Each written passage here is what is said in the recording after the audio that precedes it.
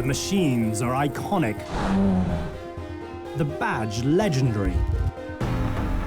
For over 100 years, Porsche has successfully built petrol-based sports cars. But now worldwide fossil fuel reserves are dwindling.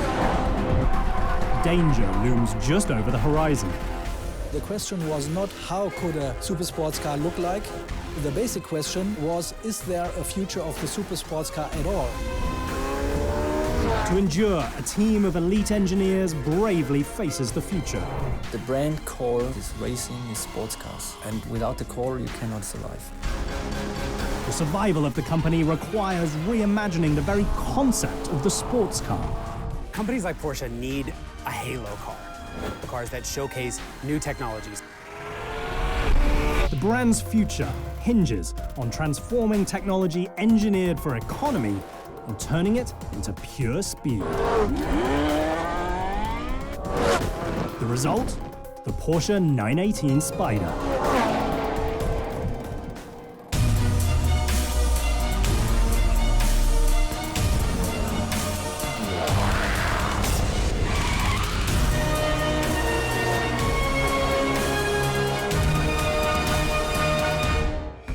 In the early 21st century, global oil prices surge. Instantaneously, the automotive landscape changes. Fuel economy is important because of emissions. Frankly, the more fuel you burn, the more you're going to emit. The European legislation in particular is looking at the total amount of gasoline a car burns. After years of ignoring environmental realities, automakers are forced to act. The times have changed. The questions which are asked by the publics are totally different. As fuel economy numbers move to the forefront of consumers' minds, thirsty sports car sales plummet. This is a company that's known for its sports cars. It now does make SUVs, it makes sedans, but it's the sports cars that define this company. Overnight, the brand's flagship vehicle, the 911, is in danger of becoming a relic. The future of Porsche is at an impasse. Everybody is discussing about energy resources and environmental pollution. Porsche's answer is to boldly introduce a radical new concept car at the 2010 Geneva Motor Show. We had the plan to show that a super high-performance car can also be super efficient. The 918 Spider concept car immediately blows the audience away. The audience did not expect what they see. Nobody wanted to believe that it is possible to have one of the best super sports cars in the world, but on the other hand, having a car which is consuming energy like a mid-size car. The machine represents an attempt to make a leaner and, more importantly, greener kind of supercar. When this show car is projected, also a technical concept is lying behind it. It's something that the board of directors say, well, this is what we want to do. Immediately, the 918 is greenlit for production. This is a task. I knew it will be the next step of Supercar in Porsche. From the very first day, the hope that it is not just a show car, but that it becomes also serious production. The target is to have the first machine roll off the assembly line in just over 3 years. This is a very short time to hit all the deadlines. There's only one problem. The team behind it doesn't know if they can actually produce it. There was a clear vision where to go, but in fact no technical solution. And so we sat down on the table a couple of days after the Geneva Motor Show and said, okay, it seems to be we have to make this car. How can we do it?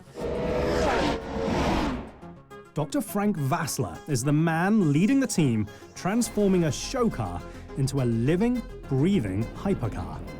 If people know their target and we can visualize it, then it's clearer in their mind every day that we have a very, very tough schedule. So we bought this clock and that was counting down every day.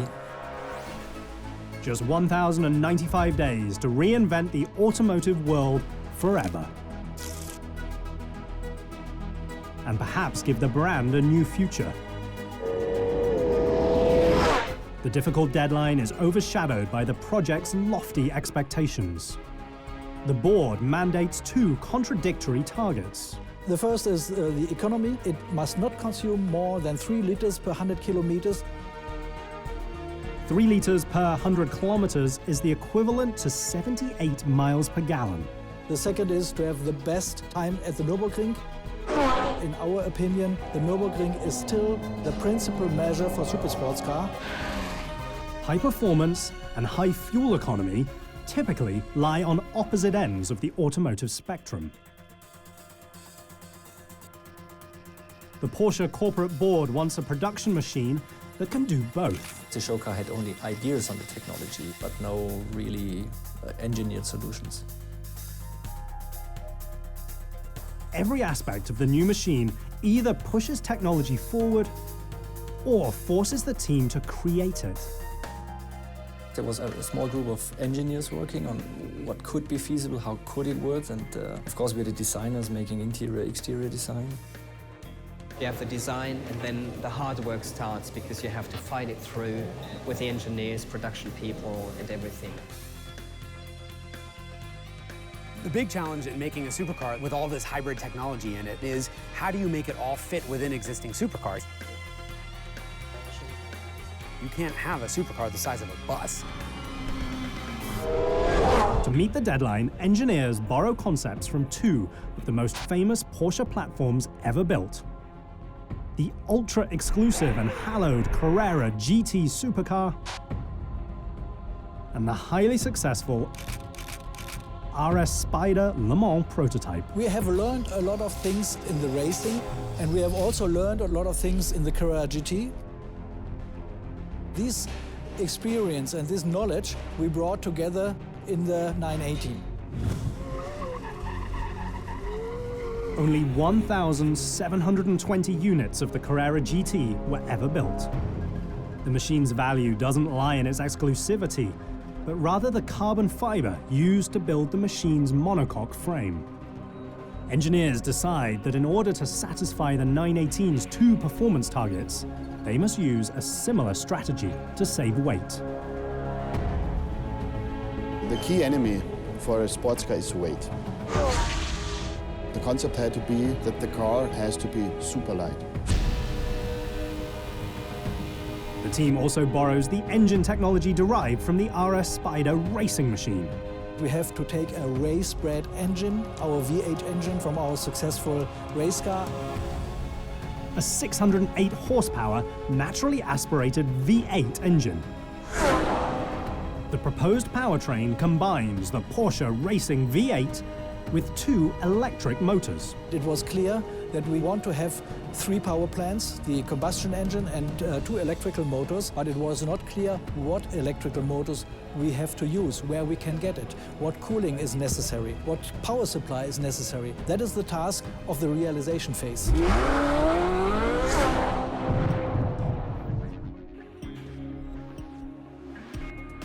In the beginning, we had no idea. But we just started to make it.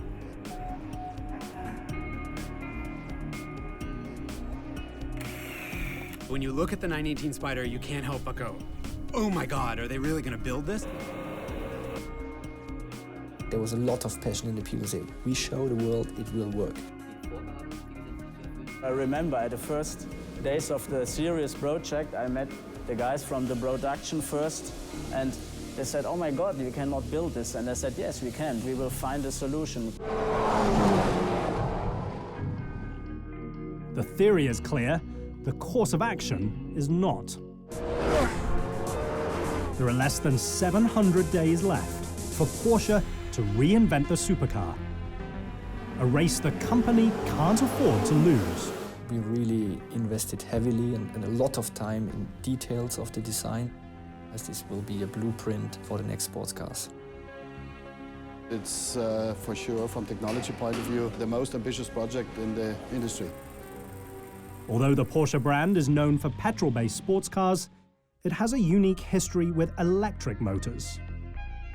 When Ferdinand Porsche started to build his first cars, he used already electric motors. He thought perhaps an e-motor is more reliable than a combustion engine.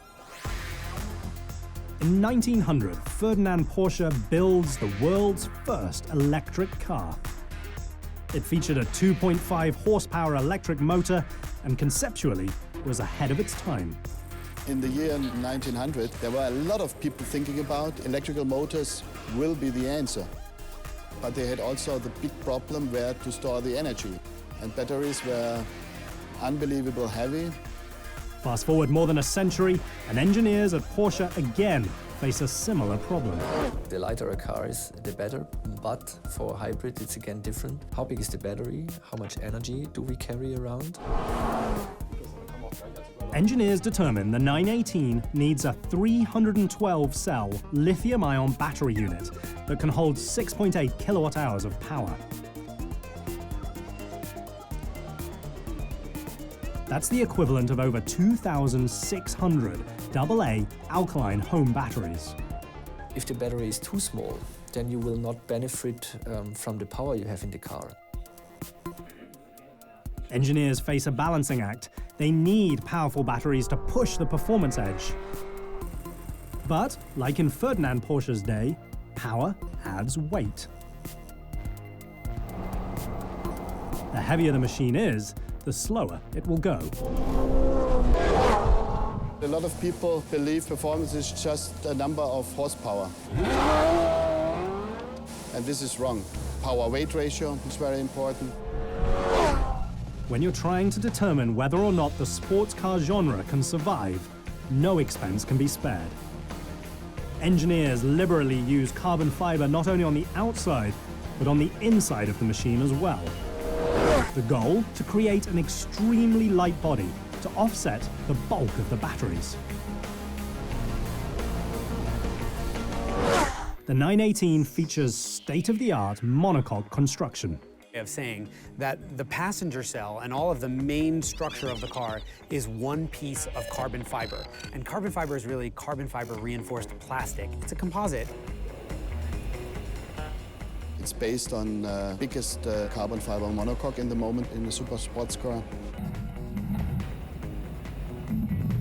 Carbon fiber is really carbon fiber reinforced plastic. It's a composite with carbon strands through it that's really strong and very light.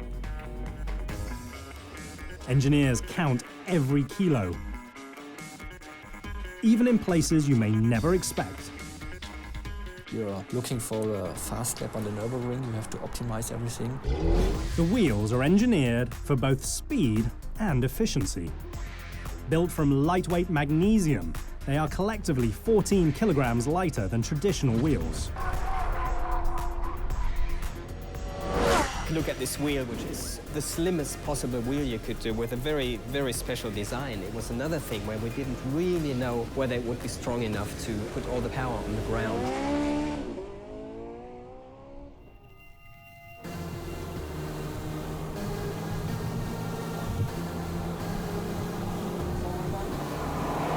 The result is a chassis and crash structure which weighs a scant 220 kilograms.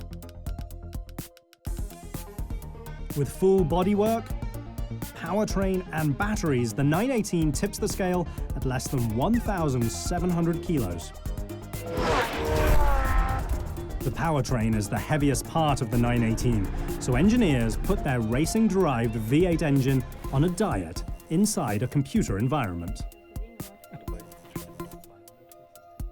Here is the assembly area from the engine department. So all the prototype engines were built here before they went into the cars. We took basically every part and thought about how we could make it lighter. Maybe you can make this a little bit thinner or maybe another material. To save weight, the engine uses titanium connecting rods, a carbon fiber airbox, and an oil channel that runs inside of the crankshaft. With the calculations complete, the team tests the new V8 on a state-of-the-art dyno. High ref engine, that was one of the targets. We wanted to make it 9,000 RPM. On the other hand, we wanted to have a very light engine. The most emotional engine that we could think of.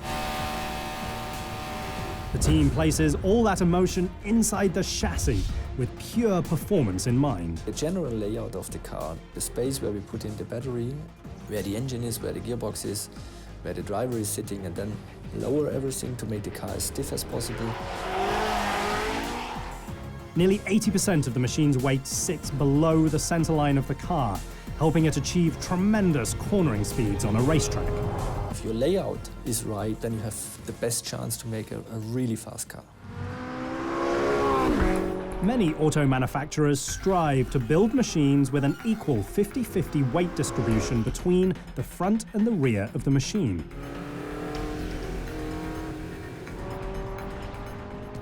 The 918 is different. Porsche's engineering team decides to put 57% of the machine's weight in the back. A historical nod to the company's 911 rear-engine knowledge base. While the future of the sports car might be in question, the Porsche philosophy is not. From the very beginning, Porsche has specialized in sporty machines that have the engine in the wrong place compared to conventional cars. In the back of the 918 Spider is a fairly conventional hybrid system. That means it's a V8 engine that makes all kinds of noises. It's one of the lightest engines in the Porsche stable, weighing just 140 kilograms.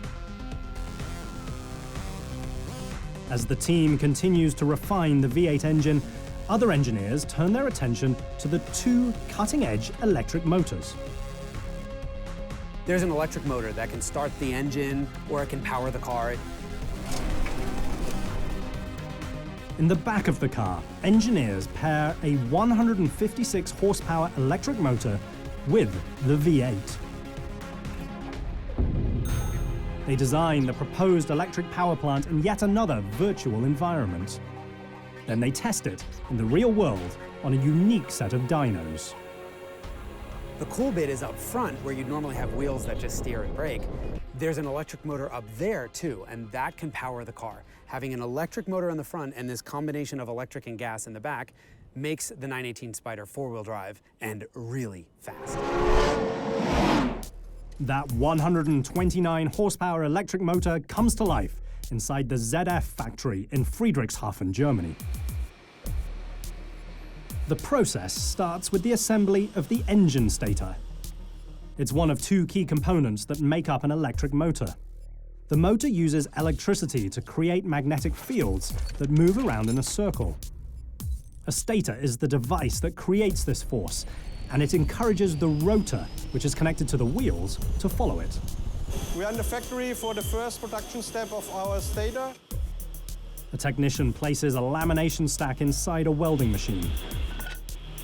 The stack looks like a solid piece, but it's actually 200 sheets of metal. We start with connecting the coils up to the yoke. 24 coils on one yoke. It makes one stator in every 180 seconds. Each bundle has 50 windings of wire.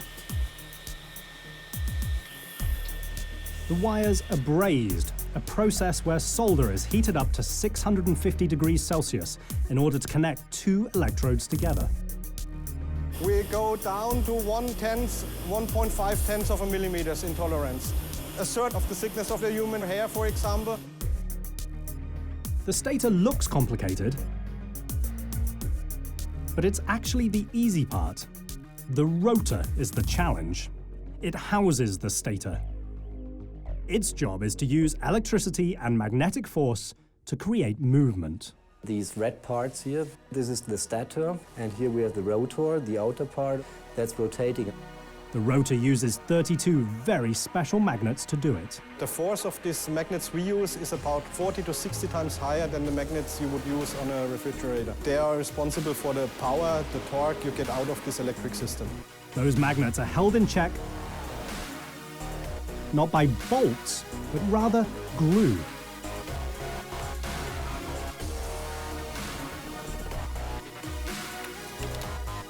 After the stator and rotor are joined, it's time to install the torque damper and the flywheel. Finally, the electric motor is ready to be packaged and shipped off to Zuffenhausen, Germany. Even if they have the nominal same figure, electric motors are more powerful than a combustion engine. It takes months to sort out the revolutionary 3-engine setup. However, the solution presents engineers with a new issue. We need to keep the battery cool. Therefore, we decided to bring all the heat sources away from the battery as far as possible. And that was the birthday of our top pipes. The placement of the pipes is form following function. Having the exhaust exit from the top of the machine allows both the V8 and the battery to occupy the same space without overheating. The top pipes are an extremely clever solution, and design-wise, it's really cool. We thought, what's the shortest way from the exhaust valves to the outside of the car? In this simulation model, you can see the effects of the hot exhaust air coming out of the top pipes. The placement of the exhaust pipe solves the heat issue and helps the aerodynamics, but it also creates yet one more challenge. The exhaust gas exceeds 900 degrees Celsius, which will melt the carbon fiber exterior. So the team has to tune the airflow to avoid conflict. When flowing downwards, the air cools down due to the surrounding flow. The colleagues from aerodynamics can calculate a lot, and that made it much easier to check if it will work without having a real car in front of you. In theory, the 918 is now light, powerful, and efficient. However, there's still one massive hurdle for the team to cross. They still need to test it in the real world.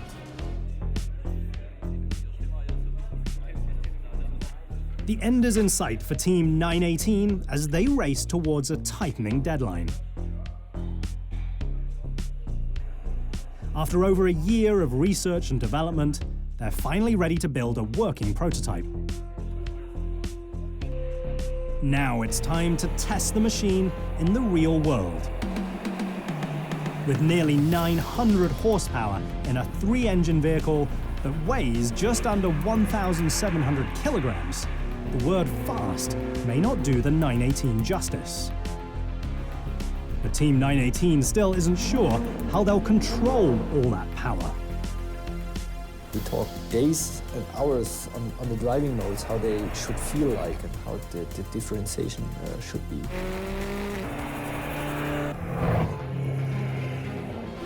They test the cutting-edge driving modes in extreme environments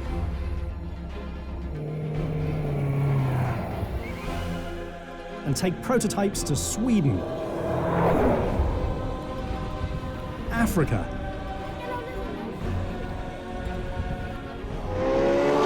and Las Vegas. We tested for 100,000 miles.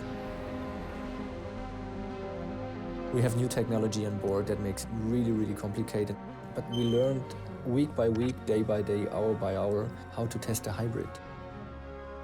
After months of trial and error, 5 driving modes are chosen, each activated via buttons on the steering wheel. We talk in particular about 4 positions of this map switch called E, H, S, and R.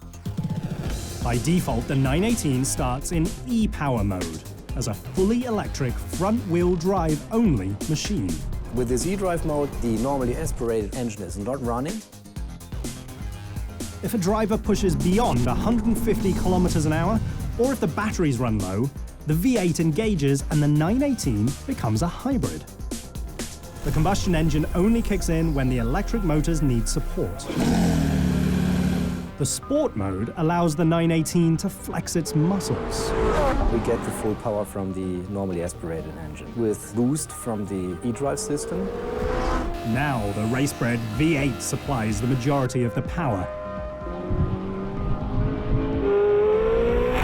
The combustion engine isn't the only support system that comes to life in Sport hybrid mode.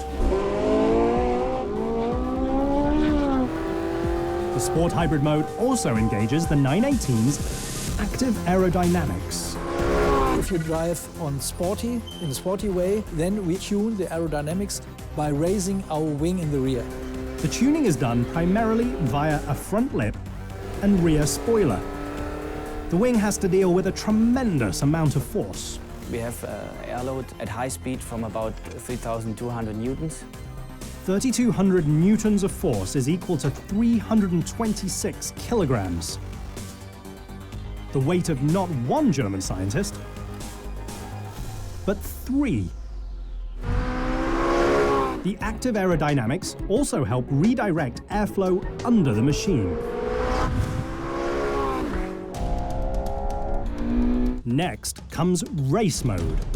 It's really a very performant mode. In race mode, both the combustion and electric motors are geared for maximum performance. We actually get out everything possible from the e-drive system, even beyond the edges of the original design criteria. Active aerodynamics also go to the extreme in race mode. For race mode, you want to have the most downforce possible, and we do that by inclining the wing 8 degrees. Downforce is an engineering trick that uses the force of air to push a sports car against the ground.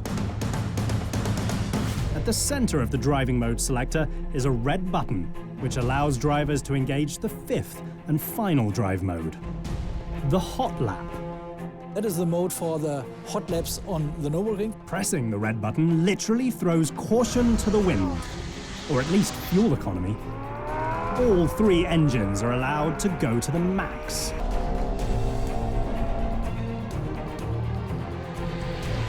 None of the computers care about preserving battery charge, pushing the 918 to its 339 kilometers per hour top speed.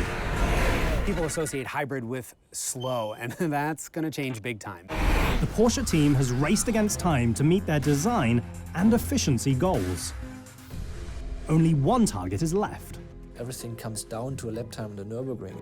The lap time is very important for us because the Nürburgring, for us, it's the basic measure for a super sports car. The Nürburgring is the longest track in the world. This was an old Grand Prix circuit that is ultimately too dangerous to race on. But because the Germans love speed so much, they open it to the public, and they also open it for development. Located 84 kilometers from Cologne, Germany, the Nürburgring is hallowed ground for automakers. If you do 5,000 Ks on Nürburgring, it's the same like you make 60,000 on the open road. A lap of the Nürburgring is every bad road you've ever driven on, plus every good road you've ever driven on, plus every amazing track you've ever driven on. And doing a lap gives you all these different conditions and really tests a car to its limits. A car what is good on the Nürburgring is good everywhere. Any brand who wants to make a perfect car comes back to Nürburgring. No street-legal production car has ever cracked a 7-minute lap time. We had less than 5 real serious attempts to make this record time. We have been working towards this day very hard. You know, so many things can go wrong. After just over 1,000 days, everything comes down to just 48 hours. One lap, you have to prove everything of the car. On the first day, the 918 falls short of expectations and a sub-7-minute lap time. The fastest time of our race drivers was 7:09, 7:07, 7:06, and then I went in the car, made 7:04. On day 2, the team brings in professional racer Mark Lieb, a 4-time 24 Hours of Nürburgring winner. I was sure, and the next day, if the condition is good, I said to Mark, you will go under 7. It's no problem at all.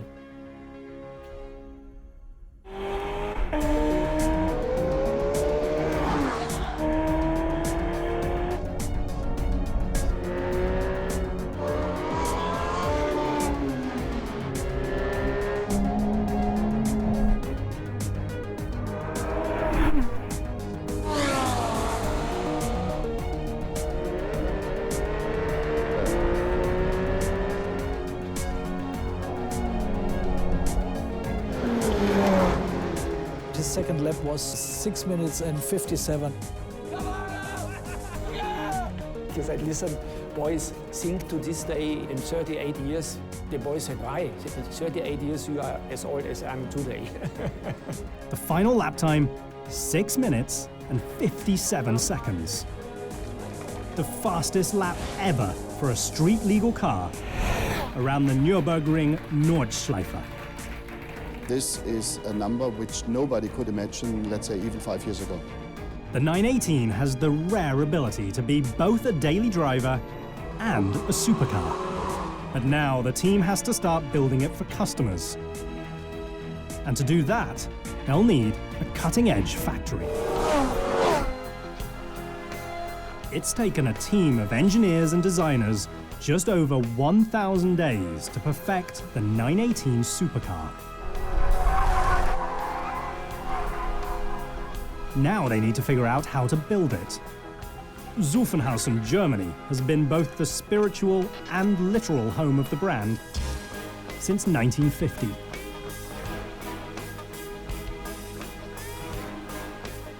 Inside of these hallowed halls, Michael Drolshagen is the man in charge of 918 production. 918 Spider is a handmade product. We have no automation inside the workshop. For years, the Porsche way has targeted assembly methods that maximize production efficiency. We have to figure out how we can produce a car without the equipment of mass production, but to use mass production tools to improve the highest standard of quality we can get. The biggest challenge was to implement the new technology. It's not only one technology, it's not only a hybrid technology inside the car.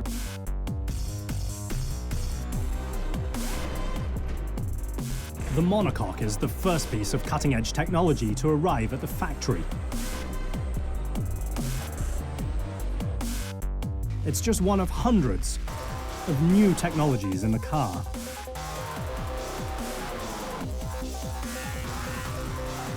New tech that requires an extremely efficient factory layout. Keep in mind, we have only 4,000 meters in square available for the complete pre-production and production of the 918 Spider.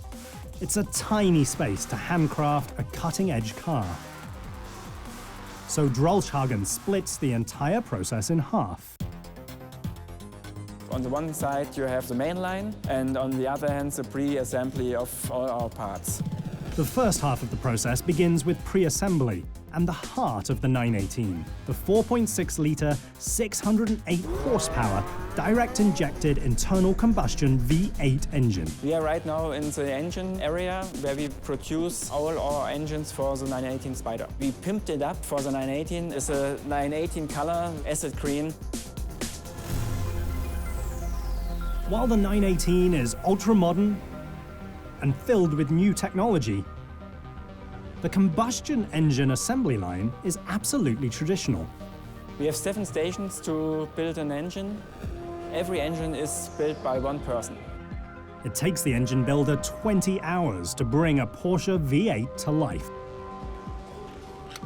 The V8 has been modified to be as light as possible. The thickness of the wall here is around 3 millimeters aluminium. That's nearly the width of a line drawn by a pencil. The entire power plant weighs just 140 kilograms. It's more than 100 kilograms lighter than a 911 engine. Another key area in pre-assembly is the leather trim department. As you can see here, we produce our leather parts handmade in around 8 hours. It takes twice as long to handcraft a 918 interior compared to mass-produced Porsches. Everything from seat pads to sun visors is hand-stitched with the greatest of care. The Sun Advisor, we stitch 220 stitches and more than 90 minutes. Once pre-assembly is finished, the 918 begins to take form on the main line. We build the car on the engine, then we fit the parts from inside to outside. Working inside out is one of the unique concepts behind building the 918. The first step is connecting the V8 engine to the rear electric motor and the dual-clutch gearbox.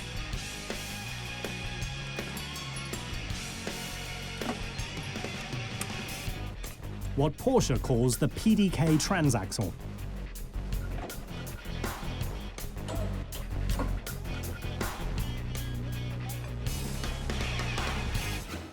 The traditional hybrid powertrain is housed in the rear half of the monocoque, which is both light and strong, but isn't structurally sound until the engine is bolted into it. This is like a bridge for the engine to fit the engine cradle together with the engine, the gearbox and the electric drive. 3 screws on each side turn the engine into a structural component for the vehicle. Then the whole powertrain unit joins the front half of the carbon fiber monocoque at station 2. The engine comes alive once both halves of the machine are put together. We are now at the third station where we start to build up the car from inside to outside. As you can see, with the tubes, wiring harness, air intakes and so on. Here, the monocoque can be lifted and moved to fit intricate systems like the wiring harness. The monocoque was 140 kilograms and it's exactly the same weight of the engine. Minimizing the weight of both the engine and the monocoque is one of the keys to the 918's performance on a racetrack. Another is keeping the center of gravity low. So they put the heaviest part of the car in the bottom, the battery. This hole you can see here is for the high voltage battery. And with the cables it's connected to the front electric drive here. Once they finish wiring the battery, the 918 is ready for the last of its 3 power plants. The front electric engine. It arrives at the line already pre-assembled to the front suspension.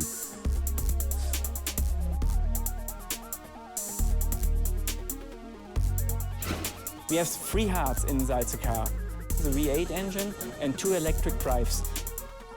And we have a 4-wheel drive only by cable. There is no traditional drive shaft connecting the engine to all 4 wheels. The 4-wheel drive system is run by a cable.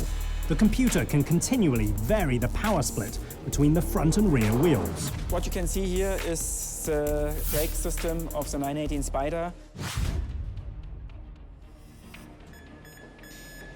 They very carefully install the rear brakes by hand. The 406mm custom Brembo ceramic rotors work in concert with the electric drive system to recuperate energy. A big advantage of the cars, you have not only the standard braking system available, you have in addition 2 braking systems with the 2 electric drives. While the 887 horsepower pushes the 918 to an insane top speed, the regenerative braking system can convert stopping energy into 230 kilowatts of power. That's enough power to run 183 American houses. The benefit of a hybrid system is that you're recapturing a lot of the energy that would have gone wasted into braking. Slam on the brakes, and the 918 goes from 100 kilometers an hour to a dead stop in 28.6 meters. Roughly 2/5 the wingspan of a 747 jumbo jet. Once the mechanical pieces are set, the 918 receives its bodywork. Now the machine is ready for perhaps its most famous part, the badge. A symbol that combines the historic colors of southern Germany and a black stallion, which has been an iconic fixture in Stuttgart's coat of arms since the 14th century. But the 918 isn't quite finished. It still needs a very important alignment check, because the rear axles feature electromechanical actuators that enable it to do something unique: steer the car from the very back. The rear wheels can turn up to 3 degrees in the same direction as the front wheels for enhanced stability at high speeds. Finally, after 3 years of research and development and countless hours on the assembly line, the very first 918 ever built, serial number 001, is ready. a car intended for Ferdinand Porsche's grandson. Normally we do not talk about our customers, but 001 is Wolfgang Porsche. He of course ordered #1 and makes the team extremely proud that the first car will go to family member. The very last station on the line is one of the most unique in the automotive world, because it's the quietest and perhaps one of the most expensive. The 918 has a base price of €636,000. I think that most automotive engineers are hedging their bets and saying, right now, electricity is probably the best way for us to go for all of our cars. Turn the key, and the latest Porsche Supercar simply hums along, with the electric engines doing all the work. Yeah, not buying a 918 Spider to go as slow as possible in traffic and use the least amount of fuel. Everyone who buys this car is gonna drive it like a total maniac because that's exactly what it was intended to do.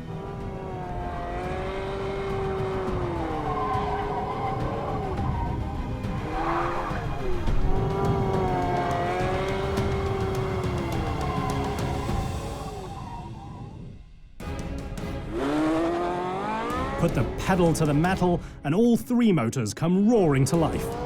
Anytime you get into an electrically powered car, whether it's just a pure electric vehicle or a hybrid that's electric intense, it is immediate psychotic acceleration. It's unlike any gas engine. After just one wheel rotation, the 918 is already going over 25 kilometers an hour. The difference between turbo lag and a normally aspirated racing engine is this big. The difference between a gas engine and an electric car is that big. The cutting-edge hybrid powertrain produces an astounding 887 horsepower. At its peak output, the 918's 3 power plants produce 1,280 Newton-meters of torque. The 918 catapults from 0 to 100 kilometers per hour in just 2.2 seconds. The 918 Spider gets to 60 faster than that. At 300 kilometers an hour, the 918 covers 42 meters in half a second.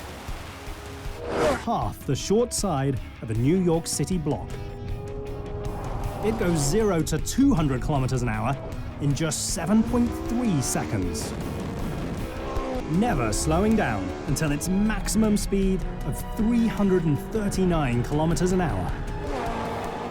Yet the most impressive number could be its fuel economy. The 918 uses just 3 liters per 100 kilometers, unheard of for a sports car. The interesting twist on this one is that not only is it the state of the art in speed, but it's also the state of the art in getting good ratings on fuel economy challenges. In the end, if it's then fun to drive, that is really an opener for new technology. And from that point of view, I think the 918 Spider is an opener for really a new decade of super sports cars. First, it was a dream. Then it was a concept car. Now it's simply the world's fastest four-wheel drive hybrid supercar. It's always a challenge, it's always something interesting, sometimes it's unexpected. If you're working for Porsche, it's never a project that will be boring. It is definitely not certain that electricity is the future. It is a future, I think. But it looks like every probable direction is heading towards electric.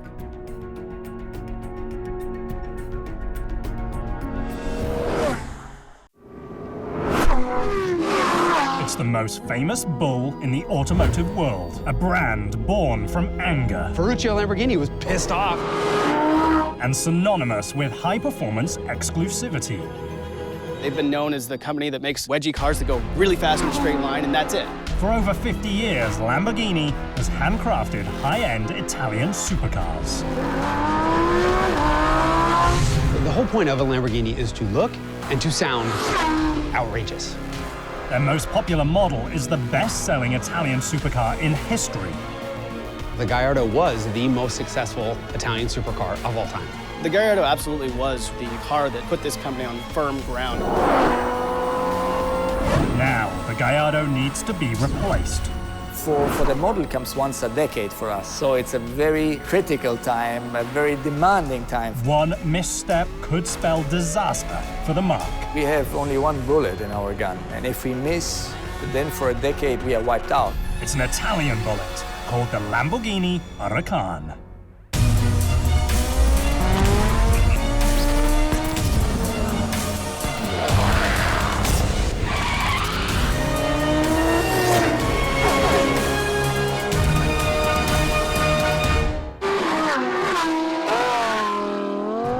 Aeronautically inspired silhouette blasts from 0 to 100 kilometers per hour in just 2.5 seconds. It has a top speed of 325 kilometers per hour. 1/4 the speed of sound, and the weight of an entire automotive brand hinging on its success. The Lamborghini Huracan is the newest machine from the house of the Raging Bull, one of the most famed and feared marques in the automotive world. Yet the brand owes its creation to two men and a myth. In post-war Italy, industrialist Ferruccio Lamborghini is making a fortune building tractors. It's a booming business in the agrarian region of Emilia-Romagna, a place where farming has ruled for centuries. By 1960, his company sells over 400 tractors per month. The wealthy industrialist buys a Ferrari 250 GT. But, as the legend goes, the car has a problem with its clutch. Ferruccio Lamborghini bought a Ferrari, it broke, he went back over to Enzo, screamed at him, and said, I can build a better car. This was started in anger. Nothing looks like a Lamborghini, nothing performs like a Lamborghini. They're a very unique brand. Ferruccio Lamborghini immediately sets his gaze on Enzo's empire. In 1963, he purchases a large plot of land 25 kilometers from Bologna, Italy, in the town of Sant'Agata Bolognese, with only one goal: manufacturing cutting-edge Italian supercars. Sant'Agata is a little town that you definitely never would have heard of if it weren't for the fact that there are Lamborghinis driving all up and down these roads like maniacs. 3 years later, in 1966, Ferruccio puts both Enzo and the world on notice. He introduces the Miura. The mid-engine two-seat V12-powered sports car is widely considered to be the world's first true supercar. They were very hand-built. These were kind of craftsman pieces. You were lucky if it started, and if it didn't explode into flames, bonus. In 1974, the brand takes the next step and reinvents the very supercar genre it helps create. Introducing an edgy, angular machine called the Countach. It lays the groundwork for all modern Lamborghinis. The Countach was described as the holy desire to build a car with a single line, and the single line was the silhouette of this car. And we are still playing around this initial concept. While the brilliant looks and Italian V12 engine captivate auto fans, the machines are unreliable and poorly made. For the next 35 years, the brand lists from brilliancy to bankruptcy, while at the same time crystallizing a supercar mythology. Lamborghini, has gone through a number of owners over the years. They've had big ups and downs in their financial situation. It's been really rocky. In 1998, Audi purchases the brand and dramatically changes its fortunes. The German automaker's first task is to re-inject life into the company. Lamborghini probably was closer to ceasing to exist than we'd like to think. In 2003, the masterstroke, the Gallardo. A smaller, lighter, less expensive V10-powered supercar. The Gallardo was, let me say, it's an entry-level supercar. The machine's lower price tag opens up new markets to the brand. The number of people on the planet who can afford these cars is pretty small. And you do need to be careful that not everyone who lives in those neighborhoods has one. 1 year after putting the Gallardo into production, Audi taps Stefan Winkelmann to be the company's new CEO. It was 1 year after the Gallardo was introduced. The company was smaller, we had less people. Winkelmann's first order of business is to transform the automaker into a modern brand. Once the Gallardo happened, Lamborghini started making real cars. Under his watch, the company has gone from pretty dire straits to today where they're stronger than they've ever been and selling more cars than they've ever sold. In 2002, the year before the Gallardo, the brand sells just 424 cars. After the Gallardo, they sell 1,305. It was a starting point. We all realized it at that stage. By 2007, the marque experiences a 467% sales increase, selling a record 2,406 machines. This is without question the most commercially successful era of Lamborghini. They've never been as financially stable. Financial stability keeps the brand on solid footing, but doesn't make them ordinary. In the real world, seeing a Lambo is a very rare event. In the entire world, there's less than 50,000 Lamborghinis. If there are 71 million cars produced in the year 2013, we had a bit more than 2,000. In its 50-year history, the House of the Raging Bull has built close to 30,000 cars. Not only was the Gallardo the most successful Lamborghini ever made, but in its 10-year run, it accounted for more than half of all Lamborghinis ever made. We kept it fresh and updated almost a decade. A decade is a very long time in the realm of the supercar, and cutting-edge tech ages. All the company was under pressure, and there was several meetings because when you start in a new project, you try to understand what is needed. For Lamborghini, the stakes are clear and dramatic. The Gallardo keeps the brand in business. I imagine everyone at Lamborghini was very cautious. If its replacement fails, it spells disaster. With the task to be able to replace the Gallardo, but to increase the success of the car, and let's say trouble from the beginning in order to think what can be better. Repeating the Gallardo's success is a tricky proposition. In 2010, at the tail end of a worldwide depression that sees Lamborghini's sales drop 45%, the brand decides it's time to replace an icon. It's creating something which is state-of-the-art, and pressure maybe, but a lot of expectation. My briefing to the team in general 4 or 5 years ago was very easy. But turning it into reality is hard, because it must equal the Gallardo's success.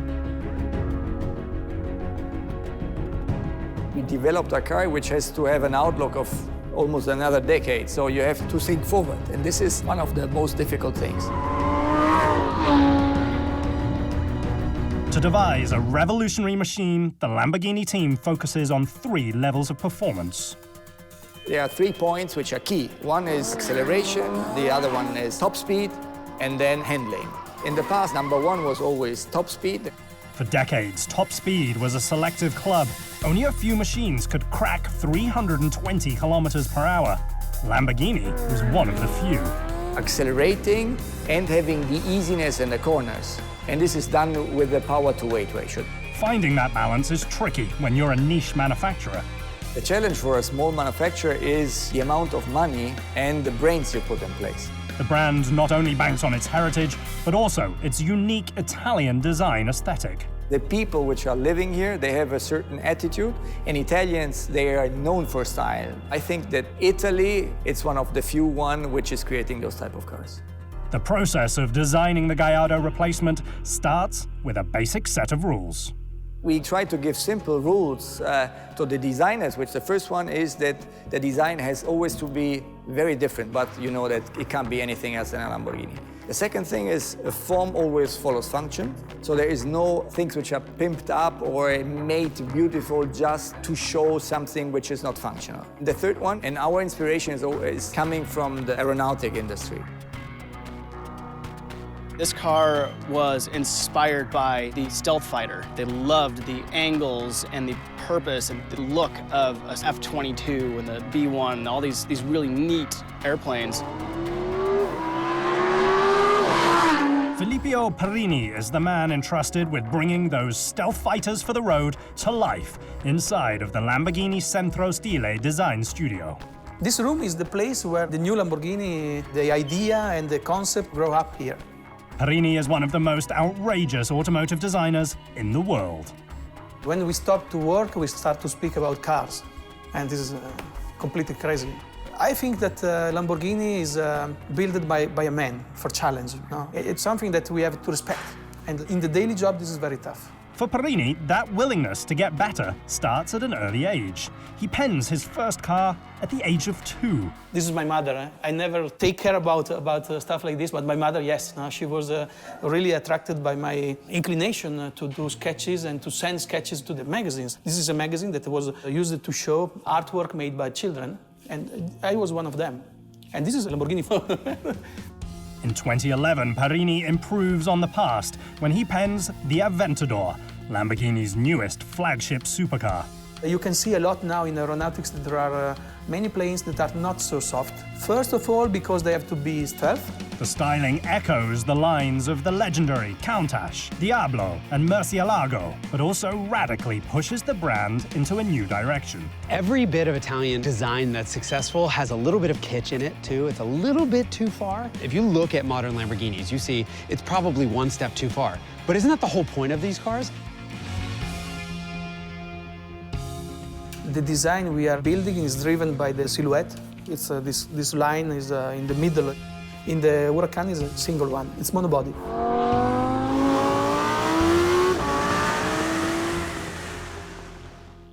My guys, my designers, the engineers, they want to do better. They want to at least, be a bit above what the others have done. The process starts with an internal design competition. When we do a competition for a new product, we have at least 2 main goals. One is to do a beautiful car, and the second is to be the people that are winning the contest. It's always very important to be present in this game and to be winner. That contest could very well determine the survival of the brand. It was very important for them to really get this car right. When you're pushing the boundaries of contemporary design, getting the car right means standing up for your vision. Probably the beauty of the design job is, let me say, 10% of the game. The rest, 90%, is to save what you have done in the beginning of the project. Designing for the future keeps the brand relevant. At the end, you cannot follow the trend of the market, otherwise you cannot be a winner. That future unfolds in a very 21st century way, completely digital. In a land of hallowed artisans, Lamborghini no longer uses clay to design their cars. It's a very traditional business to design a car. You sketch it, maybe these days you do some computer renderings, but you build a clay model and you shape it by hand and you really make this so you can stand back and look at it. Lamborghini doesn't do this anymore. They design the entire car on a computer. It's very, very normal for me now to judge a new design in a monitor of 21 inches. It doesn't matter. And after we print the model, it doesn't matter the scale. It's an incredible process, and it gives them a lot of freedom to make little changes, and they can do it immediately. This is the process, because it's much more lean, it's much more driven by desire. Behind a monitor, there is always a designer. If you don't switch on a computer, it's doing nothing. This process is driven by the brain of a man. The machine is not only made by man, but lusted after too. The sex appeal comes from different, no, we cannot say, it's porn. It's not only sex, it's beautiful. That beauty starts inside one of the most revered supercar factories in the world. Sant'Agata is the hometown of Lamborghini, and for us it's special because every brand needs roots. Arriving at the Lamborghini factory for the first time is really a neat experience. You're driving and you're passing all these farms and there's nothing, and then you come into this little town, and then here's the Lamborghini factory. And if you get back into the factory itself, it's still the factory that it was 60 years ago. It's still the same building. They've added more buildings, but it's still there. The factory is located in the heart of Italy's Emilia-Romagna region, otherwise known to automotive fans as La Terra dei Motori. Emilia-Romagna, it's called also La Terra dei Motori, so it's something that a lot of super sports car brands are here. In this area, there is a kind of Bermuda Triangle of performances. If you think about Ducati, Ferrari, Pagani, there is a concentration of needing horsepower. I don't know why there are so many companies, so many car designers, so many car fans. I have some friends here that they cannot speak about normal, they are only speaking about car. That speed comes together on hallowed supercar ground. Today's Lamborghinis are assembled in the very same building that Ferruccio used in the 1960s. It's been heavily modernized. It's clean and well lit and spacious. It's not, a little dusty old shop anymore. It's a fully modern factory. That factory 20 years ago didn't look as organized as it does now. It was wires everywhere, people tripping over stuff, fighting, throwing cigarettes and espresso at each other. I mean, you can imagine it was just nuts. The man responsible for Lamborghini's modern factory is Ranieri Niccoli. He's the director of production at Lamborghini. I'm in charge of all the things you are seeing here, so all the assemble of the car and also of the logistic of the parts and all the assembly of the car in Lamborghini. It's Ranieri's job to get the factory ready for Huracan assembly. It's really challenging. When a new car is born, it's really something complicated because you have to imagine that a car is made by something like 2,000 parts. All this activity all together is really complicated. Coordinating all those parts takes place on 22 stations that produce just 13 cars per day. We are at the starting point of our assembly line, composed by 22 stations. In each station, we are starting to assemble some parts in order to start from naked cars. All 22 stations are run by artisanal mechanics. Craftsmanship is the big word in our factory. We have 2 assembly lines, and these lines are going slower than a highly automated factory. It's a craftsman's approach to car building, based on perfection. We have more people doing the assembly, and this is craftsmanship, but also the love of the people.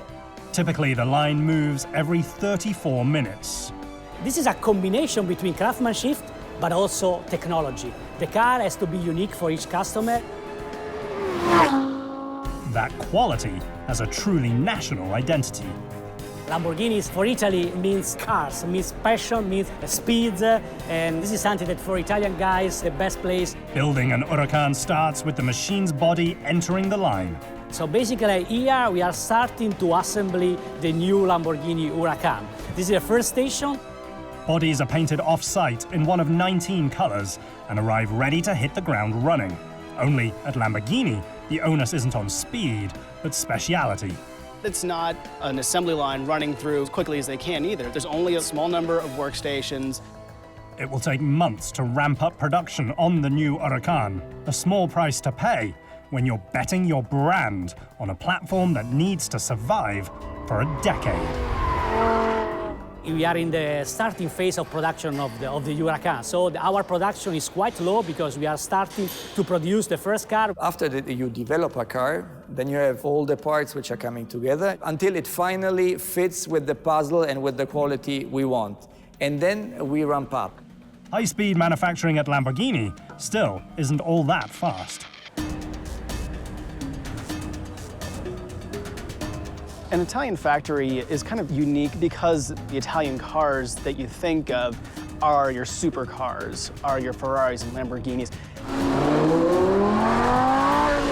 When you get to cars like that, they're being built low volume. It's a slower process. It will take 2 days to build an Huracan once the factory hits full production. An Italian car factory, these people are passionate. They want to be there. They are true believers in the brand. They really are passionate about the product. Like the design team foregoing clay, Lamborghini tests the process of putting the Huracan together with a pre-production series of machines. So we are doing this job first with the electronic file. We try to figure out how we can assemble the parts, and in the same time we try to design the line in order to say, okay, in this station we will assemble this part, in the other station we will assemble the other part, because we can't assemble all the parts without the right sequence. Finding the correct installation sequence is just one dimension. Ergonomics and tooling concerns are important too. Correct means ergonomic, so the workers doesn't have feel the effort to do this all day, and also possible, so all the tooling we need, screw or other thing, has to fit in and not to have clash in order to assemble the parts. All the planning in the world still requires putting it into practice. So all this activity is done before, and let's say some months before the start of production. Pre-production starts by checking the quality of the parts arriving at the factory. We have to check together all the parts coming from these 200 and more suppliers all over the world in this phase. Those parts are sorted in various areas of the factory and then placed on carts that head directly to the line. We have 22 stations, and we have to assemble 2,000 parts. You can imagine how many parts per station we should manage. And all the parts are coming with boxes. So every worker in each station has only the parts they need to assemble for one car. They don't have to choose, they don't have to find the right boxes. You receive some trolley like this. In a way, for example, this is a part, which is basically already with support hold, with the pictures. Some of those parts arrive at the early stations on the line, where the Huracan's hybrid chassis starts to take shape. We are using not only aluminum, but also carbon fiber. And we are using carbon fiber where we need more strength. The carbon fiber has a unique combination between light, weight, and strength. So we were using, in an intelligent way, the carbon fiber when we need more strength for the car. Carbon fiber really is Lamborghini's specialty. It's what they've really hung their hat on. It's a cutting-edge material for a very high-tech machine that needs to succeed for Lamborghini to stay alive. In Sant'Agata Bolognese, the pressure is mounting as Lamborghini attempts to replace their best-selling machine. The key to their success comes down to a very earthly material: carbon. A basic element finding new life inside of the state-of-the-art Lamborghini carbon fiber facility. A couple decades ago, Lamborghini decided to look into carbon fiber. A lot of car companies looked at it, decided it was too expensive, and moved on. We have an expertise of more than 30 years in the research and development of carbon fiber material. Lamborghini kept with it. They kept researching it. And today, they're on the leading edge of carbon fiber technology.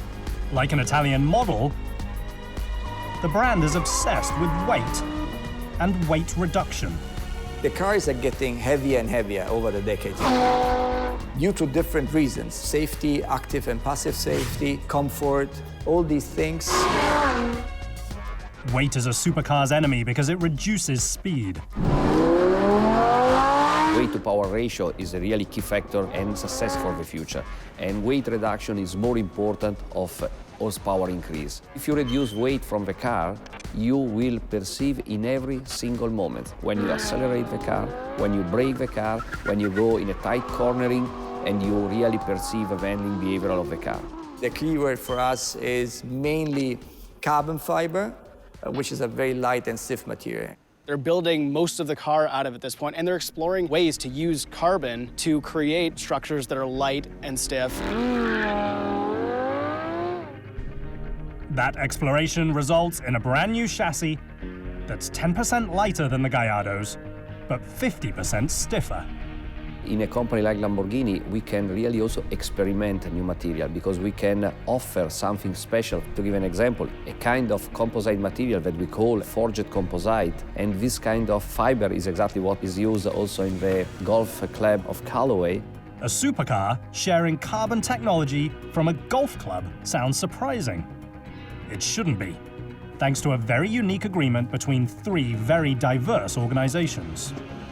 It's not unusual for car companies to look out to other industries to see where they can find new materials, new processes, but Lamborghini has been so focused on carbon fiber, they've really reached out to places you wouldn't expect: Boeing and the University of Washington and Callaway golf clubs. The weight can affect everything. It affects your swing, it affects how fast your car can accelerate. The Lambo's strategy for speed comes into focus on the new Huracan. The machine features a hybrid carbon fiber and aluminium chassis, with the front and rear sections made entirely from lightweight alloys, while the occupant safety cell is completely made from carbon fiber. The entire hybrid chassis weighs just 200 kilograms. The challenge is the joint between carbon fiber and aluminium, in which there has to be designed to resist all the stress we have in the car during the use of the car. Unlike most car factories, at Lamborghini, they install the interior before the drivetrain. They install the carpet, the center console,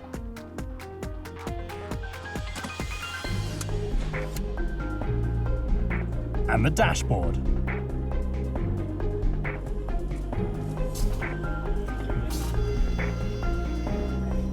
The gauges in front of you are not gauges, it's an LCD screen.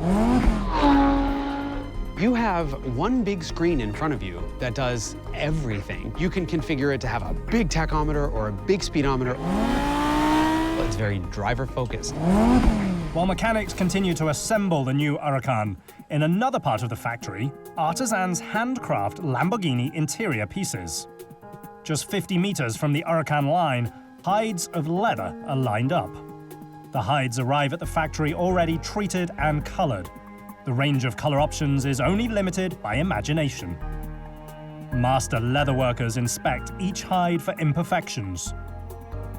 A computer-controlled cutting machine optimizes the number of panels cut from the material, before craftsmen mold and secure the leather to the trim panels. Then they stitch them together one by one. Choose the upgraded interior package, and each artisan will use 30 meters worth of thread. Finally, finished leather pieces head to the line. Station 11 is perhaps the most famous location in the factory, where the Lamborghini V10 is prepped for installation. Here we are in one of the most important stations of the line, in which we are assemble the engine, so 610 horsepower, with the gearbox. Lamborghini tradition is a naturally aspirated engine, which has an outstanding torque already at very low revs. The weight of that tradition rests on the shoulders of Stefan Mazzetti. Here in Lamborghini, we have the responsibilities of the powertrain, so it means mainly transmission and engines.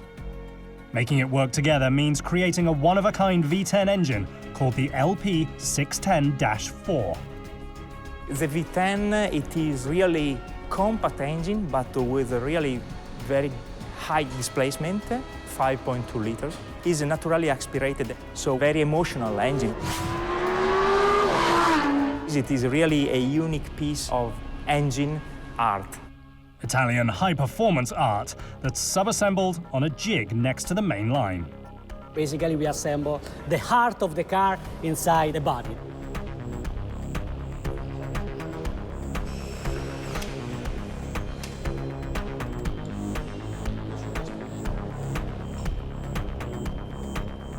They install the engine to the LDF, or Lamborghini Doppia Frizione, 7-speed transmission.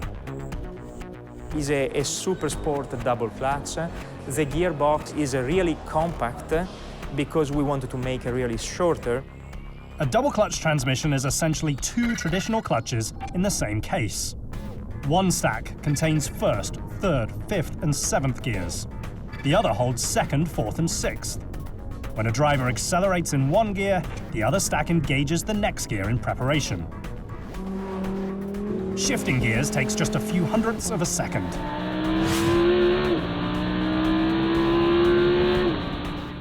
Installing the transmission to the engine takes only a few moments longer. This gearbox and engine then is going to the car in the so-called marriage station. The marriage looks almost effortless, but installation has to be highly accurate. We have to be really precise, because if you can see the car and the space between the chassis and the engine, there is really narrow. We are talking about even less than millimeter. So our work has to be precise to avoid any collision.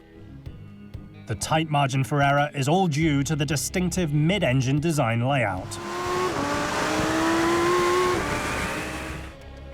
This is a unique challenge for Lamborghini, to put the engine on the back. They install the oil tank, the airbox, and the drive shaft.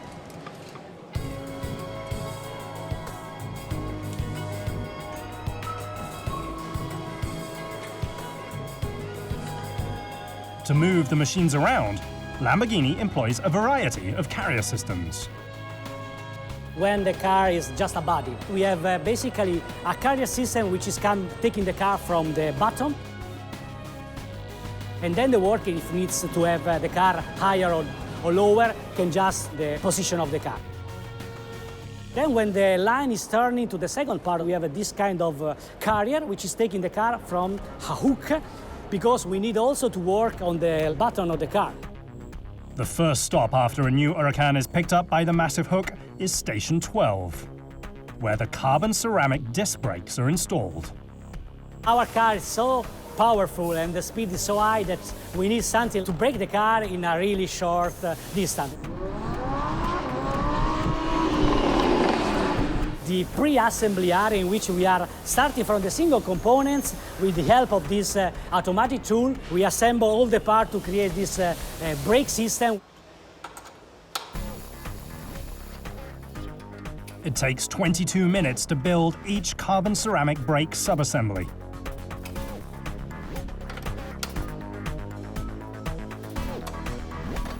Collectively, they can bring the machine from 112 kilometers per hour to a dead stop in just 43.8 meters.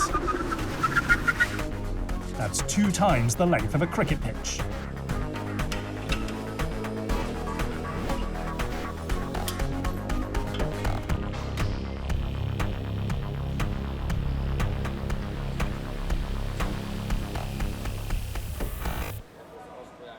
The factory is built on a lean manufacturing principle.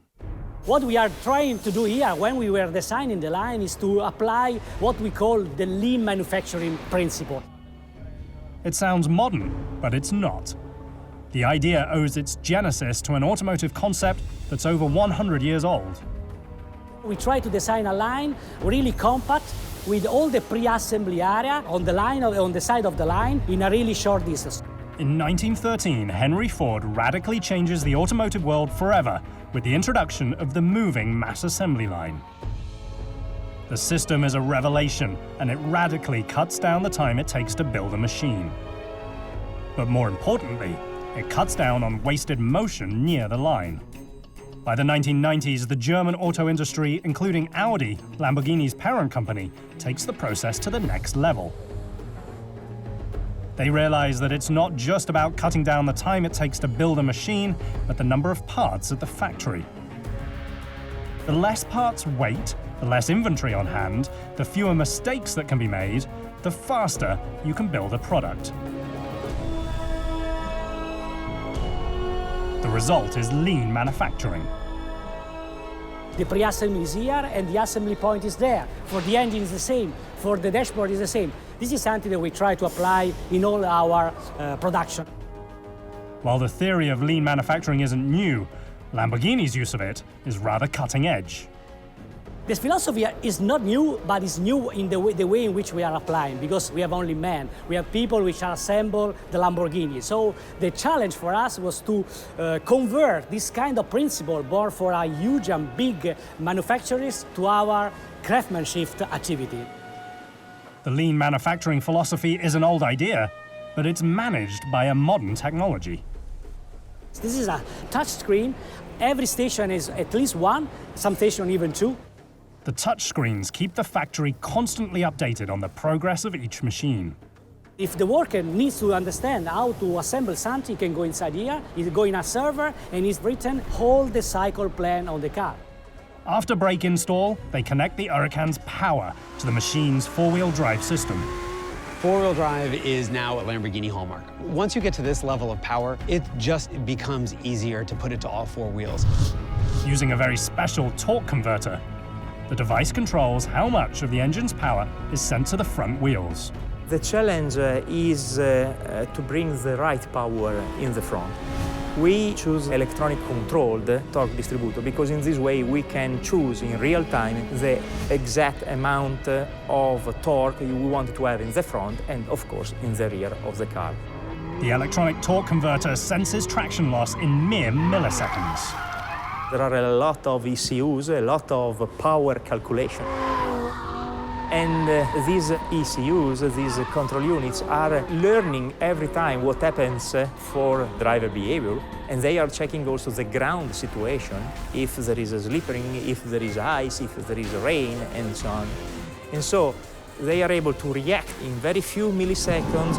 Under normal driving conditions, the system diverts 30% of the engine torque to the front wheels. However, if the machine loses traction at the back, 50% of the torque is immediately sent to the front. If for some reason one wheels or one axle is splitting, you can transfer immediately some torque in the other axle and to avoid maybe oversteering or an understeering. At high speed, the system alters once again, no longer sending power forward. Instead, the Huracan uses all 100% of the torque at the rear axle. The power calculation inside the car is something that it is tremendous.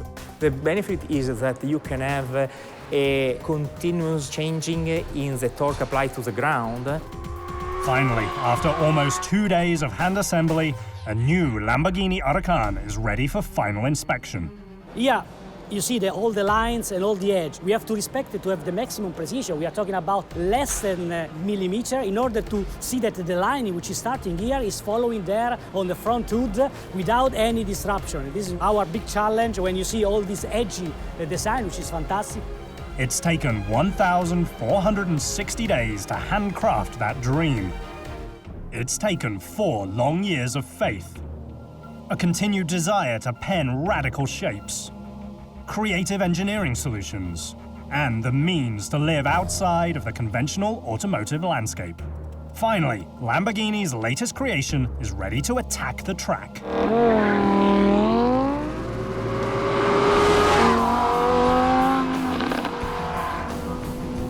The Lamborghini Huracan.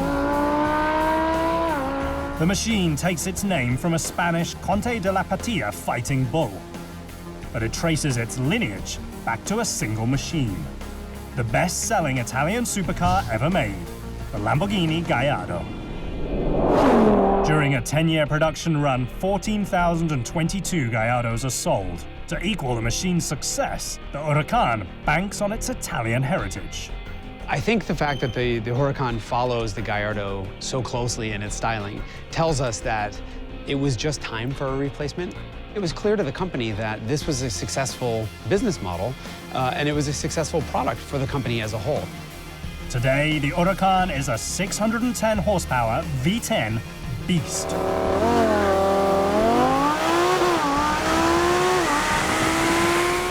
It's all about the theater. You know, you flip up a little cover to hit a start button, and then the car starts and it's loud enough to wake your neighbors up a block and a half away. Every single piece of that car is hexagonal, and it's just over the top. It's not often anymore that you get a V10 engine. They're pretty rare. So it's really special when you do find one. The 5.2-liter engine generates 412 foot-pounds of torque. They've updated it substantially from the Gallardo. It makes a ton of power. And one of the coolest things they've done is they've made it sound cool. That sound is a unique Italian tune. Part of the charm and part of the theater is the noise and the revs. V10 engines inherently just generally don't sound that great, but you know, the Italians couldn't put out a car that sounded bad, and they've really tuned this one to make it sound like a race car. The Huracan not only sounds like a race car, but it accelerates like one too.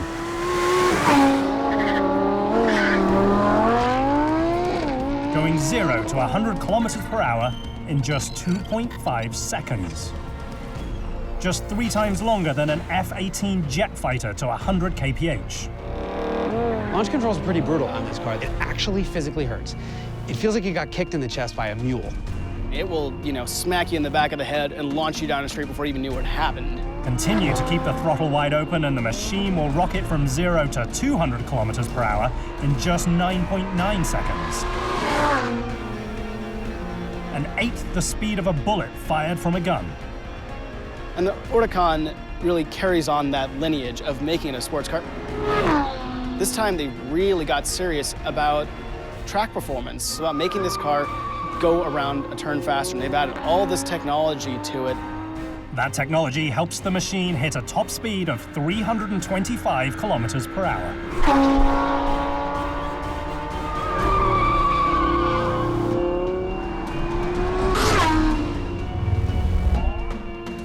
It's a car that they've designed to be more of a sports car and go out and actually go around corners quickly and, you know, really be fun to drive.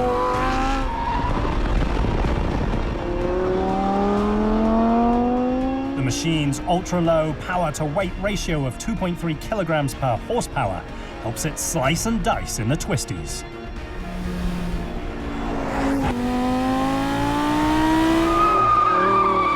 The Huracan is so easy to drive that any novice could go in and get on a racetrack and not have any problem. We want to have the driver in charge and not the car. What we want is that you are feeling at home immediately, that it fits like a glove, that it's not the car dominating you. That home features state-of-the-art shock absorbers that adjust the suspension in fractions of a second to give the best traction possible.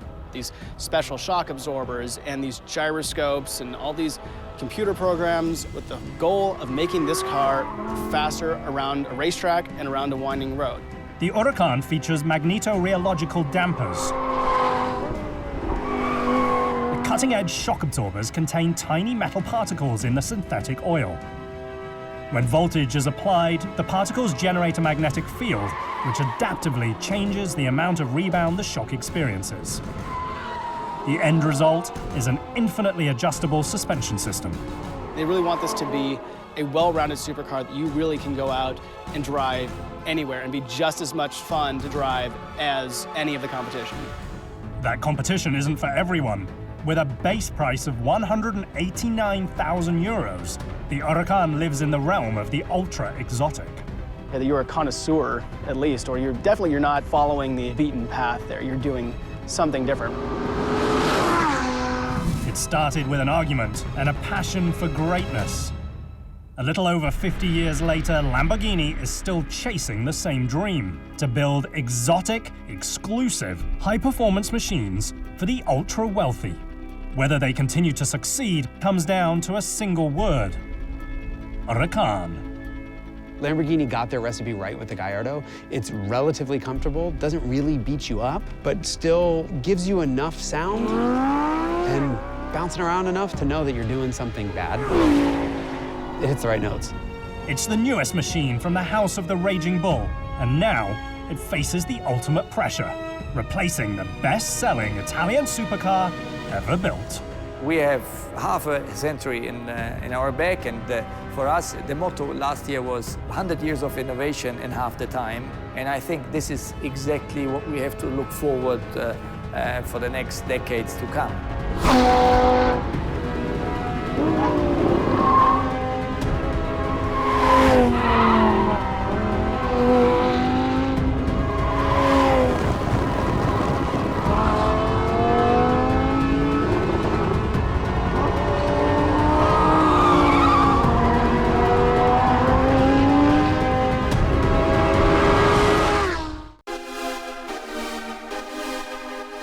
Generations, Bentley has ruled the world of luxury saloons by being bigger, faster, and louder than the competition. It's beautiful, it's luxurious, it's fast, and it's expensive. That's rarefied air.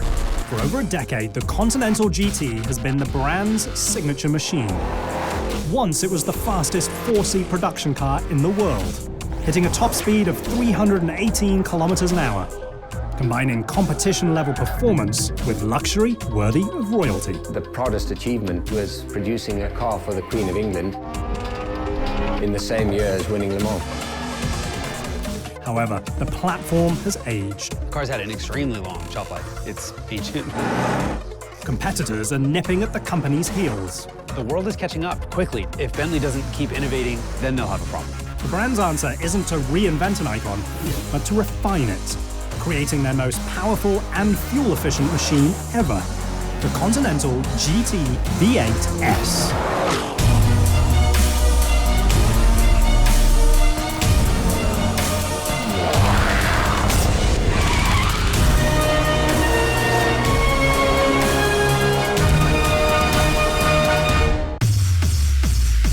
The Continental GT V8S is the latest Bentley to wear a red flying V. A subtle insignia that hides in plain sight. But the red badge means only one thing: speed. With 521 horsepower on tap, the GT V8S is the most powerful entry-level variant of a machine that's over a decade old. In 2003, the Continental GT emerged as the ultimate dual-threat supercar, exuding high-end luxury and total performance. It was a real bold move to decide to go for luxury coupe for the brand, to set up the start of the brand, and to reset the Bentley 2.0 phase of the brand. Bentley came into this segment, there was really nothing that competed against the Continental GT. It sort of opened up a new segment up there between $150,000 and $200,000 that ruled for many, many years. Single-handedly, the GT resuscitates the grand touring genre. It was about creating a really special coupe, 2+2 seater, which was combining performance and incredible driving experience. It was really a coming together of two worlds, the blending of the luxury world with the performance world. It was a real breakthrough car for us. Almost overnight, the machine becomes an automotive icon. When it entered the market in 2003, it changed the perception of the whole brand completely. Part supercar and part super saloon, the machine quickly increases sales fivefold. The change was dramatic from where it was, producing just around 2,000 cars per annum to producing just over 10,000 cars. Continental was a play for volume by Bentley. This was a car that was more affordable and also an everyday livable car. The GT's success traces its roots back to a formula that's nearly 100 years old. That special combination of the performance, luxury, and practicality, that's what makes that Bentley GT to an icon. A mantra where bigger is always better. It's an ideology that harkens back to W.O. Bentley, the man who founds the company in 1919. W.O. Bentley created relatively big cars. He was of the opinion that if the car is not fast enough, I have to put a bigger engine in. When the brand reboots in 2003, the team doesn't start with the engine, but rather the shape of the car itself. It started with a blank sheet of paper, believe it or not. The styling of the car certainly dictated quite a small engine bay, so we had to come up with an engine that would package in that tight engine bay and produce the power and torque that one would expect from a Bentley. Packaging concerns lead the team to create a unique W12 engine. The W12 is an interesting engine, and its layout is not really shared by anything else. The W12 is two VR6 engines, which are staggered. When you combine two of them is 4 rows of cylinders. That's the W12. But age has a way of catching up with beauty, no matter how powerful it is. It's not a particularly efficient design. It doesn't fit into the modern world in the way that some smaller engines do because it doesn't get the greatest fuel economy. The once emboldened Continental is now on borrowed time. When we entered the market with the Continental GT, it was unique. Today, there are probably 10 or 20 competitors. Younger, lighter, and nimbler challengers have started to steal its thunder. For years, Rolls-Royce was the brand's main rival, but now a variety of marques have Bentley in their crosshairs. So there's no time for us to sit still. The high-end, posh society that the original machine targeted has changed. Consumers can be very fickle. After a while, if something stops being cool, they're going to move on to the next thing. Rising fuel costs have also challenged the very foundation of the brand. They're in a very difficult position that they've been very successful in this car, and there's a lot of people who want this car the way it is, but they still also have to keep it modern. In order to remain at the top of the GT category, Bentley has to do two contradictory things at the same time: increase power and slim its flagship down. Bentleys have never been lightweight. They've never been small cars. They weigh as much as a lot of SUVs, but they make up for that with a lot of power. Reworking the Bentley archetype is no small feat. For a brand like Bentley, very important to understand how to transfer this rich history into today. Now it's up to Luc Donkervalk, head of design, to bring the classic Conti shape into the modern age. It's an industrial process relying on an artistic communication language, which is the drawing. to get modern, the team goes back in time. They start the new model's revision by sketching lines on paper. It's really important is what we call the power line and the haunch. Those two lines are the DNA of the brand, and they are really present in different orchestrations. The brand's strong history is a blessing and a curse. We don't want to make a retro car, but we want to anchor it in the past, in the traditions of the company. Designers labor to push the edge. This wow effect you get when you see that car first time is coming from the styling. Tradition takes a dramatic sidestep towards new tech inside the Bentley Visualization Suite. A state-of-the-art facility where a simple sketch on a napkin can become a life-sized, three-dimensional model. Exterior designer Gareth Thomas is tasked with tweaking the car's classic lines. Once we've developed the sketch, we'll work with the CAD modelers, and that's where the exciting bit begins, really. His team sculpts the next-generation Bentley using next-generation technology. Here you can see the CAD one-to-one scale of the Continental GT. Within this virtual photorealistic environment, parts can be tested for both look and functionality. It's really important that what we are designing isn't just fantasy. The CAD data is a really important, crucial part of the design process. It's from this CAD data that the actual parts are manufactured. Designers can test each particular piece for size, shape, and surface quality. It's like a video game for creativity. The new headlamps become one of the key parts to move the machine into the modern era.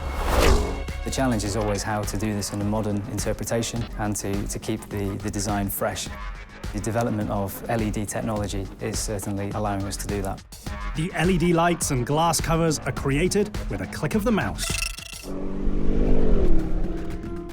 Beyond the face, the body lines are virtually refined as well.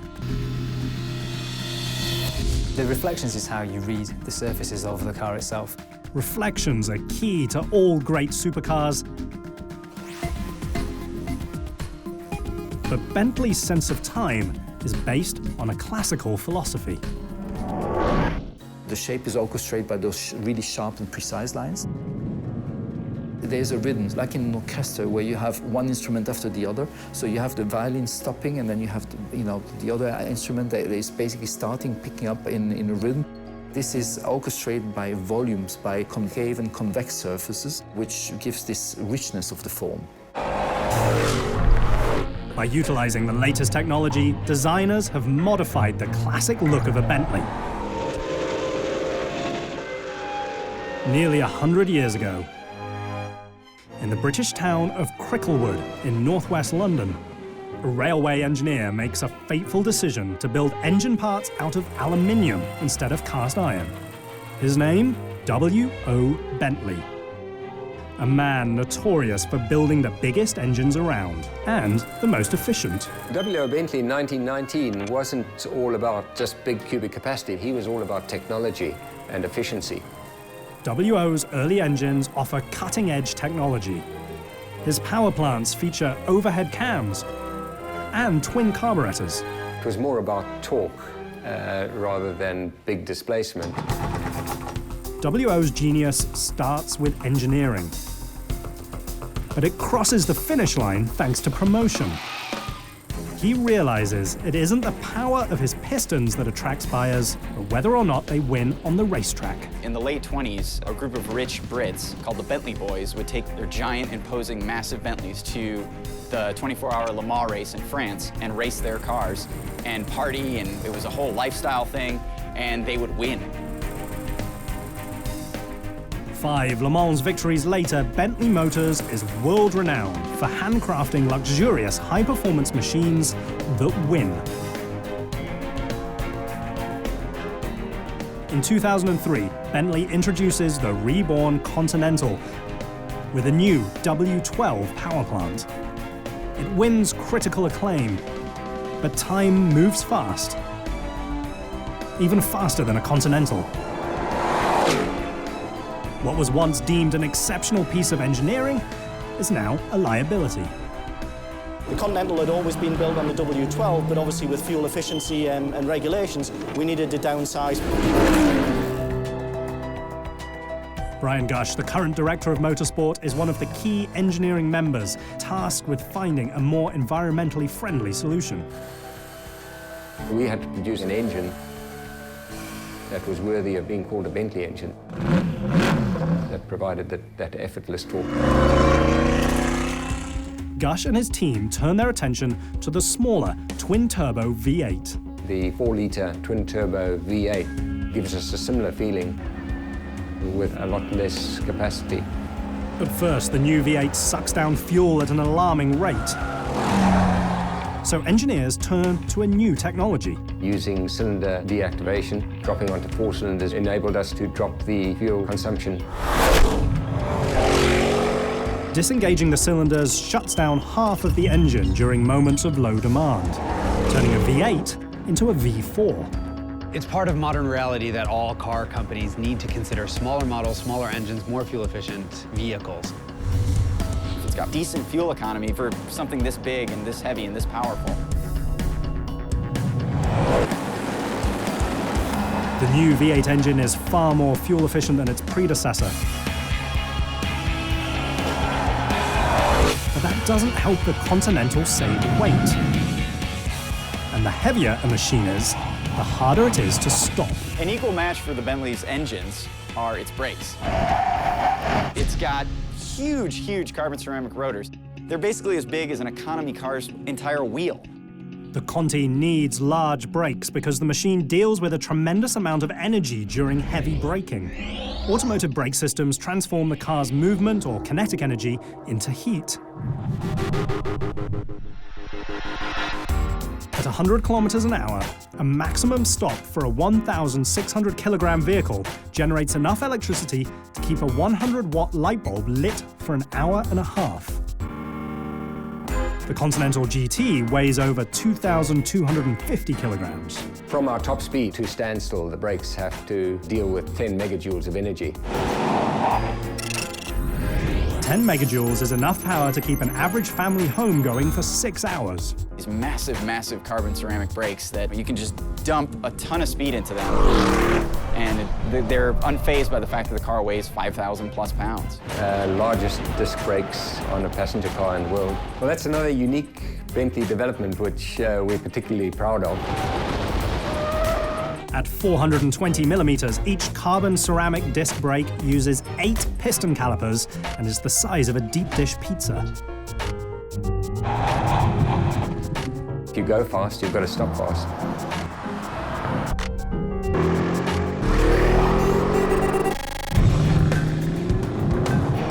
While torque-fueled performance has been a Bentley trait for nearly 100 years, if it wasn't for the craftsmanship behind the badge, there'd be just another sports car. For a brand like Bentley, with this rich history of nearly now 100 years, it is very important to understand what are our DNA.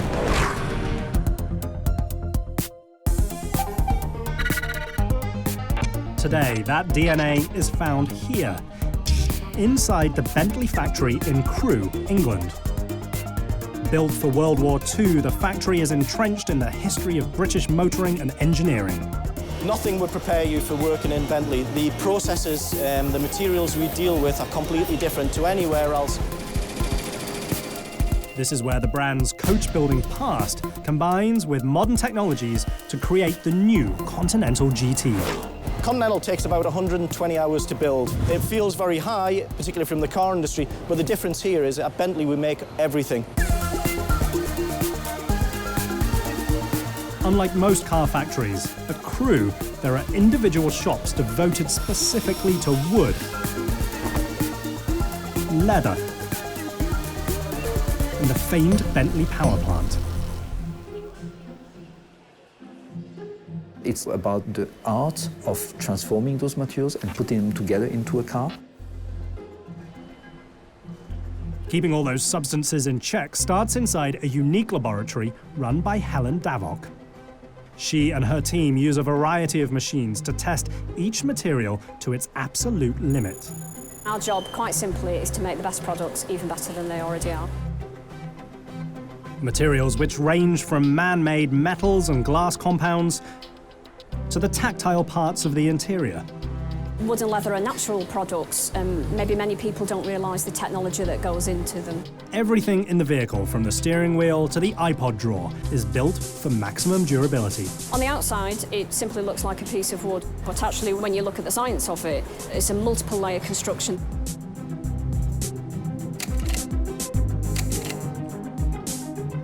There's only so much real-world testing that can happen in a lab.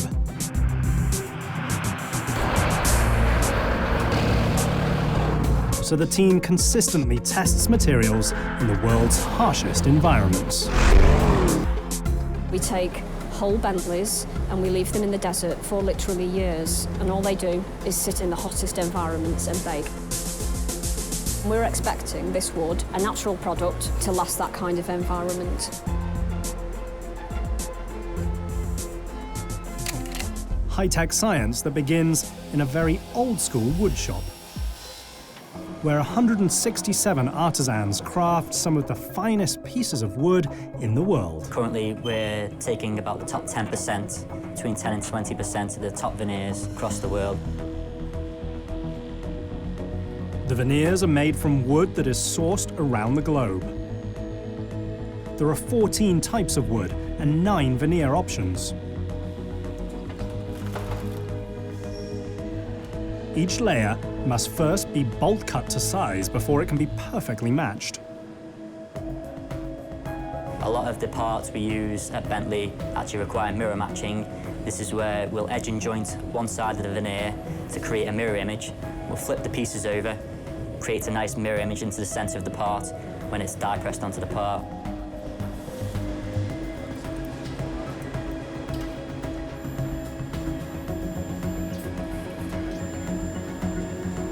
Next, the wood is coated with a strong adhesive before being pressed onto the parts. It takes 7 hours to make one piece, and there can be up to 33 wooden pieces in each Continental. Extreme heat and extreme pressure for about 5 to 10 minutes actually allows the veneer to permanently bond to the substrate. The pieces are sanded lightly to remove any impurities, then they're ready for lacquering. What it actually gets is 5 layers of polyester lacquer. We'll actually take the surface. Similar to the sanding stages, we'll use grades of paper.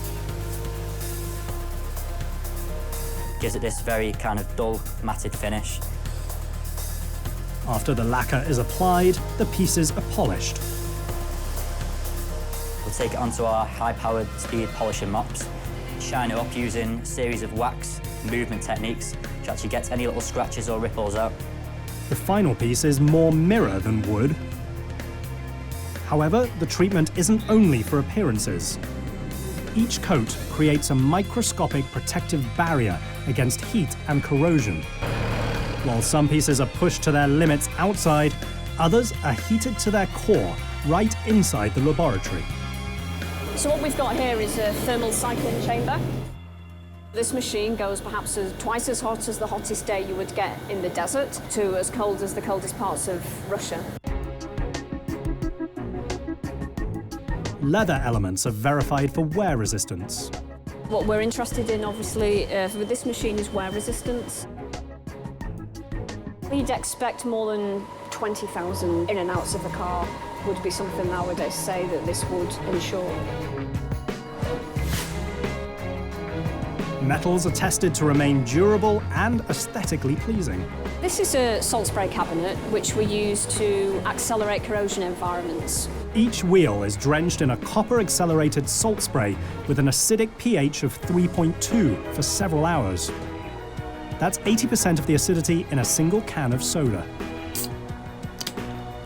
What's really important for us is that the Bentley that leaves the factory today looks as good for our customers with many years to come. It's an extremely harsh environment that we expect all of our wheels to perform to. Quite frankly, if they don't meet that requirements, they won't be used on a Bentley. Once materials have been tested and approved, it's time to put them into production. inside a factory that not only creates cutting-edge machines, 8 years before Bentleys were manufactured in Crewe, these brick walls were constructed to harbour the ferocious thunder of 27-litre fighter plane engines. Crewe was built in 1938 as a factory to build 12-cylinder Merlin engines to power the Spitfire and Lancaster planes. The Spitfire was one of the fastest and most victorious British aeroplanes in World War II. It's a heritage valued by the craftsmen who today build more W12 engines than any factory in the world.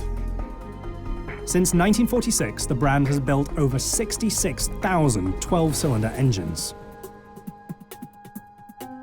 Kept the building the same and just renewed the technology that's inside them. Merlin 12-cylinder aircraft engines produced over 1,000 horsepower. Not a far cry from today's Bentley 12-cylinder engine, which musters up an airworthy 616 horsepower. We build more 12-cylinder engines than all other manufacturers put together. The engine block begins its journey to the line on a tool slightly more sophisticated than the ones used in the 1930s. So the first job we do is we take the engine out of its stillage, lift it across onto one of these machines here. The machine is an AGV, or Automated Guided Vehicle, and it allows engine builders to move the massive blocks with ease. We then separate the bed plate from the main crankcase, and we fit a crankshaft. This is the first stage which we give an engine its main identity. Each step is done by hand. So the next part of building a Bentley engine, we rotate the engine around and we apply oil. So it's the first time oil touches the engine. Now the engine's ready for its pistons.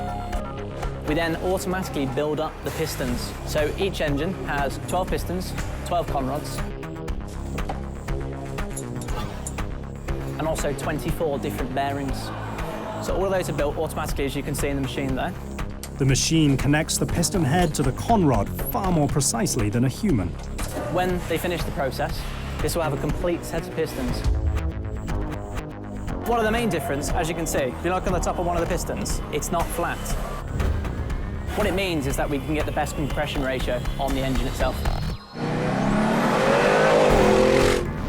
The higher the compression ratio, the better the fuel economy.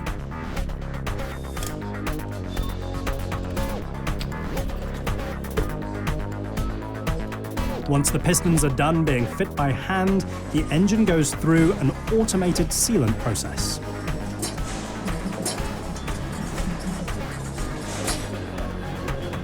And we do that for a variety of reasons. One's volume, and also for quality. It also gives us a very consistent product every single time.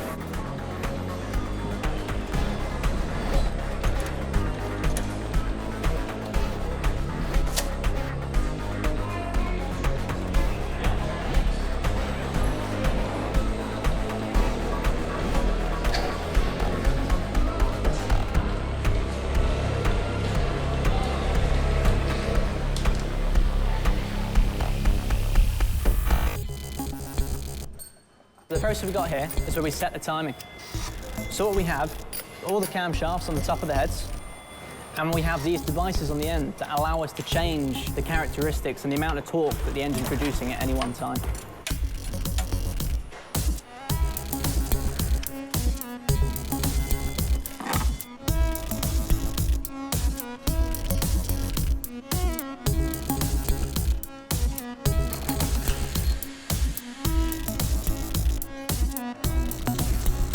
Timing is important for the engines and the line itself.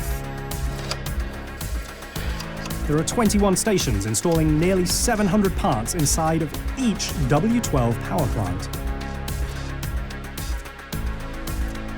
Depending on demand, nearly 250 engines can come off the line in a single week.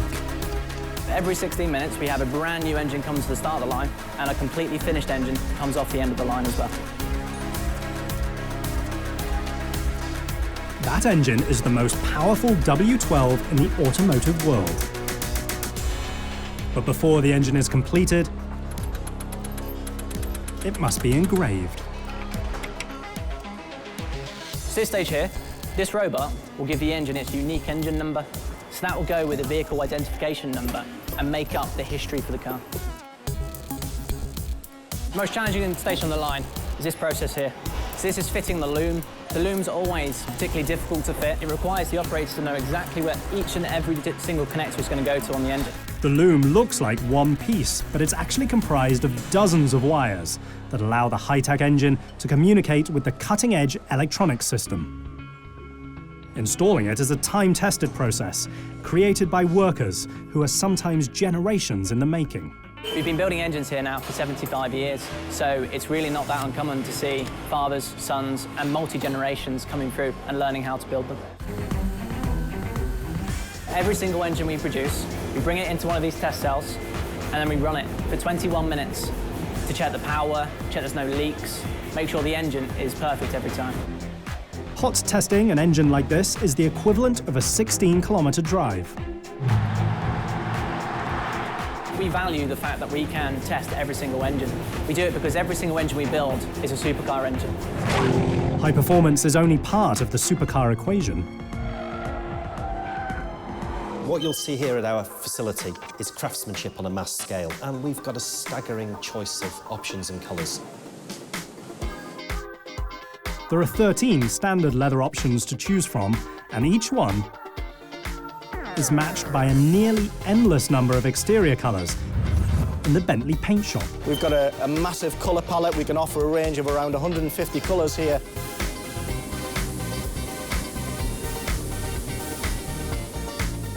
Each Bentley will be decorated with nearly 45 kilos of paint.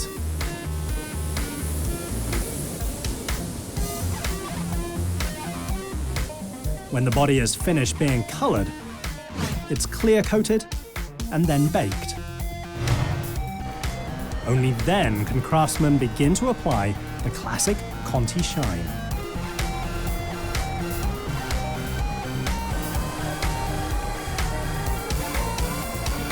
The mirror finish is what sets the Bentley apart from the rest of the manufacturers.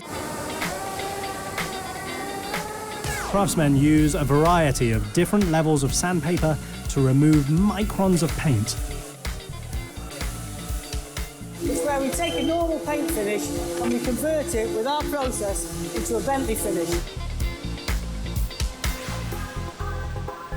Great finishes are only half of the Bentley story.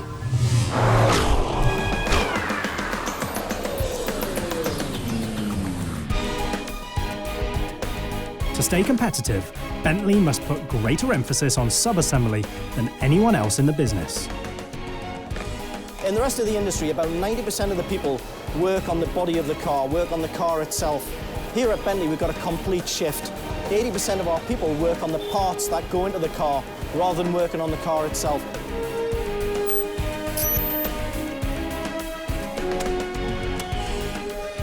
It takes over 700 outside contractors producing 18,000 parts from 32 countries on 6 continents to supply the Bentley factory. It's very challenging because actually you're your own supplier. If things aren't right, we've got to put it right.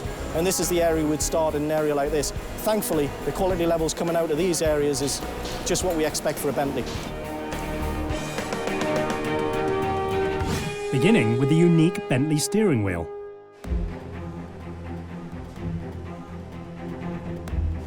This is Noel Thompson. Noel's one of our master craftsmen. One of the special tools that Noel uses is actually a fork, and it's a fork that gives us this very unique pitch between stitches on a steering wheel.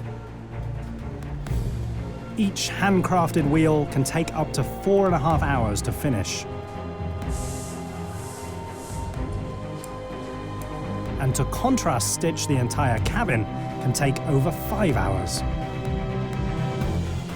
Part of that cabin includes handcrafted seats. At the moment we're in the seats technology for leather. Seat construction is a 4-step process. Cut, sew, build,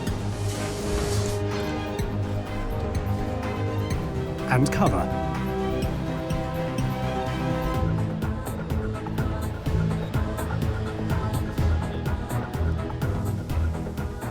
You'll see that they inspect the hide. This will be selection through the different grades of hide that we will be using for different areas of the seat. Selecting the correct pieces for just a single set of seats can take almost 2 hours. 6 inspection tables on average per week would go through 4,000 hides. It takes 5 hours to complete a full set of seats for each GT. Every phase is meticulously done by hand.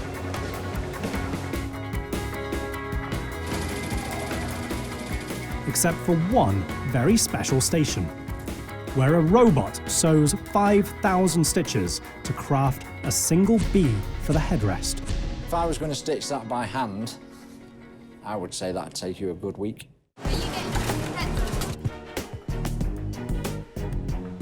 It's essentially what the Bentley heritage is built on. Very traditional materials, assembled in a very traditional way. It's more akin to furniture making than it is to making cars. It's much easier to use the fake stuff. It's a real challenge, particularly when it's a lot more competitive than it was, say, 30 years ago.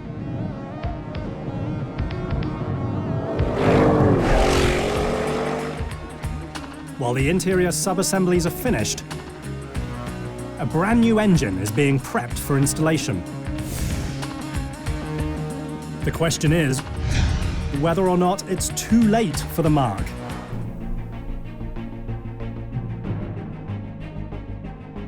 The Continental GT has been in production for over a decade. In the supercar realm, that is an eternity.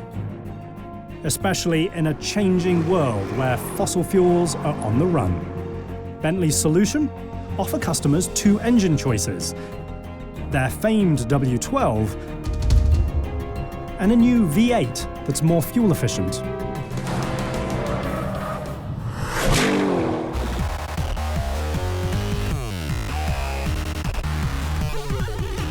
Both engines enter production on the very same powertrain line. We're in the engine preparation area. We've made these engines that you can see behind us. We've got the V8T engine and the big, powerful 6-litre W12 engine.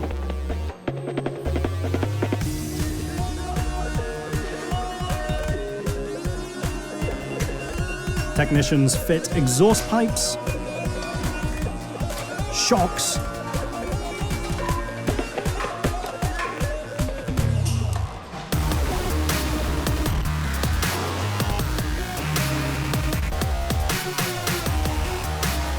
and brakes.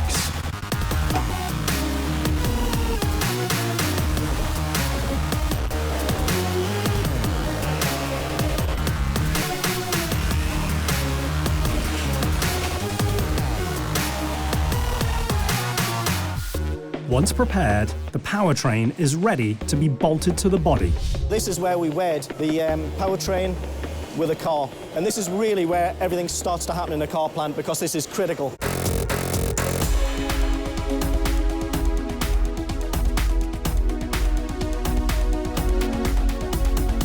Just 25 bolts secure the V8 into the engine bay. When you're dealing with a high-power performance car like a Continental, this is critical. Every one of those screws has got to be to the right tightness. Monitors record the torque and angle of each screw to ensure quality. We won't allow any car to pass forward with a screw that isn't tightened to the correct torque. The engine marriage is one of the key stations inside the 150,000 square meter final assembly area. The build hall in any car plant is really the heartbeat. This is where it starts its build process. So this is its journey from being a body shell to a full car. It takes 104 hours to build just one Continental GT. The production line essentially is very similar to other car plants. The difficulty we've got at Bentley is we mix 3 different models together. Assembling multiple models on one line exponentially increases the need for efficiency and organization. You can imagine the material that goes into a two-door coupe is very different to a convertible, which is different again to a four-door.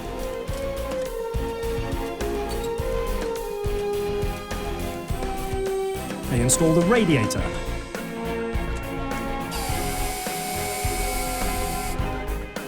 headlights, body panels, bumpers,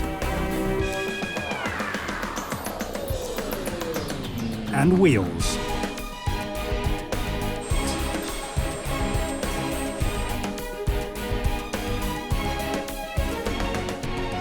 Then all the natural materials that have been painstakingly sourced and tested converge.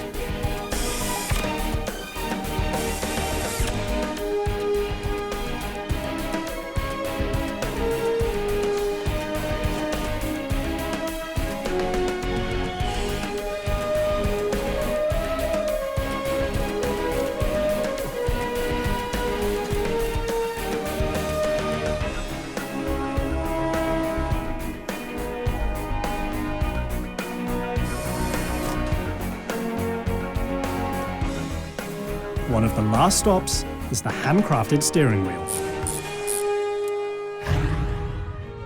We're on checkpoint 8. Checkpoint 8 is important in this assembly process. This is the last process before a car leaves the factory. The latest incarnation of Bentley's signature Continental is complete. But does shaving weight and adding fuel economy make for a better Bentley?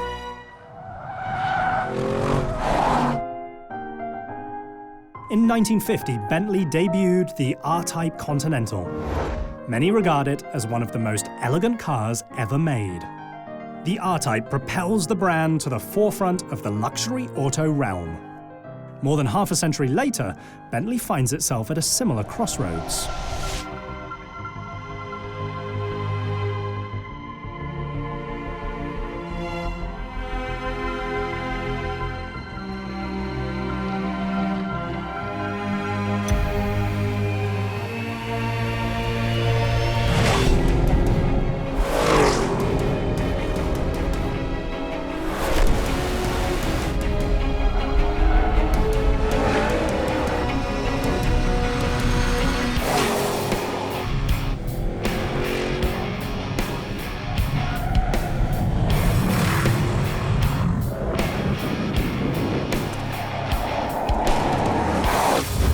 The whole car industry has moved on leaps and bounds. So what we don't do is sit back on our laurels.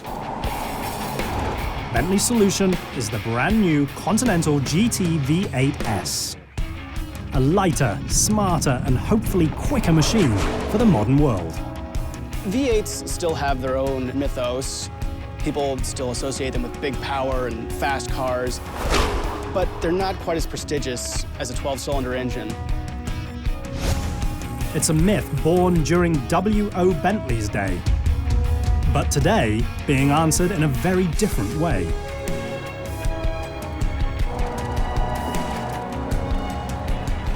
The V8 is a little less special in some people's eyes, but when you look at the power this thing makes and what it's capable of, you're not missing out on anything. The V8S roars to the tune of 521 horsepower, and the machine offers 502 foot-pounds of torque, figures which provide the classic Bentley growl.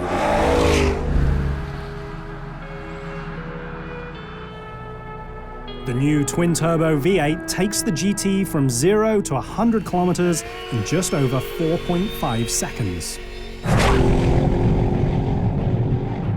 The funny thing about Bentleys is you get in them and you say, okay, it's 4.6 seconds to 60, that's quick. And then you realize it's like sitting in your living room and having your living room go from 0 to 60 to 4.6. Continue to keep the pedal down and you'll reach 160 kilometers an hour in just 9.2 seconds. They just keep going and going and going. It's not the 0 to 60, it's the 60 to 120 and the 120 to 180. They just never stop. The machine's top speed taps out just a shade under 309 kilometers per hour. So you have a little V8 with turbos on it, pushing something the size of a small house at 200 miles an hour or near there. At 100 kilometers an hour, the massive 420 millimeter brakes bring the GT to a complete stop in 32 meters. You can make a 5,000-pound car do anything you want it to do as long as you upsize all the components. Tires, suspension, and of course, brakes. Something's got to scrub all that speed off. The beauty of the Bentley brakes is that they just kind of feel normal. There's nothing really special about the way they feel, except that they stop a 5,000-pound car the way most brakes can stop a 3,000-pound car. From inside, the V8S is all classic Bentley, from top to bottom. There's a reason why Bentleys are very expensive, and part of that comes from the craftsmanship that goes into building those interiors. At 157,000 euros, the GT V8S isn't for the conservative crowd. However, the price tag is justified by its rare combination of speed and luxury.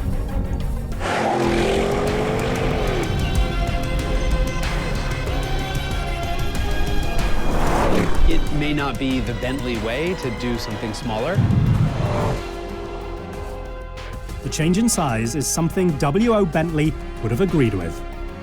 We create a good car, a fast car, and at least in terms of the GT, I think the best in its class. We stick to these basic statements of W.O. Bentley and do it in the more modern way now. Like W.O.'s first engine, the new GT is a clever step towards a smarter future for one of the world's most renowned British icons.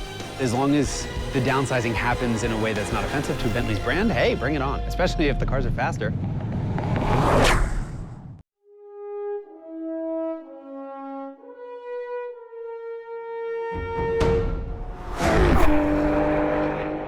It's synonymous with sophisticated elegance, high performance, and secret agents.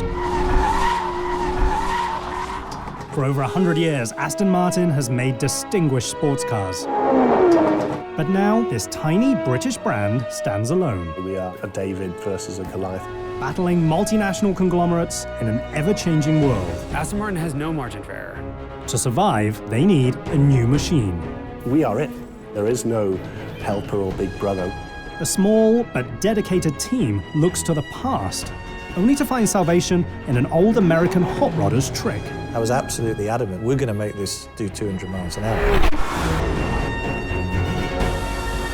A uniquely English machine called the V12 Vantage S.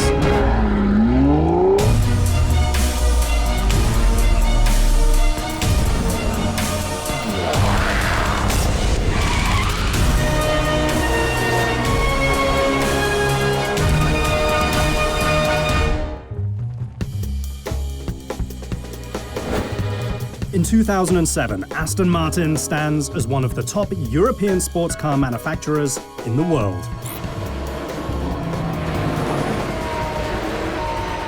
Winning both on the racetrack and also on the showroom floor. We were really into our stride and producing over 7,000 cars, and we established the DB9 as the new icon, a super cool GT. We got the V8 Vantage in production, and we established what we call the new era. Almost without warning, the world economy collapses. Overnight, Aston Martin loses its empire. Some challenges in the market for sure from 2008 onwards, a global recession. It's a global recession that sends car makers around the world into a tailspin. For Aston Martin, it's now do or die. Aston Martin is one of the very few independent, really small car makers. Most supercar manufacturers are owned by worldwide conglomerates. But Aston Martin has no corporate safety net. The company's next move could be its last. No matter what's going on in the company and the economy and whatever, these guys got to be thinking, I want to build a sports car, I want to build a sports car. And well, they did. Now, for the first time in over 20 years, its success or failure rests solely in British hands. They have to fight for their own little niche. They don't have economies of scale, which other manufacturers have, so they have to pay more for every single part that they develop for their cars. So what Aston has done is sort of repurpose the same architecture and their same engine to make new things. Lead designer Marek Reichman itches to push the brand forward. We've always had a policy of thinking about what could we do next with the assets that we have around us. What would be exciting? With limited money to build a new machine from the ground up, Reichman has to do a lot with a little. The idea was, well, what if we put the V12 engine into the Vantage? How could we make that work? Squeezing the brand's biggest engine into one of its smallest and oldest chassis is a daring proposition. Yet the notion ignites a passion for speed. That genesis, absolutely, of Ian coming along and saying, hey, you know, we have this idea, we talked together, said, this will be an amazing car to do. The engineering team quickly sets its sights on creating a bold goal. When we're laying down the targets for the V12 Vantage S, I was absolutely adamant to the guys, we're going to make this do 200 miles an hour. An outrageous top speed isn't the only objective. We wanted to get below the magic 4 seconds of 0 to 60s. So it really came out of a small group of guys free thinking, but once we got hold of the concept, we thought, yeah, this is a serious project and a serious car. With the performance targets set, the design team faces a unique challenge. How to take an existing and universally applauded supercar and fit a substantially larger engine inside it. We had a VMAX target. All those were defined. We create the sketch, and that sketch has to look like an Aston Martin. Making an Aston Martin look like an Aston Martin is no easy task. Your first reaction has to be, it's beautiful. It takes time to find the right balance of beautiful. If I was to describe the thing that we had to win, it was about making sure that proportion was absolutely perfect. So the fight was for perfection. It's a distinctly British form of perfection that starts in a very old world way. All Aston Martins start with a sketch. In my mind, that immediately starts to give you a proportion. Within that proportion, you have to fit the person. So you can then start to realize where the front wheel is, where the rear wheel is, where the occupant will sit, and you can start to sketch. You can start to have an idea of the form, the language of the car. That language is the key to Aston's rebirth. And it's all due to a time-honored process. That sketch then becomes a three-dimensional scale model. Designers design a lot of stuff on computers, but you can't touch what's on the computer screen. But you can touch what's in clay. At first, they create an 8-scale model. It's a fast way to bring the language of the car to life. At that point, we can then start to scan that three-dimensional form. The CAD doesn't understand whether this is a scale model or not, because we can convert the scale to full size, so we can turn a 10mm square into a 100mm square. So immediately then we have a surface. Once the surface becomes digital, the team can look for the most minute imperfections. Our role is to get the scan data and the nuances that are done physically by the clay modeler. Our job is to refine those. Then we go back to the physical world to make sure what we've done is correct.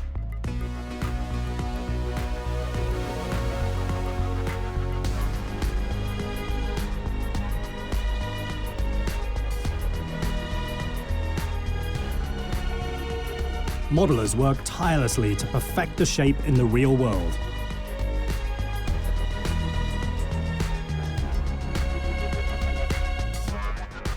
Handcrafting each sensuous curve in clay on a life-size model.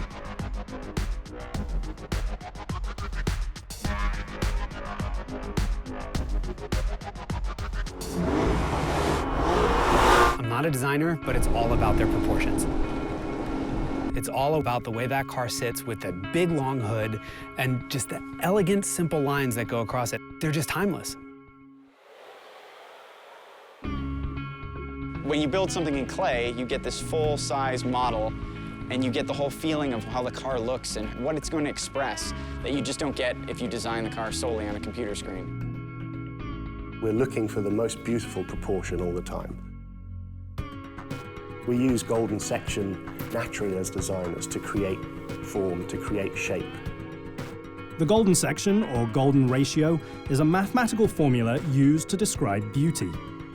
It was first discovered by the ancient Greeks over 2,500 years ago. It's a theorem that tries to find logic in beauty. Yet even today, it still affects the most exotic and modern supercars in the world. It's a rule and a principle, a mathematical rule. It comes from nature. The Nautilus shell, for instance, everything within the Nautilus shell fits perfectly within that golden section, the golden triangle, as it were. The golden rule might come from the old world, but the design team's use is uniquely contemporary and uniquely British. The Brits are known for understated design. They bring cues from the 60s and 70s, and they brought that all the way into today. It's not an easy thing to define necessarily, but it's an elegant, classy design. It's not vulgar in any way. There's no huge affectations. Aston Martin means these sporty grand touring cars. Cars that you want to drive across continental Europe in 10 minutes with your foot on the floor. They're incredibly powerful, but they're also incredibly comfortable and beautiful. It's a car to be seen in. It's the understated gentleman's Ferrari. Marek and his team blend that open appeal with a modern style. That becomes the battle to make sure we get the best looking car that is going to be timeless design, a future classic. So it's really about making sure everyone understands the direction and the goal. That goal is a contemporary reinterpretation of an old American hot rodder's trick. Take the biggest, heaviest, and most powerful engine and drop it into the lightest chassis. A 565 horsepower engine called the AM28. And that's just the ancient hot rodder's recipe for making an awesome sports car. Everybody loves a good stick the biggest motor in the smallest car you got. And sometimes it can be fun, sometimes it can be a little bit too much. In the case of the Aston, it's probably both. Engineers predict that the 4 extra cylinders will propel the machine to a 329 km/h top speed. There's only one problem. The engine doesn't actually fit. In an ever-changing automotive landscape, Aston Martin looks to turn heads with a new hot rod-inspired supercar. Since Aston Martin doesn't have a big car maker to support them, they have to do everything on their own. It takes so much money to develop a new car, and if you don't sell 4 trillion of them, you can't recoup that development cost. They can't afford to make any big mistakes because that could cost the company everything. If Aston misses on anything, I think we're going to have to say goodbye to them. So how does an independent car maker expect to compete with some of the largest car companies in the world? The answer lies in the quiet green hills of Warwickshire, England. Welcome to Gaydon, the beating heart of Aston Martin since 2003. It's one of the most technologically advanced automotive factories in the world. It's a facility where people are manufacturing these beautiful sports cars with great passion. 54 acres of space-age technology paired with British refinement. It's quiet, it's clean, it's very, very high-tech. Every phase, from design to production, takes place on a single campus. It's here that engineers and designers struggle to solve the critical problems facing the project. The front end of the car was designed around a V8 engine, so the first challenge is actually getting the large engine to fit in the space. Engineers digitally comb over every single millimeter of the engine bay to find a solution. The big challenges were the packaging of an engine which had 4 more cylinders than the previous engine. Just to give you an example of that, that's about that much longer, within the same wheelbase. When engineers first digitally drop the V12 engine into the V8 chassis, they immediately have a problem. So you can start to see some of the pinch points here, and just here on the front of the engine, as the bonnet dives over, we're in a tight pinch point here. A pinch point is where two pieces don't fit correctly. Getting the engine to fit comes down to just 12.5 millimeters. A little less than the height of two iPhones stacked on top of each other. Usually we would look for 25 millimeters, but in some cases we've halved that. In the end, 12.5 millimeters are the key to bringing a new machine to life. The pressure on Aston must be enormous because they have such limited resources and they have to keep coming out with different things. Any failure could mean the end of the marque's illustrious legacy. One of the challenges that we believe we always take on here is doing the impossible. With their reputation hanging in the balance, and perhaps their solvency, the Aston Martin design team boldly surges forward. As a small independent car company, they're a lot more agile. They can do fun things, they can do crazy things like that car. Things they wouldn't get through a regular car company's processes. That's something that we would say, well, of course we can do it. We don't have to follow this rule, we don't have to think in this way. We can make it work. It's a unique form of bravado from a company that's no longer willing to keep a stiff upper lip. But if they built like some sort of car that wasn't really an Aston Martin and, you know, they spent a lot of money on it and it didn't sell, that could kill the company. This small independent is about to go toe-to-toe with some of the most powerful companies in the world. But only if it can learn to control something that you can't actually see. In the world of extreme supercars, powerful engines always get the glory. But it's the air surrounding them that provides the greatness. Literally, as you shoehorn your foot into a very tight shoe, that's what we try to do with the V12 Vantage S engine. Shoehorning the larger V12 into the chassis is just the first step. The real key is to manage the airflow around and inside the machine itself. And we've got a lot to come through the engine bay, what we're going to do with all that air that's going into the front of the car. Controlling the air creates three distinct challenges. First, the machine needs to be tuned so that it's stable at high speed. At 200 miles an hour, an airplane can take off. At 200 miles an hour, a car can take off too. So you want to make sure that the aero package is right so that the car stays on the road. But the car also needs to cut through the air easily. That requires creating the least amount of drag possible. Drag is a type of air resistance. Drag, effectively, is the force you've got to how hard you've got to work to push the air out of the way. Tuning the machine to be stable and reducing the drag proved to be easy compared to cooling the machine.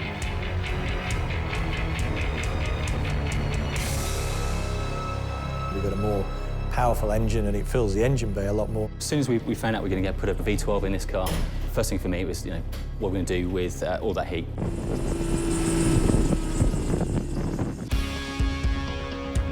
A team of aerodynamicists use a sophisticated three-dimensional model made up of over 60 million cells to find the best way to move the air.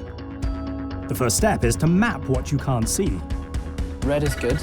That means there's lots of energy left in the air. So this is us before we get to the car. And as the car passes through the air, that energy is transformed into heat rejection. Air particles pass through the car in just 50 milliseconds. In that 50 milliseconds worth of time, that air has to cool the brakes. It has to travel round the car without causing too much drag. And it also has to make sure that the car is absolutely planted at speed. The air loses half its energy before it even hits the engine. Within the space of about 100 millimeters, or the length of your forearm, there's slowed down from 200 miles an hour down to 100 miles per hour. When the machine is moving, the air slows down quickly. But when the machine is stopped, getting the hot air out is even trickier. To do that, they tune the louvers on the hood. The aerodynamics is kind of seen as being high speed, but actually delivers more at low speed.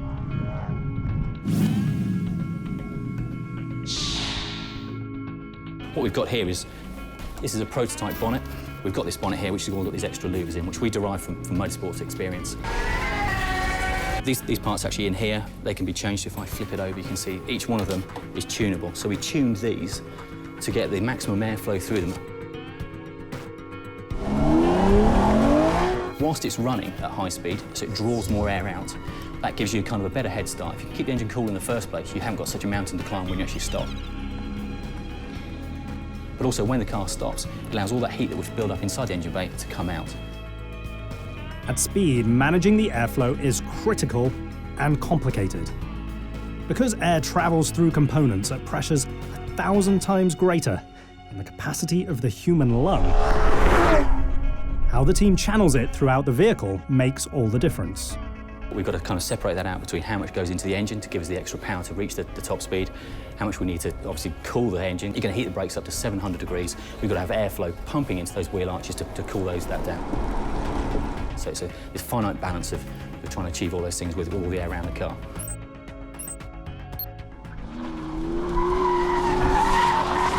From an engineering standpoint, the V12 Vantage S is an engine-heavy dragster, just like the 1950s American hot rods that inspired it. V12 Vantage is a real engineer's car. There's a bit of hot rod in there because it's the big engine in the smaller car. One of the keys to a great hot rod is how it sounds.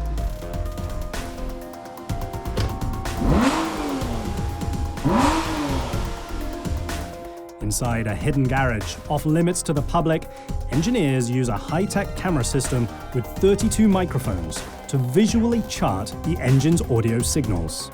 This lets the team precisely tune which sounds occupants hear and which they don't. The camera records data at 96,000 times per second. They then use a color map to identify the noise characteristics, with purple being the loudest sound.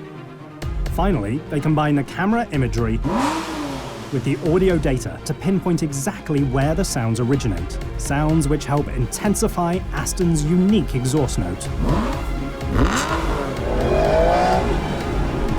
Absolutely beautiful noise that you only get from a 12-cylinder engine. I mean, they don't sound like anything else.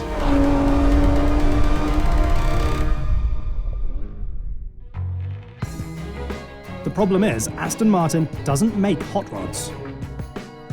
They make exquisite supercars laced with sophistication. Today's global buyers expect more than just a big engine. Anybody can make a fast car these days. What Aston really needs to do is appeal to the emotional side.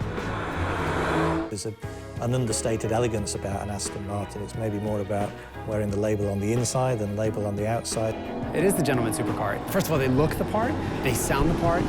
They're a little bit more restrained, but they are no less serious when it comes to performance. So how do you transform a hot rod into an Aston Martin? And there were some really long nights on that of saying, how do we make this work? How do we get that mix of refinement, but with a little bit of rawness into there? A fateful discussion over a cup of coffee has led Aston Martin to put their largest engine into their smallest chassis. The question now is, how do they transform this modern hot rod into a refined luxury vehicle?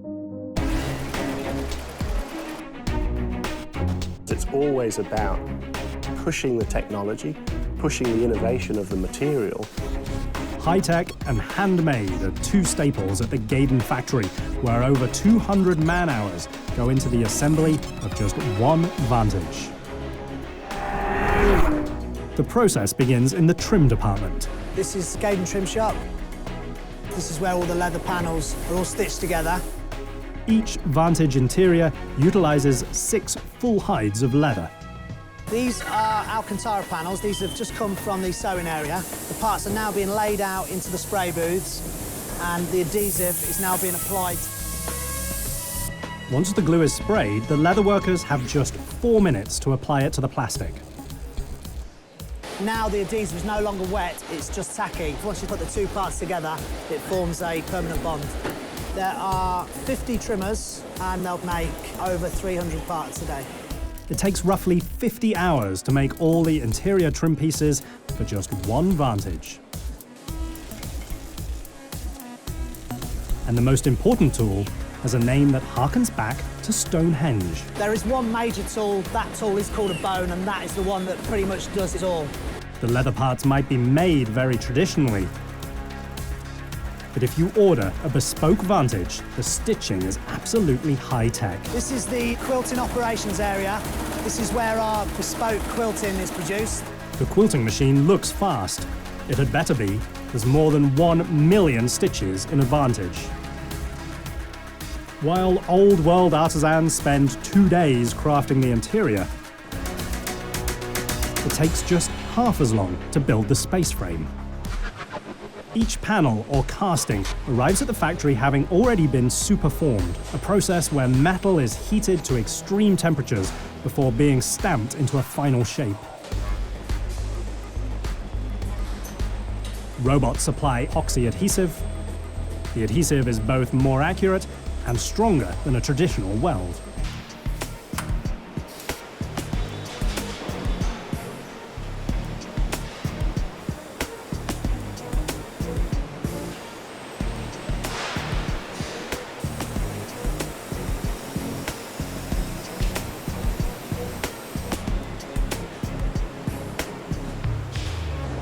The entire space frame is cured in an oven at 185 degrees centigrade for over 30 minutes. A slow burn for a fast machine. Now the chassis is ready to receive its bodywork. Then they fit the doors, front quarter panels, and bonnet.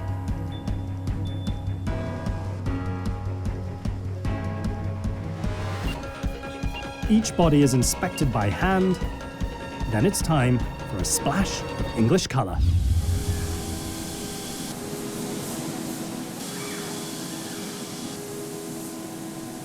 We're now at the start of the Aston Martin paint process. As you can see, we've got the car delivered into paint.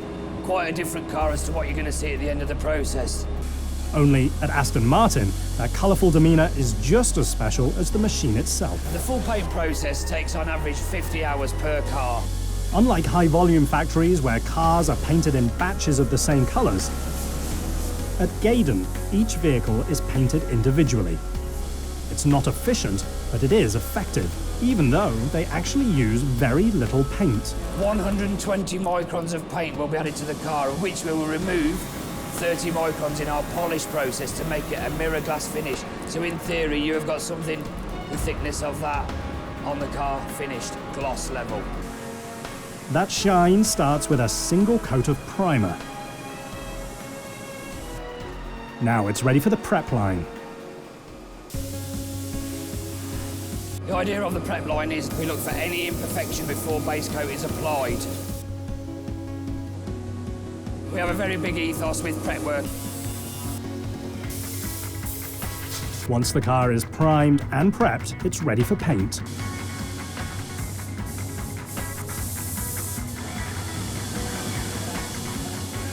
This car will have base coat applied in the booth there. It will then be dried for 20 minutes, moved into a flash-off oven, and then we apply the clear coat by hand. Each Vantage then receives 2 layers of paint and 2 layers of clear coat. Some done by robots, some done by hand. Paint shop has a degree of automation. We've got some robots in there for spraying, and lots of hand finishing to get the depth of paint finish onto the car. The machine is ready to be polished.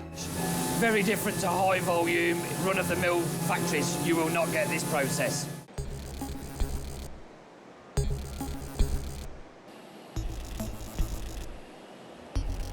Once painted, it's time to put the machine together.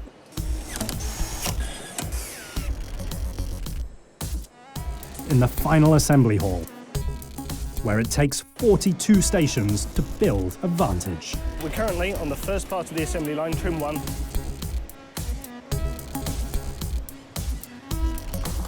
Throughout the rest of this line, we're fitting some of the key parts that your average driver doesn't really think about on a day-to-day basis.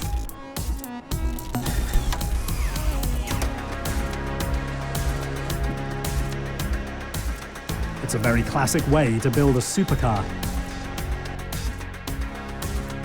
And the only way to build an Aston Martin. Superficially, it can look very similar to a conventional car production process. It's still very much a craft-based production system. Rear deck lids are pre-assembled and then installed. Finally, the car is ready for its massive handcrafted instrument panel. The technicians will use this big device here, this assister, because it's a very heavy part as the IP, then pick it up and mount it to the vehicle.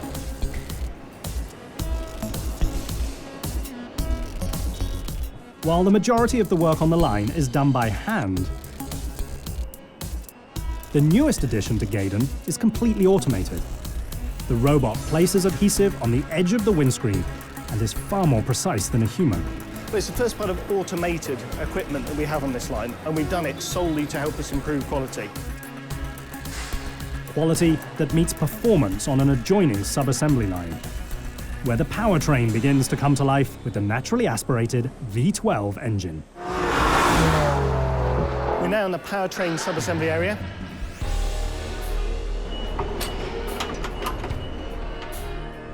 Here you can see one of the V12 engines.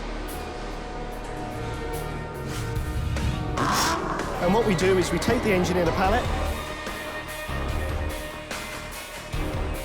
we load it up like this, and then we carry it over to the first part of the assembly process.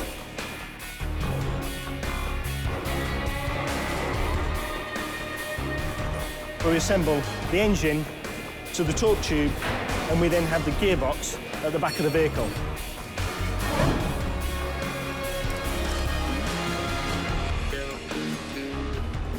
They continue to build up the drivetrain by bolting on the transmission,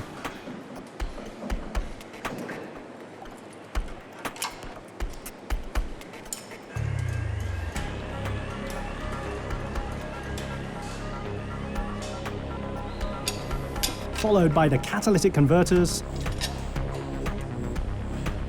then the heat shield,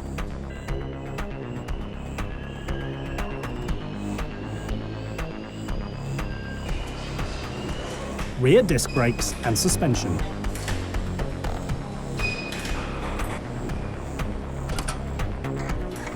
So we fix what we call the front corner units. So that's the assembly of the brake disc, the brake parts and the suspension parts, before we then marry it up to the car.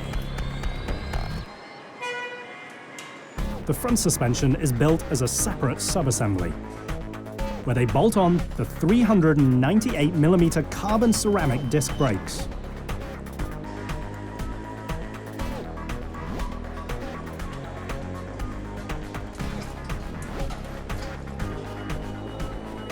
Once it's completed, it's joined to the rest of the drivetrain.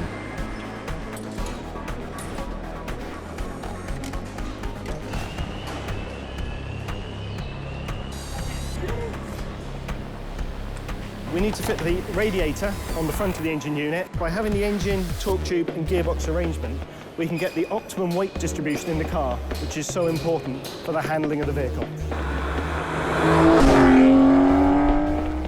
85% of the weight distribution sits between the wheels,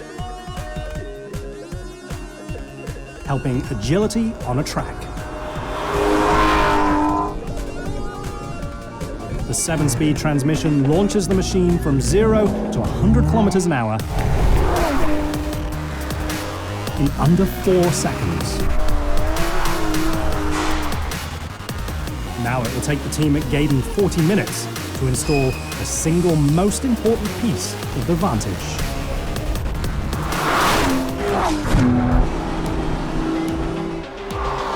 It's taken over 100 man-hours for the fastest, production-based Aston Martin ever to get to the single most important station on the line. The bit that I like the best is what we call the marriage station, where we take the whole of the driveline of the car and we marry that up into the body structure of the car.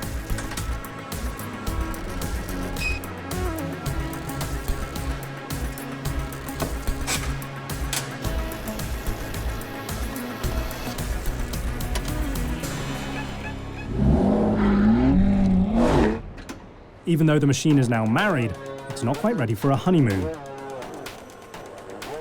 The Vantage still needs some key bits of kit, like exhaust pipes,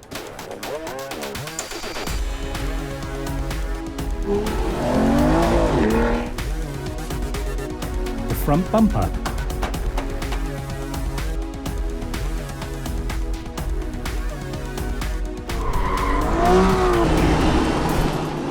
There is no line that intersects between the lamp and the fender. It's embedded like a jewel set in a ring.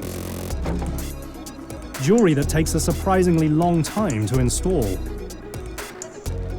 It takes 15 minutes to set just one headlight.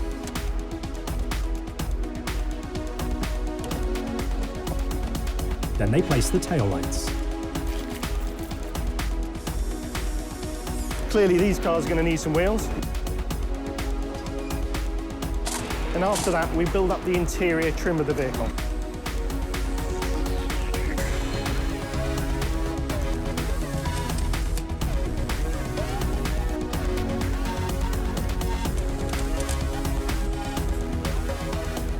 The Vantage is ready to move to the very last line. And trim 3 is around fitting all the parts of the car that you touch and you feel when you're inside the car.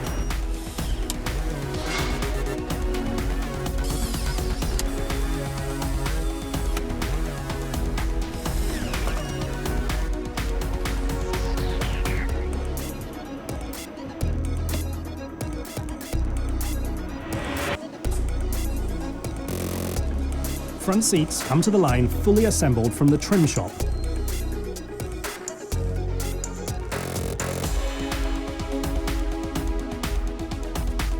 Then the hand-sewn steering wheel.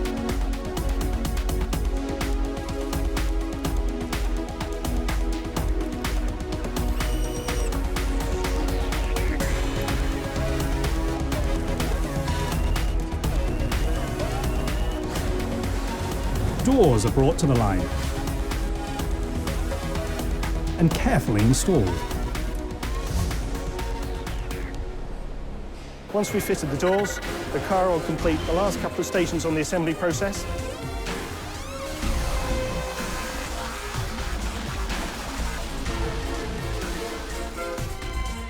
As the car nears the end of the line, there's one more key step.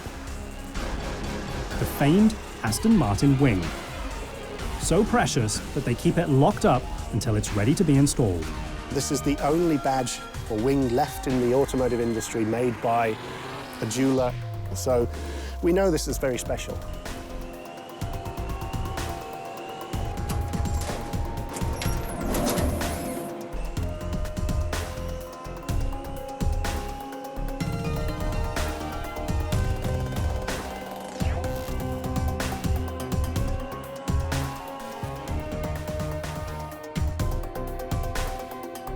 Before a completed Aston Martin can leave the factory, it must first take a few laps around the test track.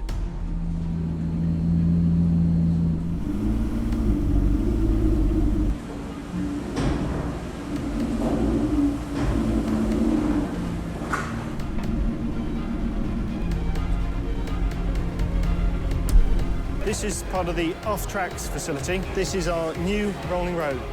It's going to get up to about 70 or 80 miles an hour.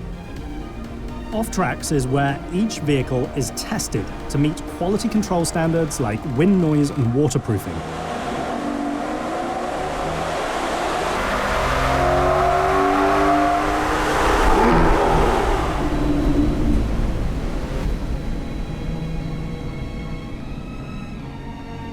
By doing these test processes in a controlled environment, we can make sure we do it the same every time.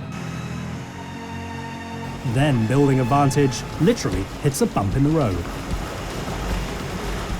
In the hydropulse area, they simulate road inputs using hydraulic actuators to find squeaks and rattles.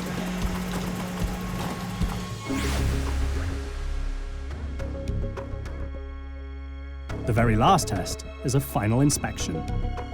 Well, we spend about 20 hours specifically checking over the car as it's produced and at the very end of line to make sure it's absolutely perfect before we ship it on to a customer. It's taken almost 10 days of assembly to complete the V12 Vantage S. The fastest production-based Aston Martin ever built. And a bold gambit by one of the only remaining independent car makers in the world. In a hyper-competitive automotive world, Aston Martin must do a lot with a little in order to stay relevant. Building a car on your own is expensive. If they build the wrong car that doesn't sell, they're a company that's going to be in a lot of trouble. Now, after months of sketches, sculpting, and intricate assembly, a risky idea is finally ready to enter the real world.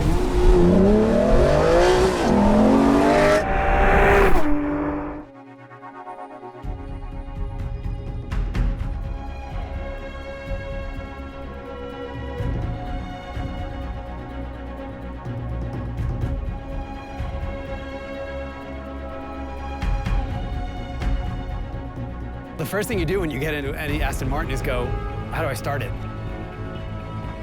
You have this key that is made out of crystal.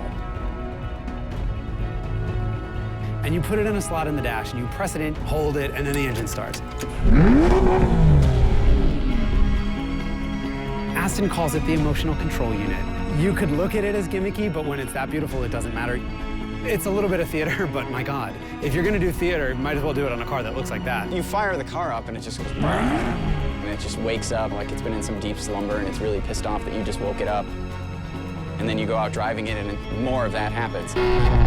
It's a decidedly angry form of British sophistication. And Astons are British Camaros.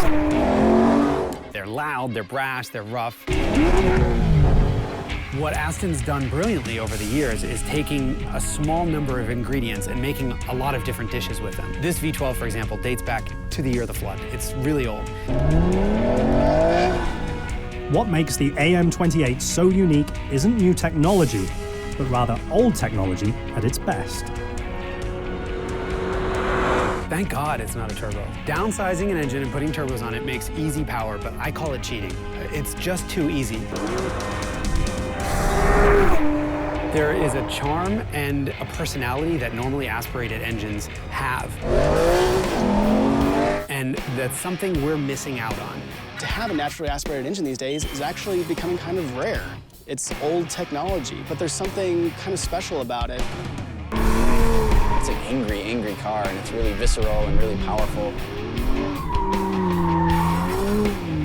It really speaks to you in that way. And every time Aston comes out with a new version of this engine, you think, oh, they're beating this dead horse. Except the horse ain't dead. This horse is faster than the previous one. It sounds better. It's more powerful. It responds better. The V12 Vantage S is the most mainstream Aston to ever crack the 330 km/h barrier. We sort of dialed a few things up, maybe from 10 to 11 in some cases, and we put more power and performance into the car. 205 miles an hour is incredible. It's a completely different world. This is the highest performance version of a high performance version of a high performance version of the Vantage. Every time you step up the ladder, you get a little bit more jewelry and spoilers and stuff like that. It's an extreme way of building a car, and that's not for everybody. You throw fuel economy out the window, you throw everything that most people really care about on a daily basis, you throw that out the window and you build an extreme car that's loud and powerful and raucous and fast. An extreme car with extreme performance.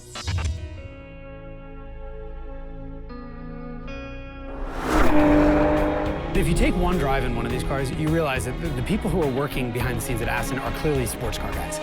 Sports car guys who continue to battle for their very survival by doing the only thing they know how to do, build beautifully exotic supercars. At the end of the day, no matter what I drive, at whatever speed, on whatever track, I always come away from the Aston thinking, God, that's more fun than anything else. I pinch myself every single day still after almost 9 years that this is not a job, it's a vocation, it's something which is very hard to describe the feeling.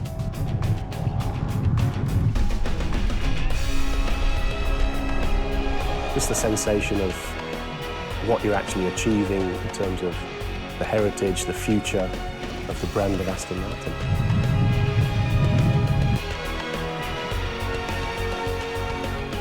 They are the most communicative sports cars on the market now, and they show no signs of moving anywhere away from that. If that means there's no Aston in 20 years, hey, at least we had some of the best cars now.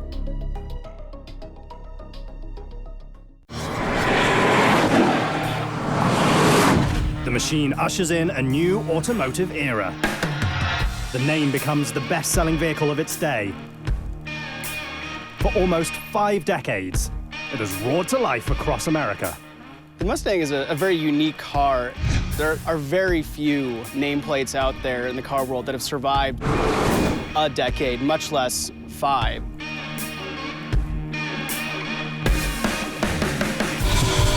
It's a badge that coins a simple phrase. It's America's pony car. The current generation has been in production for over a decade. Technology has advanced. Competitors are ready to take its place. Ford needs a new machine. Mustang is Ford's halo product. It is the product that shows everyone what the team at Ford is capable of building. The rush is on to build the most important Mustang ever, a 50th anniversary machine intended to go global for the very first time. Anytime you're doing a new Mustang, there's always a very big fear that you're going to alienate people, that you're going to do something wrong. This is an inside look as the clock ticks to reinvent the Ford Mustang.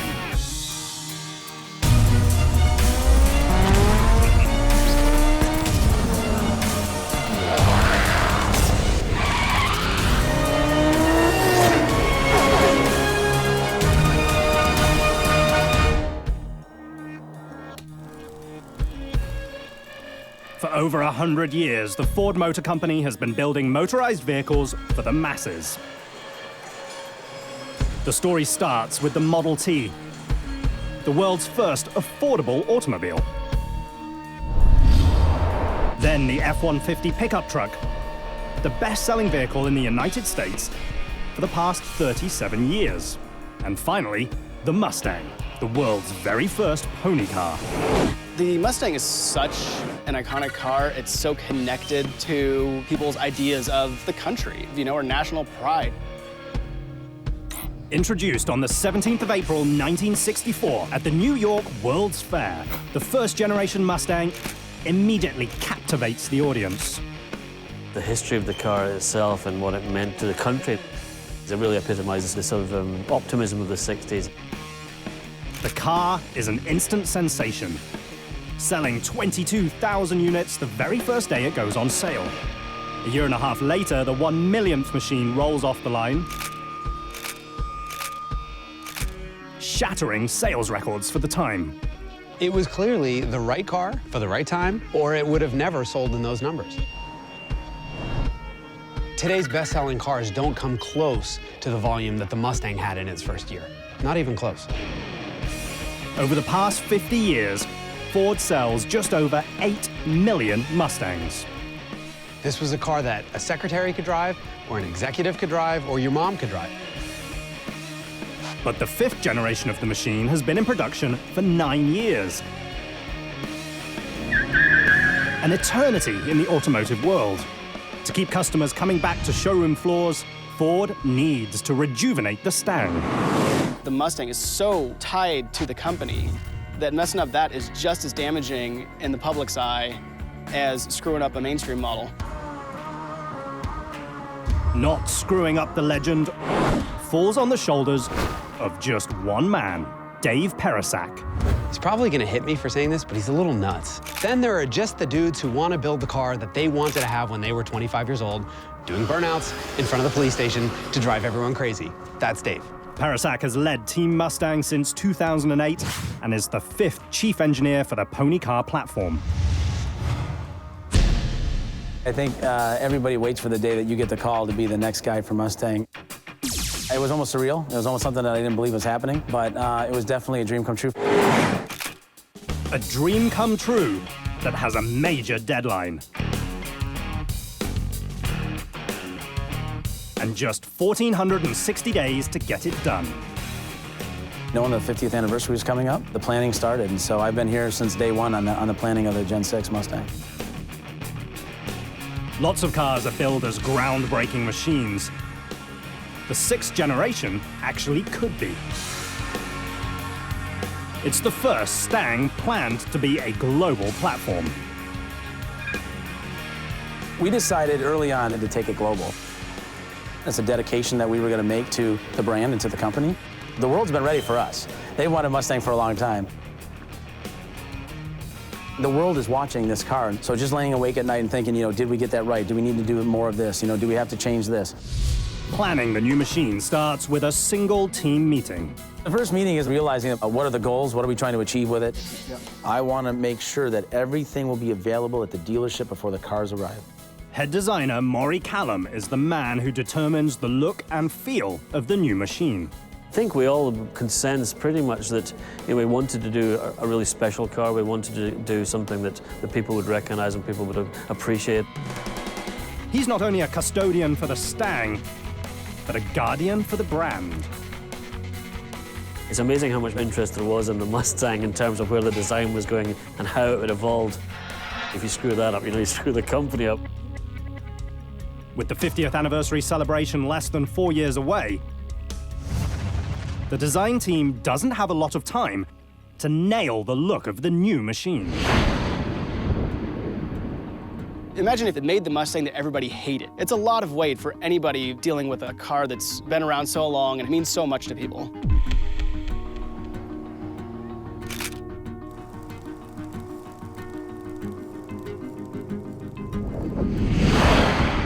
Mustang is the brand builder for Ford. This is the car that enthusiasts think of first when they think Ford. In the automotive world, iconic machines rarely stray from proven identities. But Ford needs a striking new machine to captivate younger car fans. Yet the company can't mess up a formula that's worked for 50 years. Mustang's had its periods of being consistent to its origins, and then it sort of drifted away and come back again.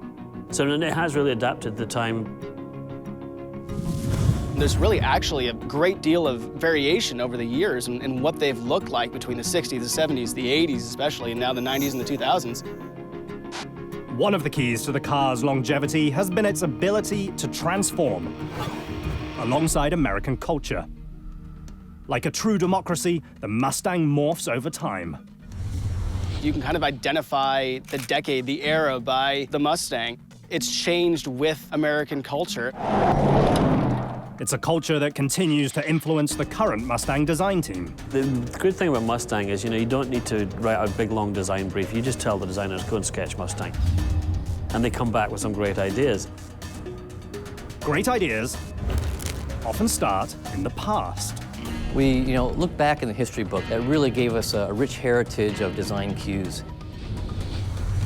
Really beginning with the face of Mustang, of what we call a shark bite grille. So you kind of get this little play on heritage. Well, one of the things we wanted to really do in this car was bring back the true fastback. So we really have got a great centerline profile to the car. However, to continue to be relevant, the world's first pony car needs to evolve.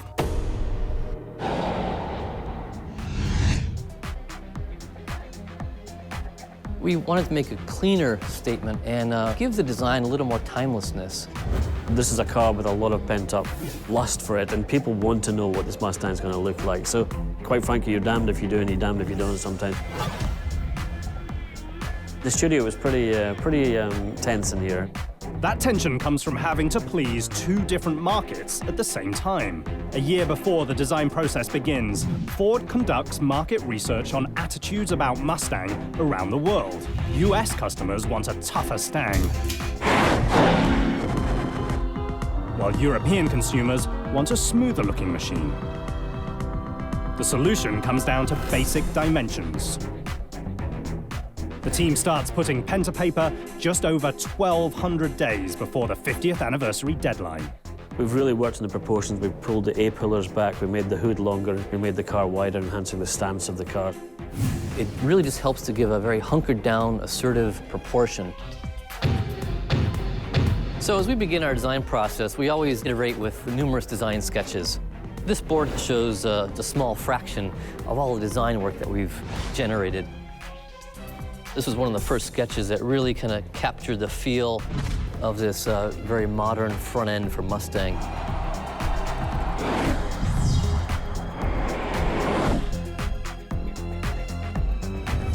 It really has this nice tapering quality and a very strong muscular shoulder over the rear wheel. Kind of really portray this muscular quality in Mustang.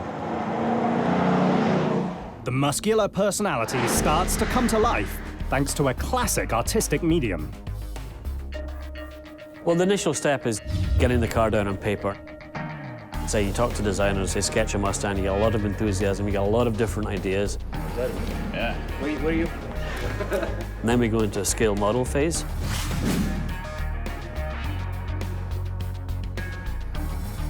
We then do a range of scale models, and then these scale models will eventually pick 2 or 3 and go to full-size clays.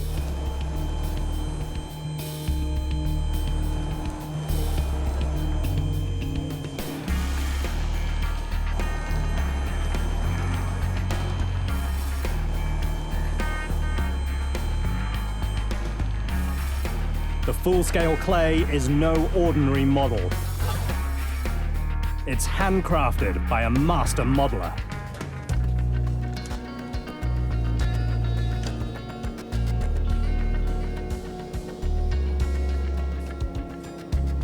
He will spend hours getting a single line just right.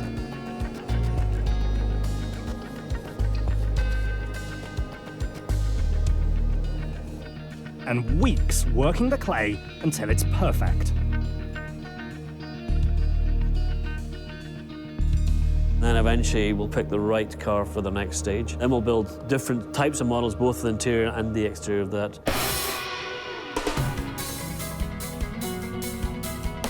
Once the clay is dry, it's time to see how the new machine bends light. They use a reflective rack to quickly color the car.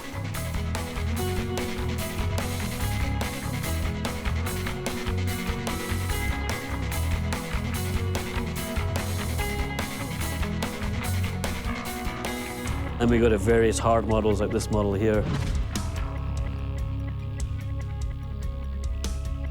And then what we call an inside-outside model here, and that's really the time where the big money gets spent and someone signs the check and says, yeah, we're going to go for it. Utilizing classical artistic mediums, it takes the team a year to dial in the final shape. But with just over 700 days left before the 50th anniversary, Team Mustang needs some cutting-edge tech to hit their deadline. The pressure to finalize the new 2015 Mustang is mounting for Dave Perasek and his team. Every second and every computer chip cycle count. Deep inside the Ford Design Center, in a hidden area, there's a brave new world being born one pixel at a time. We are in the virtual space of the Ford Immersive Vehicle environment. Even though there looks like there's nothing here, there's actually a 2015 Mustang in this room. The high-tech room features motion tracking cameras that connect to a 3D headset, which can interact with a virtual world.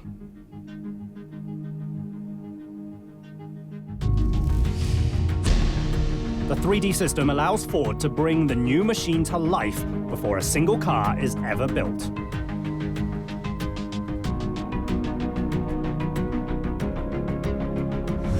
We're looking at the vehicle in a bunch of different iterations. really brings that spreadsheet to life. It goes way beyond just looking at PowerPoints. The digital system gives engineers the ability to look inside a full-size machine. We can cut this vehicle in half, and we can actually look at the engineering structure. There we go. And I can actually look at the engineering structure with respect to the design. The structure might start deep inside a computer with ones and zeros, but as the deadline to the 50th anniversary grows tighter, the only number that matters is the Stang's planned top speed. An electronically limited 264 kilometers per hour, while the virtual environment lives on the bleeding edge. The most important advance for Generation 6 is actually a rather old technology. Early on, we talked about the fact that it was time to put an independent rear suspension in this car. It was something that we circled and said we have to do it. The Mustang's been a solid rear axle for as long as anyone can remember. Pretty much since the day it was made. A solid rear axle is a dependent suspension design, where a set of wheels is connected laterally by a single beam. It's a time-tested engineering solution that's cost-effective because of its simplicity. When you have a solid rear axle, one wheel goes up, the other one wants to go down, which means the car doesn't do well in bumps, especially in corners. An independent rear suspension is a more complicated system that allows each wheel on the same axle to move freely from the other. All it means is that the two wheels in the back can move in different directions at the same time. One can go up without the other one necessarily going down. Even considering the change causes commotion in the Mustang community. In the world of Mustang, there are two camps. There is a solid rear axle camp and an independent rear suspension camp. In 1965, the original Mustang team intended to use an independent rear suspension. But accountants determined that they could save $100 per car if they chose a solid axle instead. To keep the price point of that car where it was, they were going to have to pull money out somewhere. Having a solid rear axle has enabled the Mustang to stay inexpensive. On the track, the solid rear axle helps the machine gain a following on the drag strip. Burnouts become a way of life for the pony car crowd. But no matter how much rubber you burn, time doesn't stand still. Since then, the simple system has become part of the car's ethos.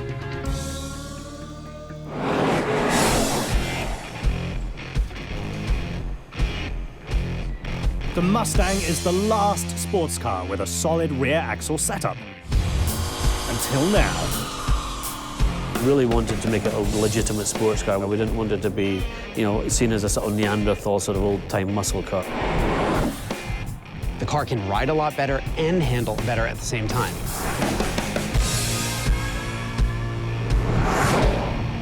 The drawbacks are a big amount of weight and a big amount of cost, and for the longest time, it just wasn't worth doing that.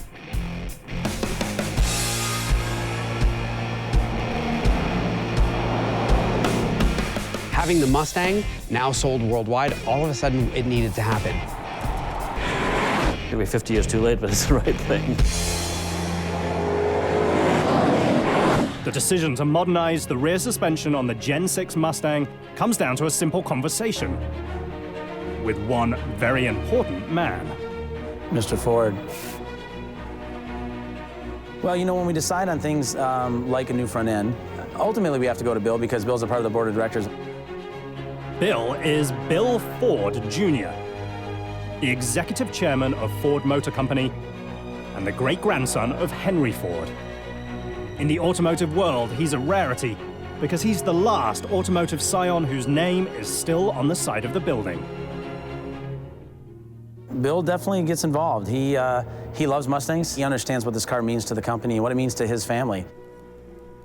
It makes my job a bit easier when I go in there and try to have a discussion about a new suspension system or a new front end. They support me. While the independent suspension helps get around the corner, it also puts Team Mustang in a bind. As we put the rear suspension in, we didn't have an intention to change the front suspension at all.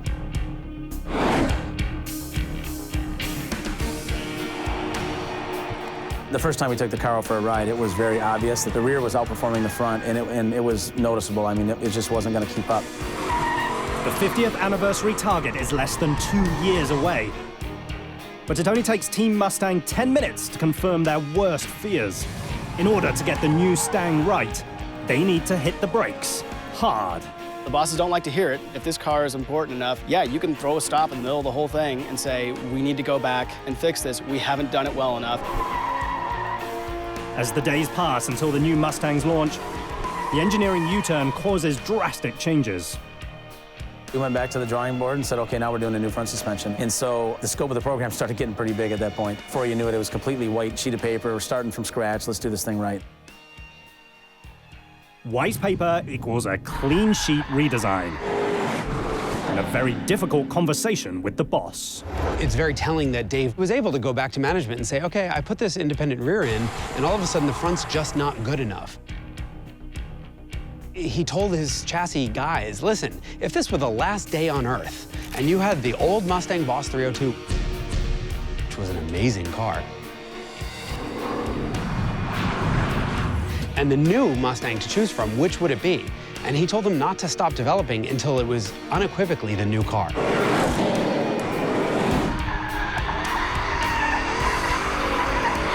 As the scope of the project increases, the days until the 50th anniversary continue to count down.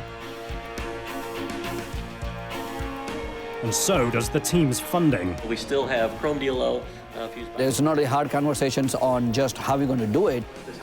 Hard conversations around investments, how we're going to fund this. Remember, we had a birthday party to get to. And the birthday party wasn't moving. A birthday celebration that's planned for the top of the Empire State Building in New York City.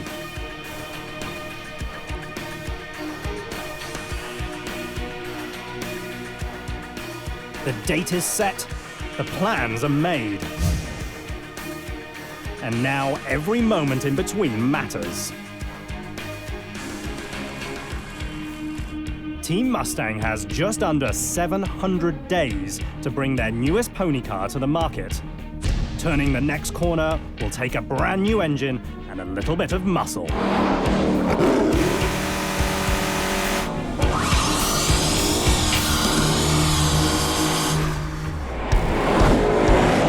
The 50th anniversary of the world's first pony car is just a year and a half away.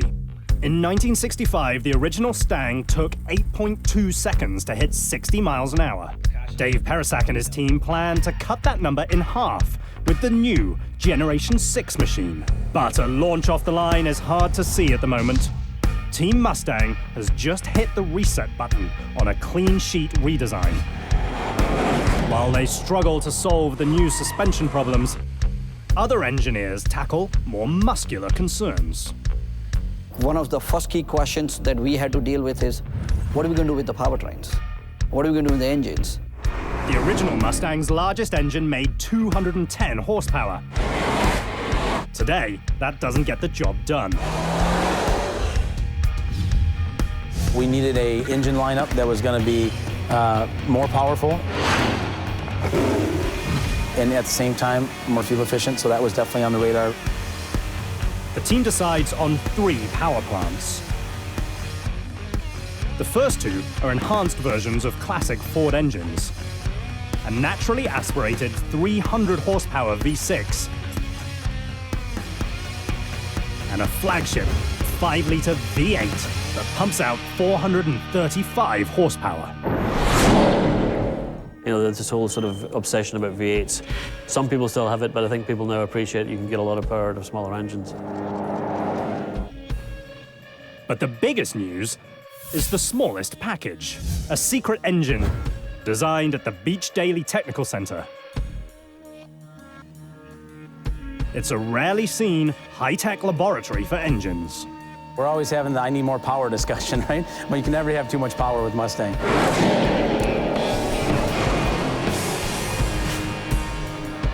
The Beach Daily facility is a sophisticated complex where engineers use sand casting and rapid prototyping printers to build one-of-a-kind parts for the new Mustang. parts on this vehicle that came through this lab in development are a significant number of the parts in this car. Almost every single part on the new Mustang can be prototyped inside these walls. The rapid prototyping has been a huge part of making this machine come to life. It helps us to get some answers really quick. The process starts deep inside another computer. The data is sent to a 3D printer. The system uses a UV laser to harden liquid resin one layer at a time. I always take parts from a computer model and we slice them up like a deck of cards, and then we make them one layer at a time additively. We build parts from this vat of resin. It's kind of like syrup. That syrup is so expensive that Ford keeps the exact cost confidential. While the money spent is obscure, the time required to use it is remarkably short. The intake manifold, it would take a day and a half to build in this machine. A 15-centimeter tall part takes up to 30 hours to build. Once the accuracy of a part is verified, it's time to build a more advanced and robust prototype part. This time for a running engine. This is called selective laser sintering. Next, the team uses a high-tech 3D sand printer. It's just like an inkjet printer, only instead of ink, it uses glue. This machine takes nylon powder, very fine, like talcum powder, and it spreads a layer of that. The machine will heat it up, and then a laser will come and melt those particles together.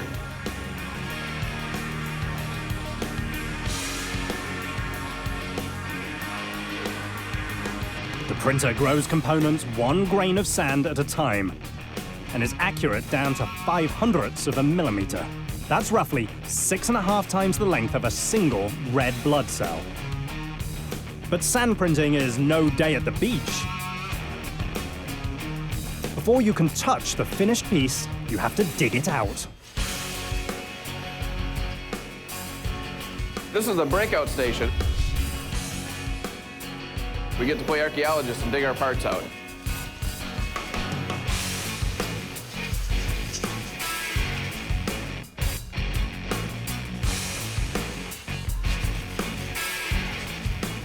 You can print a whole box full of parts in about 2 days, so we can have a part back to you in a matter of a couple of weeks. In the old way, it might have taken 4 months to get a part. Just 5 years ago, turning 3D car data into a functioning engine took up to 6 months. Now it takes just 10 weeks. And for Team Mustang, every week matters as the 50th anniversary deadline approaches. You build it, you test it, you make sure it fits, and then you go on to the next step. As you know, as we start to develop the engines, we will do some rapid prototyping. You might have rapid prototype parts right alongside production parts, and then we will put it through some testing. So it might go out to our MPG. MPG stands for the Michigan Proving Ground. This is where new pony cars are run for the very first time. To be honest, every manufacturer has their own testing facility. Ford's handling loop is pretty awesome. Inside of a top-secret 16-square-kilometer facility that features over 160 kilometers of roads. It's here where Team Mustang tests new engine parts in an early Generation 6 prototype on a unique high-speed oval capable of sustained 320 km/h speeds. You know, it'll do some durability runs, and they'll run it through its paces. Then they'll bring it back into beach days, and they'll tear it down, and they'll say, how did everything perform?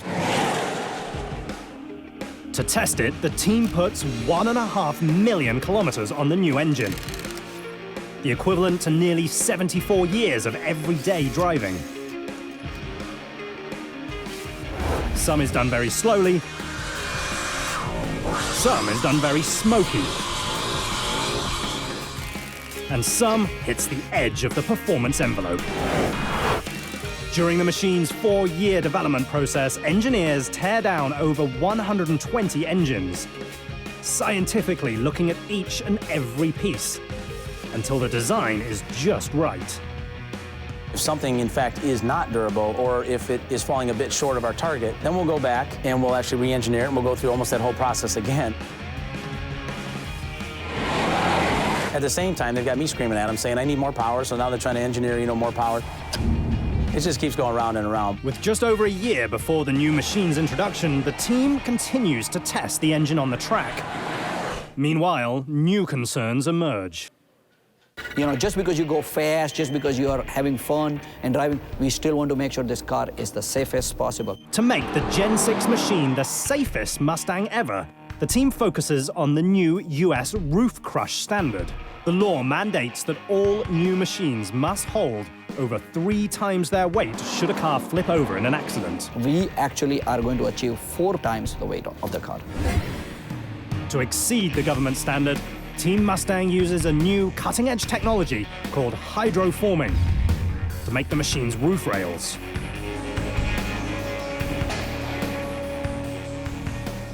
The engineering team turns to Schuler, a German company that first started bending metal in 1839. Today, they produce a variety of cutting-edge stamping solutions. You want to bring roof lines lower and you want to sleek things out, you definitely have a bigger challenge to meet things like roof crushing. Hydroforming is one way to produce an extremely strong, very efficient structure. Hydroforming is an advanced way to press metal into extremely lightweight and structurally stiff pieces, using heavy weight and water. We start out with a round tube. Then it goes through a bending process. So the next step would be to put this tube into a hydroforming die. These here would be the lower die, the upper dies. Once the tool is completely closed, that's when we bump up the water pressure to over 20,000 psi.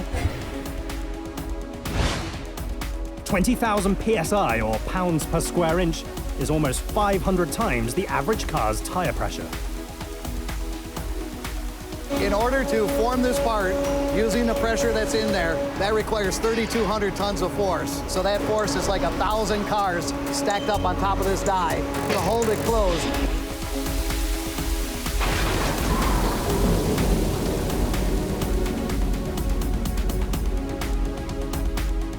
When we take this part out of the die, it wants to go back to its original shape, what we call as a spring back. The stamped tubes spring back to their original shape by up to 5 millimeters. That's roughly 50 times the height of a single strand of human hair.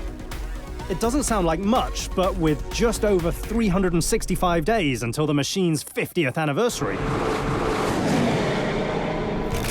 the only thing that's more exact is the margin of error for Team Mustang's birthday celebration.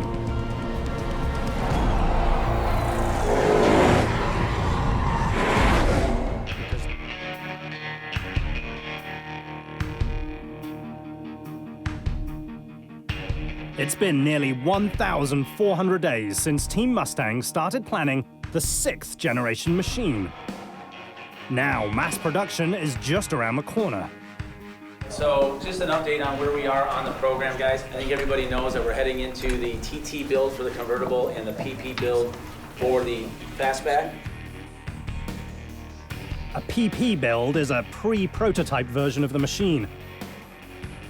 A small batch of 100 cars to ensure everything is going according to plan.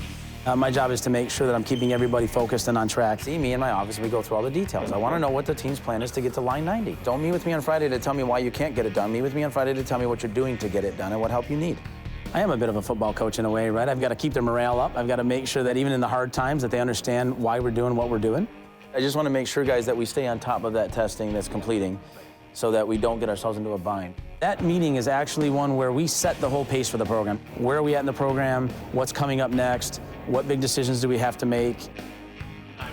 No, guys. So that meeting gets a little heated at times, or, we'll call it energized. Not having the part on the bomb doesn't help anybody right now. I don't want to talk to engineers. I don't want to sit there and go through the details. I want to ask why he can't get the work done. The meetings can be tense. A lot is on the line for Team Mustang, and the company, too. If the new Mustang failed, Dave would be out of a job. I don't need to go to an executive director so that he can tell us that we need to go faster. Those were the nasty, everyday 3.5, 4-hour meetings in the studio where we cycle team after team. Let's start one at a time. Chrome to yellow. What are we waiting on? When you have passion, it doesn't just happen in one meeting. It's all day long, right? Yeah, sometimes the passion is very prevalent. Do me a favor, don't bring this in my Friday discussion, because if it's in the Friday discussion, it won't be a good discussion. Every part on this car has been at least debated 10 times. It's going to be a while before the seat guys and the wiring guys and everybody get there. There are several parts in this car where we are running on the ragged edge. I mean, I should say word fought, but we debated every half a millimeter on this car to make sure that we are optimizing to the last half millimeter. While the engineering team obsesses over millimeters and the pre-production team focuses on prototypes, the pressure is palpable. We really are spending a lot of time in the prototype stage, in the development stage, but there's a lot of pressure in the launch phase. Before the Mustang team can start mass producing the Generation 6 machine,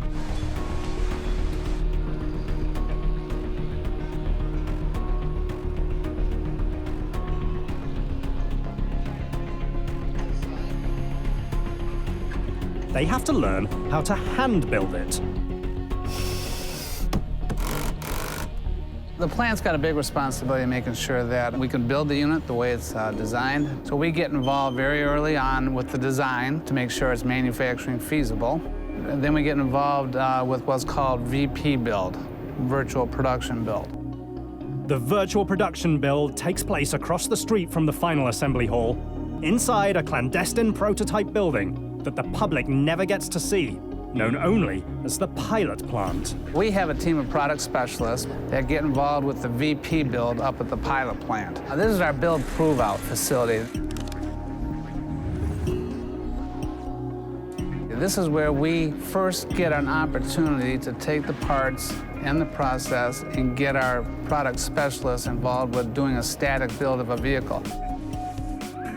But we'll build a batch of cars and then we'll stop and we'll do some testing, and then we'll build another batch and stop and test.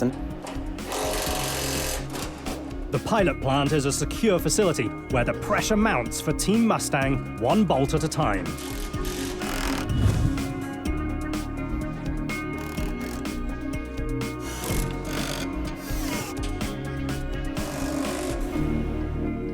The perfect place to test fit parts on the new Mustang.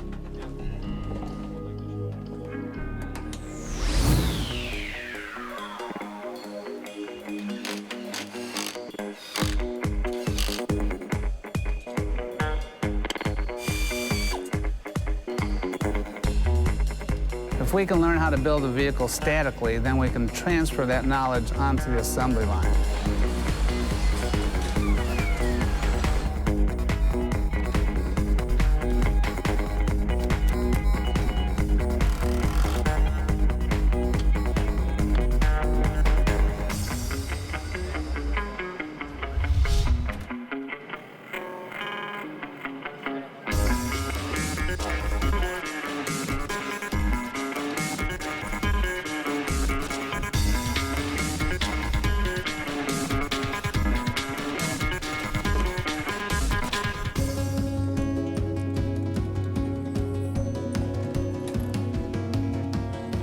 So they're in there proving out the production processes and getting their hands on the parts and the way the vehicle goes together at a very, very early stage.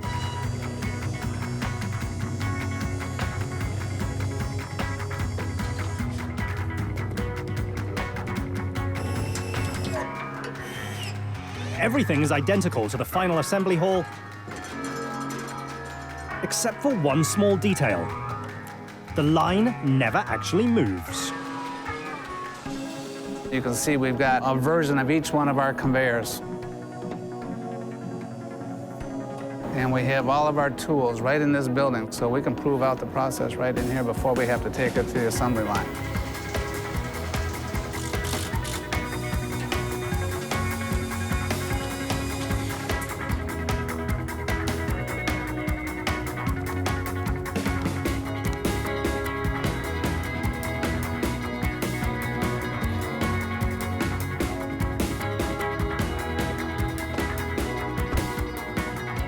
After many months of trial and error, the pilot plant prototypes are ready to hit the road. It's time to take a trip back to the Michigan Proving Grounds. where Team Mustang puts the new machine through a variety of paces, including testing a brand new feature that's not available on any other machine. Line lock, a factory-enabled burnout control. Why not, number one, is why wouldn't you do it? It's juvenile, it's moronic, it's awesome. And it's one of the reasons why I love the Mustang's engineering team. The line lock system lets weekend warriors properly warm up their tires at the drag strip. Something that's not exactly condoned by the machine's warranty. But in the battle for pony car supremacy, every new feature counts. Line lock serves zero purpose at all for no reason other than just to go out and be a hooligan. Why is this the ultimate hooligan's car? Because I think many of us, we haven't left high school. Once they first started putting big engines in them, they haven't looked back.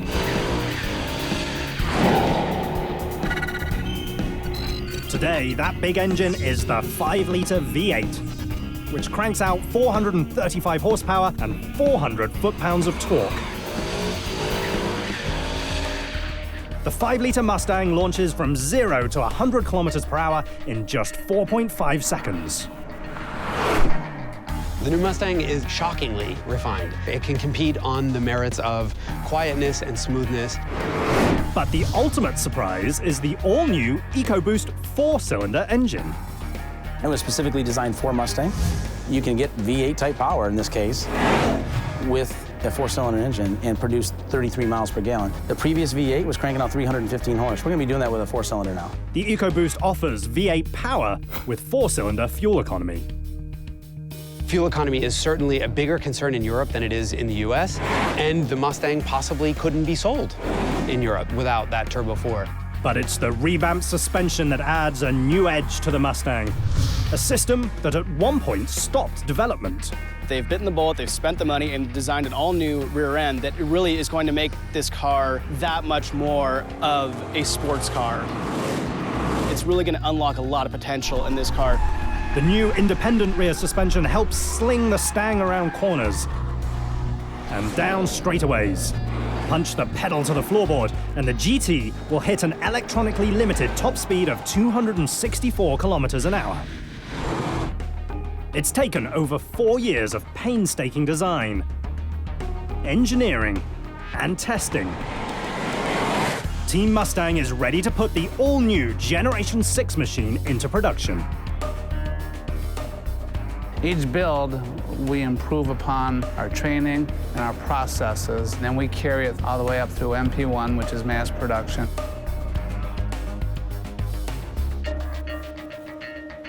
The orchestration of the parts coming together into the process at the right time, that's the magic of manufacturing. Because every part's produced for a certain serial number of a vehicle. So having those parts arrive to the vehicle at the right time just takes a tremendous amount of really good integrated systems work to make that happen. After more than 4 years of hard work, all of that magic comes together on the 17th of April, 2014. The very first mass-produced Generation 6 Mustang finally rolls off the line. Just in time for the machine's 50th anniversary. A celebration planned for the top of the Empire State Building, where 50 years to the day, Ford introduced the 1965 Mustang. It's a date Team Mustang couldn't miss, for the newest variant of a car coined the phrase pony car. But today is no longer showcasing merely American muscle. Now it's a global high-performance competitor. And how it will be received is up to car fans around the world. Say what kept me up at night was just making sure that we did it the best that it could be done. But it's also something that you never forget, that you're going to get a report card from everybody. The report card is from the whole world.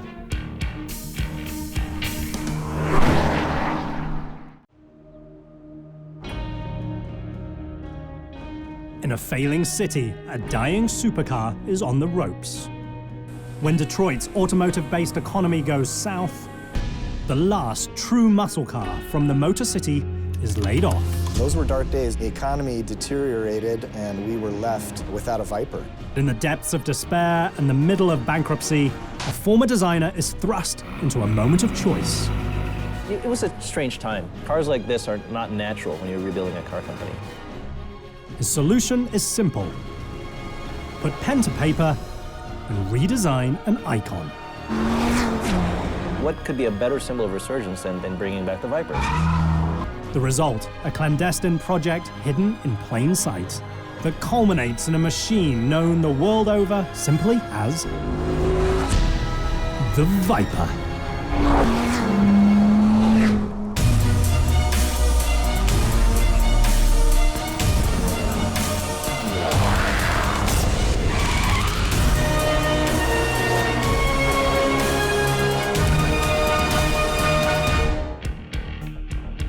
It's the peak of a 20-year-long quest for American speed. A massive 8.4-litre V10 roaring loudly to the tune of 640 tire-torching horsepower. And 600 foot-pounds of frame-wrenching torque. All of which rockets the machine to a top speed of over 320 kilometers an hour. But as of April 2009, the 5th generation of the Dodge Viper was permanently grounded. The company went through a bankruptcy and we were left without any prospect of doing a new Viper. The 2008 financial crisis affects car makers around the globe, forcing Chrysler into bankruptcy, including their Dodge division, which manufactures the Viper. Chrysler was in financial troubles, the economy was bad. The automakers were struggling. They were running out of cash. There was talk of bankruptcy. I actually lived in Detroit during all the bankruptcies, and the mood was just awful. A bad mood made worse when Chrysler kills the Viper. I can only imagine that the reason that Chrysler killed the Viper is because it just wasn't selling anymore. It had run its course. You have to understand the company's going through so much at the time, had so many other priorities. Ralph Gilles, a former head designer, is thrust into the CEO role for Dodge's SRT performance division. We were building new plants, we were fixing older cars, really trying to become a relevant car company, at the same time develop a future. If there's one person in the entire automotive industry that PR people never want in front of a camera, it's Ralph Gilles, because he curses like a sailor, but he tells it like it is. Tasked with raising the spirits of a now beleaguered company, Ralph decides the best cure is to dream big, supercar big. The depths of the worst times, the darkest hour, we actually gave a sketch assignment and had a lot of the designers kind of doodle on what the next Viper could look like. At least they could dream and they could look beyond the bankruptcy. What better elixir than having a job like that? So, the designers were sketching these beautiful, passionate things, and it was gorgeous. So gorgeous, in fact, that Ralph Gilles is compelled to do something financially irrational, yet emotionally satisfying. He greenlights a secret project determined to bring the Viper back. There was a room in the back of the design studio that was under lock and key. The designers would sneak back there and work on Viper concept because it wasn't an approved project. I remember the first time Ralph called me, he said he wanted to put together a proposal, keep it really quiet. Nobody had signed off on this. They actually went so far as they built a whole real full-size model, all under Ralph Gilles' direction and completely without the boss's knowledge. I think Gilles was genius in saying to the guys, all right, look, let's just have some fun. Let's see what happens. Like all good spy thrillers, before you can have a clandestine project, you need a code name. The term that we had been using in our meetings and in the hallway was, hey, we got to keep this below the radar. And Dick said, well, why don't we call it F-117? Because that's the stealth fighter. A stealth project for a very rowdy machine. We call it a war room where we kind of write down, here are the things we want the new car to be like, and here are the things we don't want to lose about the old car. The Viper didn't happen initially through corporate channels.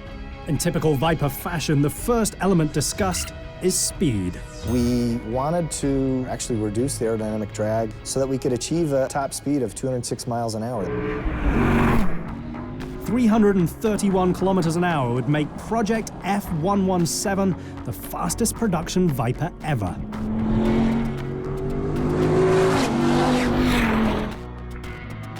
But to do it, the iconic body needs to be completely redesigned. was purely driven by what the wind tunnel was telling us. So to hit our top speed target, a lot of the front-end design we had to change. The team decides to add some more muscle. We felt like we were toughening it up a little bit. There's a lot about the car that harks back to another era. I mean, it's a simple, unfettered, uncomplicated machine. New CEO Ralph Gilles embraces a harsher facade.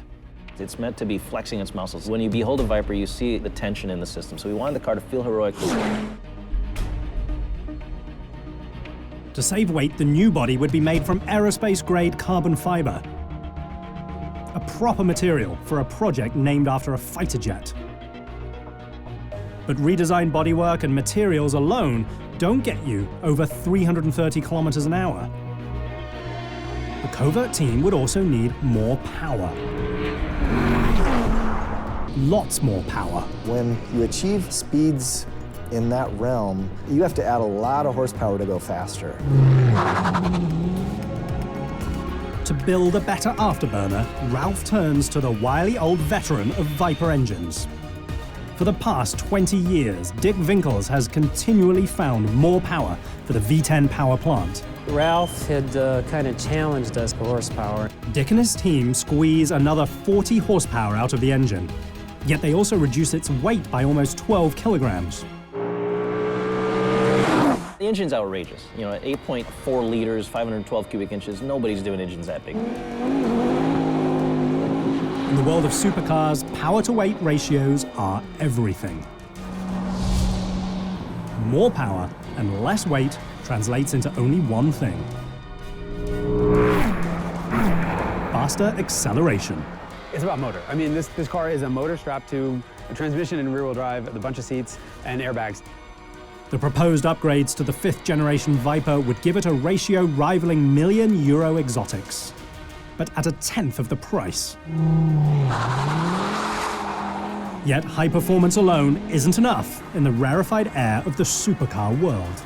If you think of the original Viper, we spent all the money on the horsepower and going fast, and it was really an engineering-led exercise. You go to today, and that isn't good enough. In 18 years of production, the Viper averages 1,500 units a year. The expectations for the new Gen 5 machine are set at 2,500. We've always been a low-volume producer. I mean, the Viper's best year was 3,000 cars. To be more successful, the new machine needs to appeal to a wider audience. The biggest challenge that Viper faces is trying to appeal to people who are used to more, shall we say, traditional supercars. Two very different constituencies must be courted: current owners and drivers who historically don't care for the Viper. We spent time interviewing competitive owners, people that wouldn't buy a Viper if their life depended on it. If you lose your core base and you fail to attract new customers, that could be the real danger for them.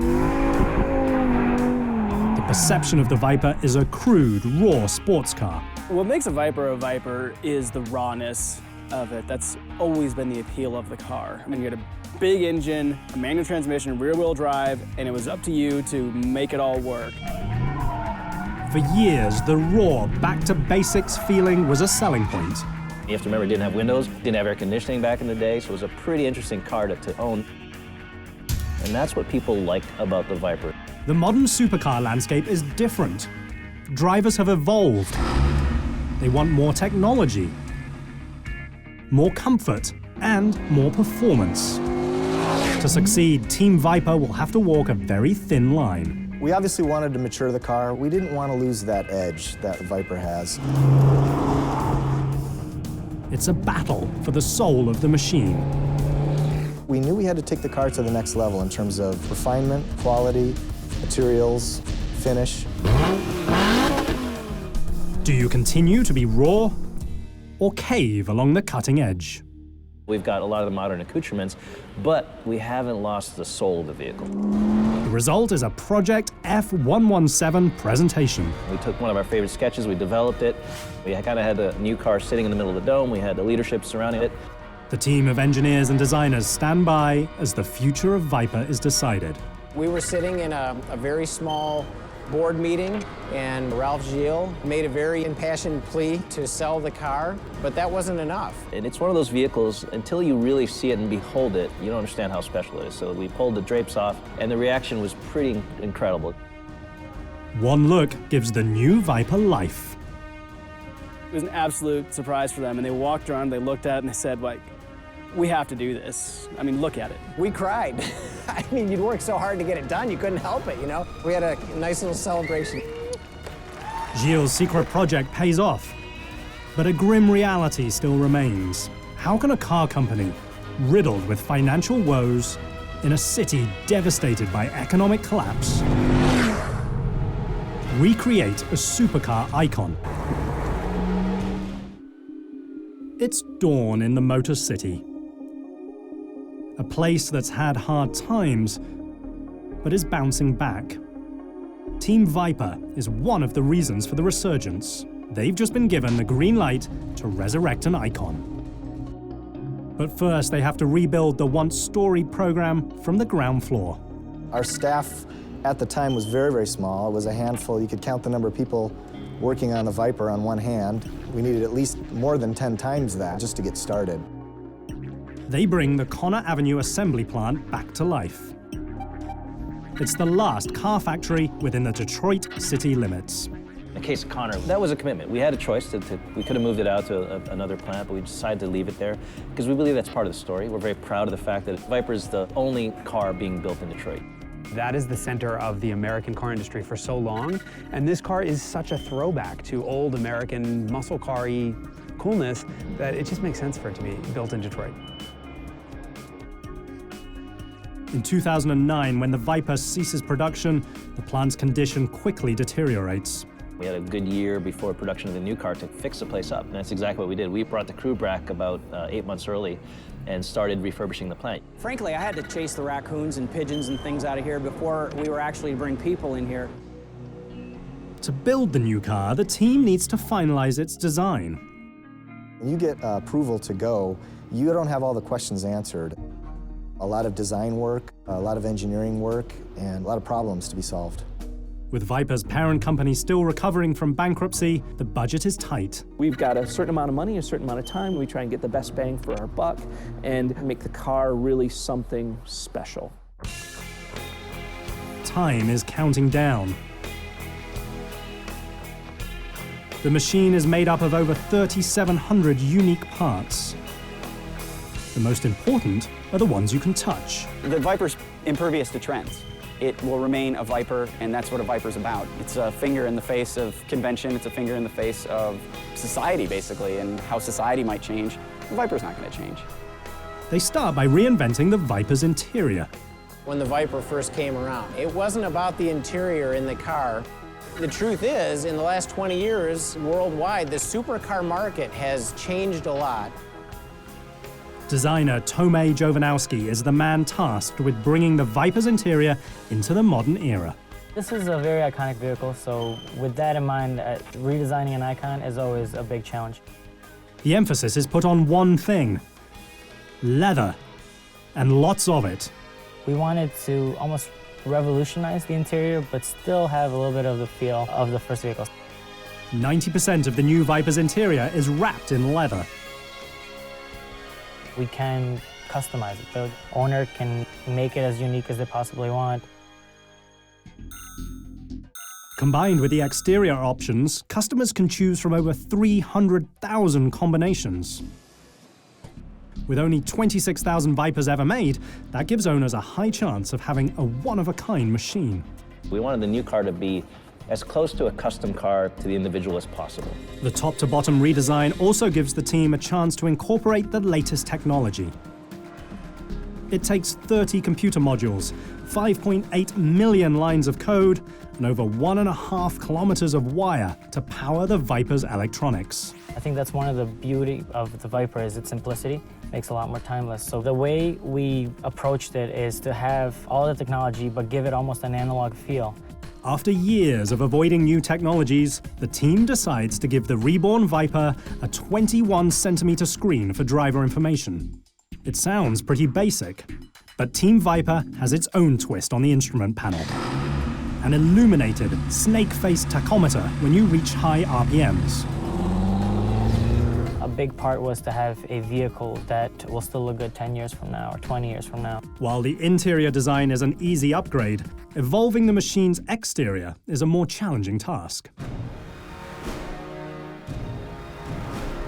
Engineers modify the body for performance and make minute changes inside a secret wind tunnel. The two-story building features a 6,300 horsepower fan that helps Viper engineers seek the perfect aerodynamic shape.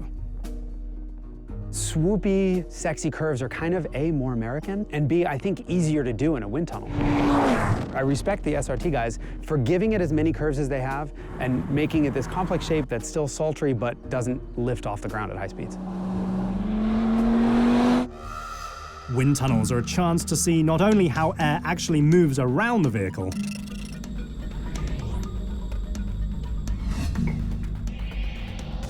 but also how the air moves through it. All the ducts you see on the Viper, all the scoops, all the vents are all functional. Now, we spent a lot of time in the wind tunnel to shape the ducts so they not only look good, but they work well. All of the vents are actually working. It takes a lot of aerodynamic know-how to get a car to not take off at 200 miles an hour, so to keep it on the ground. Cutting-edge aerodynamics and an extreme power-to-weight ratio allow the Viper to achieve tremendous performance figures. But not every driver can safely reach those levels without some help. A major goal was to introduce the modern stability control in a way that allows people who haven't experienced the extremely high limits of a Viper to kind of get into it slowly, experience it, and find out, wow, this car's not going to kill me. It's fun. Modern stability control assists drivers so that they can push the limits safely. Stability control is basically a computer that watches everything the car's doing. It's looking at all four wheels. And if you start to spin any tires or you start to get sideways at all, it can apply individual brakes to straighten the car out. When the Viper first started production in 1992, the mere idea of electronic driving aids fought the back-to-basics approach. Now, it's mandated by the government. To sell a modern Viper, engineers have to add it to the machine.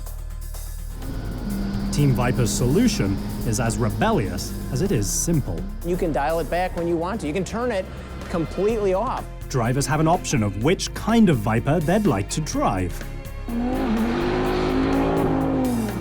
Raw or refined. You can turn it completely off and go do donuts all day long and have a grand time if you want to. Some high-performance upgrades require computers. Others aren't that technological.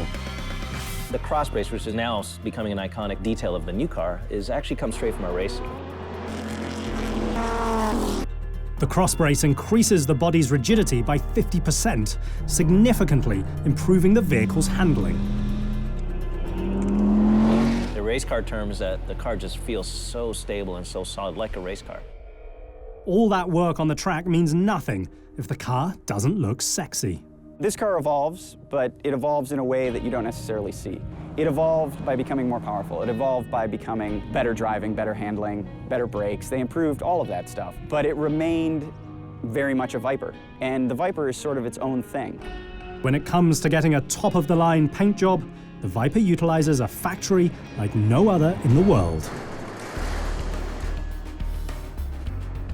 We had to find the perfect facility that was wide open, that would fit the equipment that we needed and have the room that we needed for all the people here, because people are what makes this paint job great.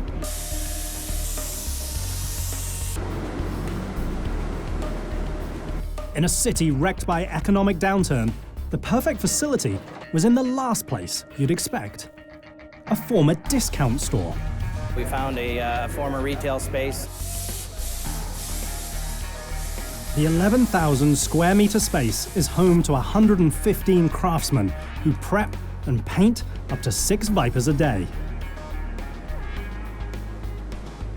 When we launched a Viper, it came in one color, and that was red. Today, we have upwards of 9, possibly 10 colors at any given time. There are very few shapes in the automotive world that you can paint any color, no matter how outrageous, and the car still looks good. The Viper's one of them. It takes 150 man-hours to paint a single car. The Viper has one of the world's highest paint specifications that are out there. The only way to really achieve the colors and the finish is by people. We find some of the world's best car painters from the custom world, from the concept car and show world, and people who are huge enthusiasts that have that kind of talent and craftsmanship and attention to detail that you just can't get through any kind of automation. The idea there is, first of all, get the paint quality to be show car level. It's a multi-coat, completely buffed out paint job. I would say today that nobody offers paint quality like we do. Once the bodywork is done being painted, it's ready to head to the Connor Avenue assembly plant. A factory that was once left for dead, but like the Viper itself, has now risen from the ashes of economic disaster. We've invested over $12 million in refurbishing the plant. It looks unbelievable. The 16,000 square meter factory is rebuilt by the same employees that now work on the line. During the factory renovation, each station is customized for comfort and efficiency. It was very exciting for them. It's almost like they got to renovate their own home before moving in. The Connor Avenue assembly plant is back in business. Team Viper hopes that they've developed a world-class car.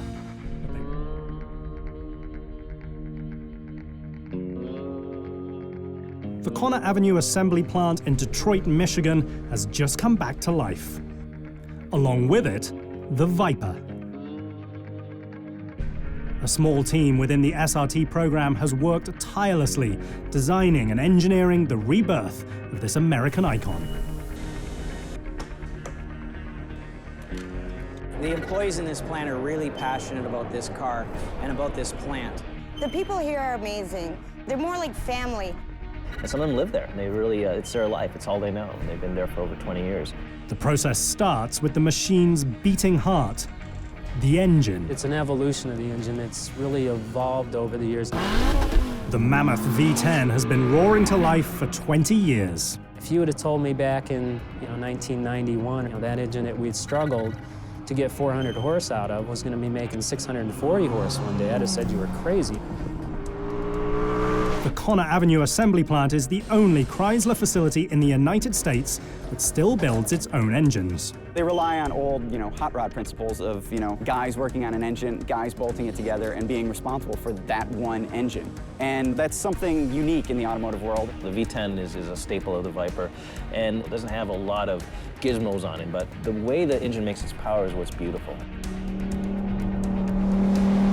The source of that power starts coming to life when the massive engine block is moved to the line.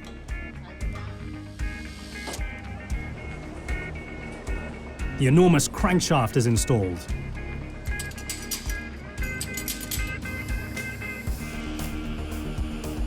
It's rotated by the engine's pistons. Those 10 pistons are assembled next to the line.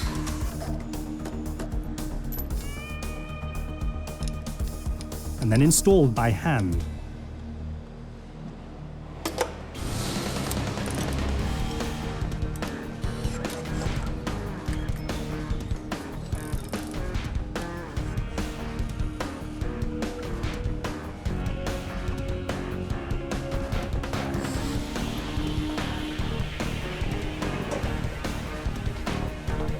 Craftsmen attach the oil pan,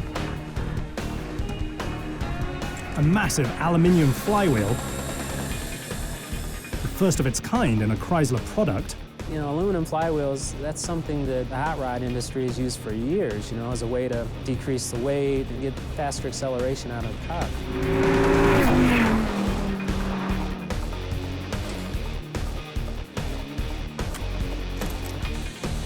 Finally, the cylinder heads. While the engine continues being built, the Viper frame is being prepped for assembly.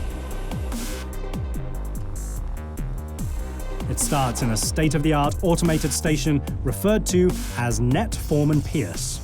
When it goes into the net form and pierce, it'll measure the frame and it'll make all the necessary adjustments on how the frame is built. We've added robotics, which is something that the people at the plant were like, what are these things? You know, they've never seen a robot before. But other than the initial robotics, the rest of the plant is still handmade. The sophisticated robots create mounting points which are accurate to within 1/10 of a millimeter. That's less than 1/8 the thickness of a standard credit card.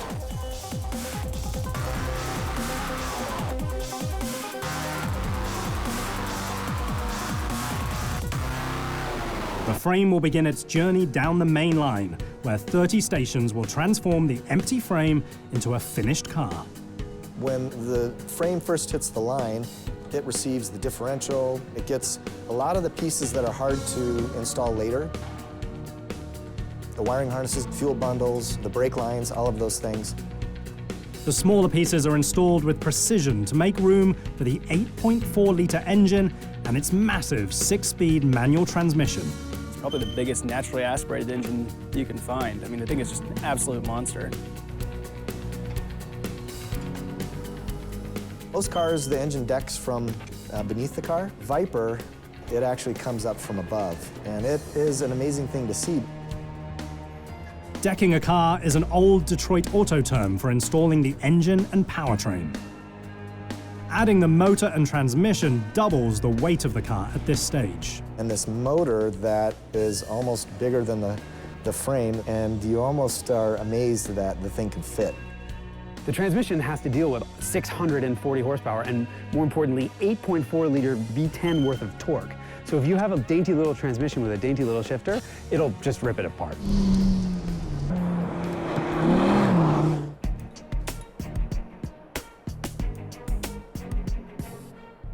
To accompany the massive drivetrain, 355mm Brembo disc brakes are installed,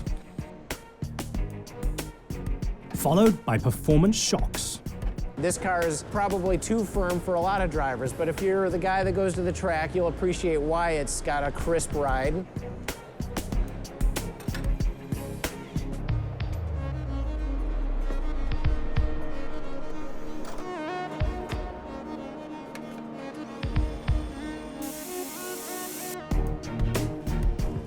Workers add the custom engine covers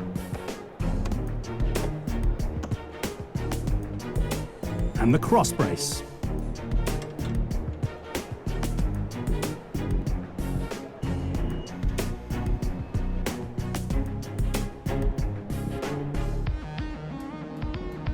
To get the wheels set correctly, craftsmen use something you won't find at the local tire shop. This is one of the most unique machines in the world. It's a contact aligner.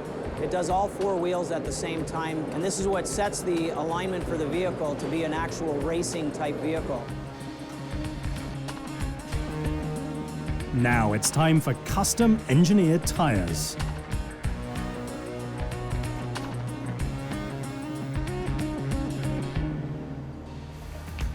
A quick bit of petrol, some fluids, and an airbox so the machine can breathe.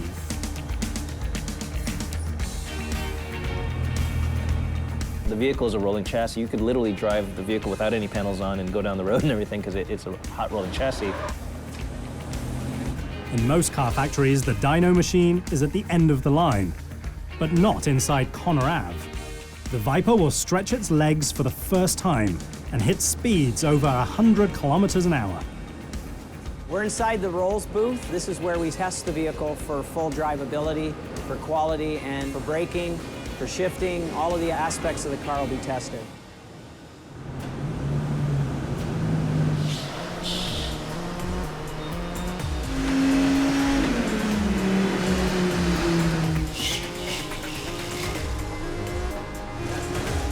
It's time for a quick ride to final assembly, where the naked chassis transforms from a 300-kilometer-per-hour dune buggy into a real car.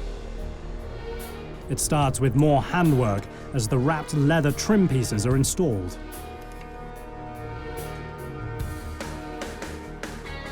Italian leather seats, the leather-wrapped emergency brake,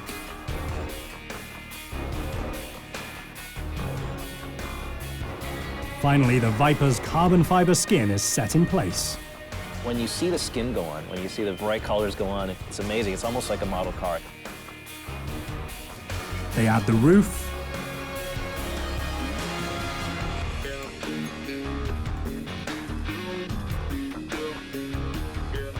the quarter panels. All of the aerospace-grade panels are fit precisely. If a panel doesn't fit correctly, it comes here to station 270, where they check for dimensional accuracy using a robot-controlled laser.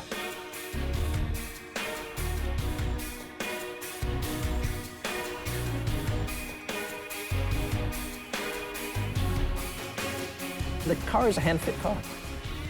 We slowed the production process down. It's a 70-minute cycle if you're lucky. It's the only car still made in Detroit. And they assemble it the slowest way possible.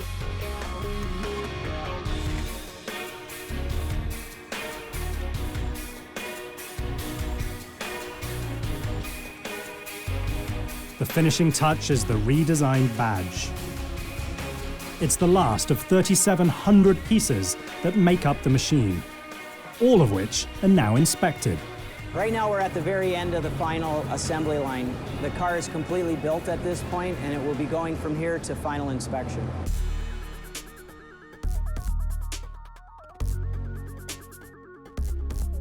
These robots go in and measure the gap and flush, how the car fits. It scans a laser stripe on the vehicle, and then another camera measures the way the line bends, and then the computers can extrapolate the way that gaps in the flushes are actually performing.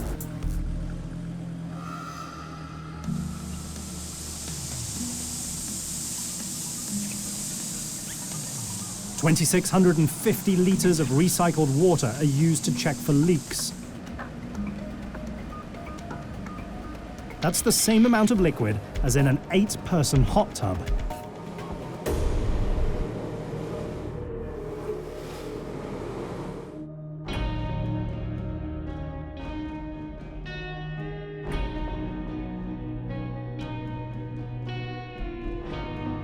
Finally, every millimeter is looked over by a man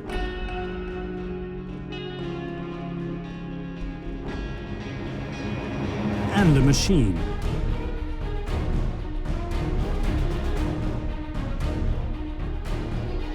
Workers get one last chance to ensure the Viper is perfect. It takes approximately 5 days to make a Viper from start to finish.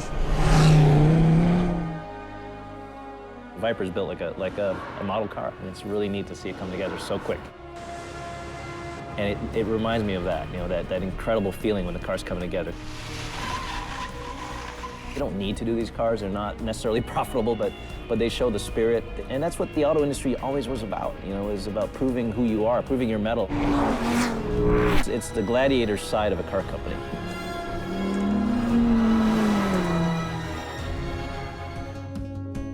On a brisk January day in Detroit, Michigan, 1989, Chrysler unveils a radical new concept car. The results will change both Ralph Gilles' life and the American auto industry itself. I think everyone was thinking, holy shit. They were back on the map. Everyone was noticing them. And you look at this thing and say, where did this come from? At the late 80s, Chrysler wasn't in a great spot. And they needed something to sort of build up the engineers, to tell the world that there were car guys alive at Chrysler. And they came up with this. So I'm a student going to school. I came to Detroit to be a car designer, and I went to the 1989 Detroit Auto Show. I'll never forget when I saw the Viper there. Just blew everybody away. It was something that nobody expected. It stole the show. You know, it was like 10 people deep surrounding the turntable, just staring at the car. The concept car was the original Viper RT10. Originally it was the RT10, but there's no emotion in a bunch of letters. Viper. It tells you right out the way it's gonna bite you. It's rough and gruff. It kind of looks snaky, it always did. At the time, you have to understand, for Chrysler, this was a pretty amazing moment to have something so radical to be seen. It purely was an exercise by a bunch of enthusiasts inside Chrysler that said, hey, let's show the world that our mojo is still there. And they never intended to build a car. But they did build it, because fans around the world forced them to. Of course, letters came, people were waving checks, and the company was compelled to do it. One of those letters is from Graham Henkel. When I was a 24-year-old engineer coming home, getting my automotive news out of the mailbox, there on the cover is this sleek, sexy sketch of this black Viper, rumored to be the new sports car from Chrysler, and oh my God. Fast forward to today, where Team Viper is hoping to recreate that same buzz and restore one of the most prolific American supercars ever made.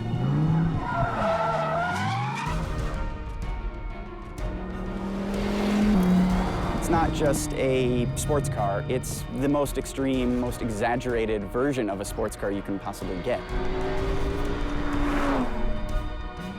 When you hit the gas, that thing lifts up and takes off in a straight line. You're just looking at the world rushing past you and these big old fenders sticking up. You can't not smile. The interior is a lot nicer than the original one. It's still not what you'd call up to the standards of, for example, a Ferrari or some of the other cars, but the Viper's not that expensive either. At just under €73,000, half the price of any Ferrari or Lamborghini, the SRT Viper is one of the most affordable supercars. This is the most over-the-top American car you can possibly buy. It's got the fattest tires in the back. It's got a huge hulking V10 under the hood, 8.4 liters worth. Look, it's the ultimate Acme rocket strapped to the back of Wile E. Coyote. The crankshaft itself is about the size of your leg. This is just a massive car on a massive scale, and there's really nothing more American than that. The Viper blasts from 0 to 100 kilometers an hour in just 3.3 seconds. That's 0.2 of a second better than the previous generation. The machine's top speed of over 320 kilometers an hour is a remarkable 14 kilometers per hour faster than its predecessor. This car does not want to coddle you. It doesn't want to take you to dinner. It wants to strap you down and beat you mercilessly. That's what makes it so much different than anything else. It's quick. It's really, really quick, and it's basically held back by traction because, I mean, it's got 640 horsepower under the hood.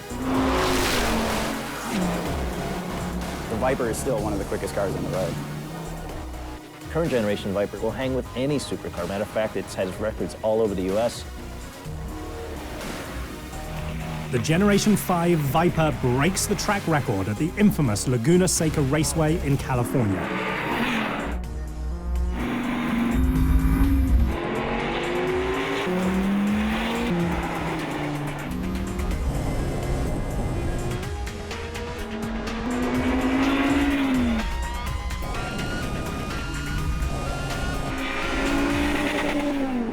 We wanted this to be America's supercar.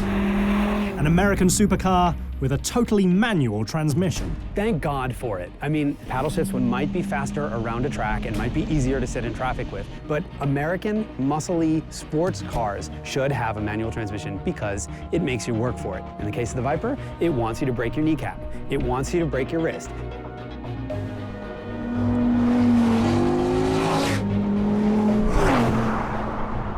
The Generation 5 machine is the most modern and the fastest Viper to date. SRT will go on and on about their seats being comfortable and the interior being nice. This is not about that at all. It's about going out for a 2-hour drive on a weekend on a nice day and then being exhausted by the time you get home.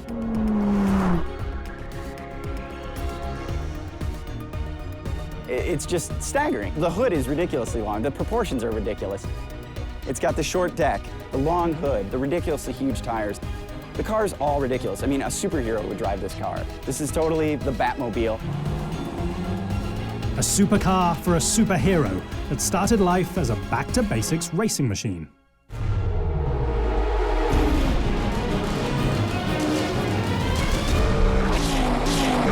These raced at the 24 Hours of Le Mans. And as the car developed, it became better and better to drive. But it remained very much a Viper. Viper is sort of its own thing.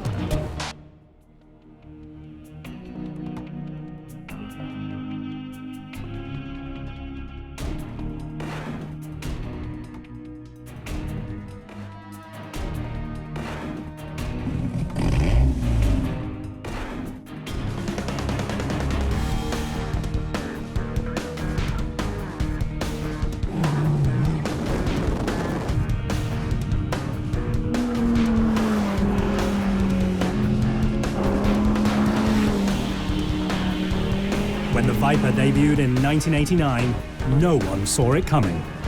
Since then, it's survived the ups and downs of the United States auto industry.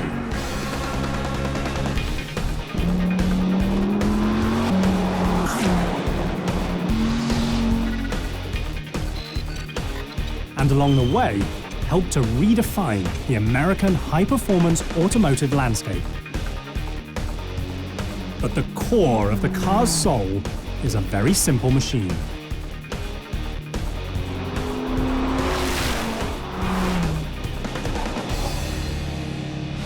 And the Viper isn't really high tech.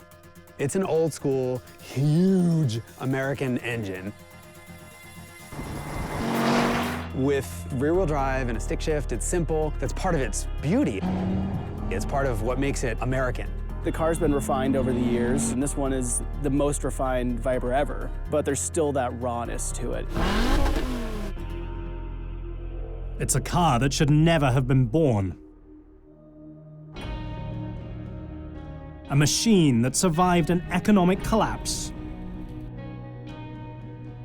and exists purely due to a group of dedicated designers and engineers who wouldn't let their clandestine supercar dream die. Not many cars are actually built in Detroit anymore. Most of the factories are out in the suburbs. It's a point of pride to be able to say that their coolest car is being built in Detroit, in the Motor City.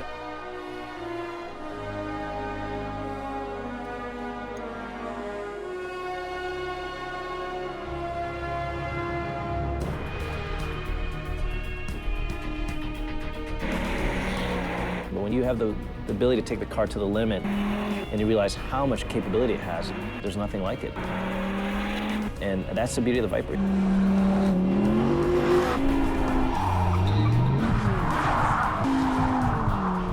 It's as irresponsible as you were at 17, and it hasn't grown up, and it's never changed, and it probably never will change. It's one of those things that'll never mature.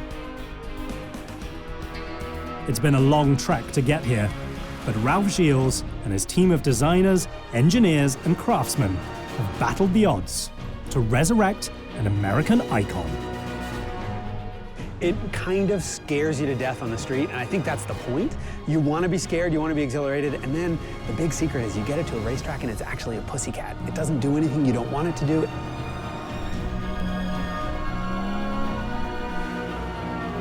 This is a stand-in for a mistress. It's a stand-in for drinking too much. It's a stand-in for overconsumption because the car itself is about overconsumption.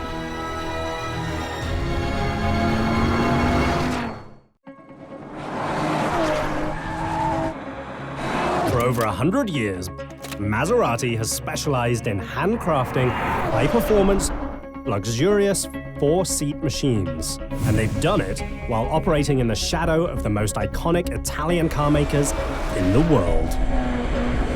Maserati's known for being the kid brother to Ferrari. Now, the time has come for the brand to make a name for itself. We went back to look at how we took inspiration for doing the Maserati of the future. Their goal, to combine Italian sex appeal with supercar performance inside of a four-door machine, and then shrink the supercar. Maserati needs to look amazing and grab your attention, otherwise it doesn't have a reason to exist. It's a bold move designed to open up new markets and increase production tenfold. It's a little bit ambitious, but it's also a little Italian in its drama.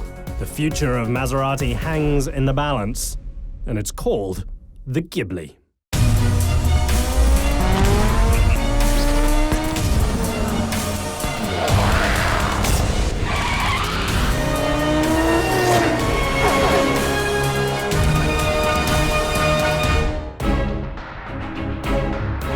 world of supercars, there is perhaps no more competitive location than northern Italy.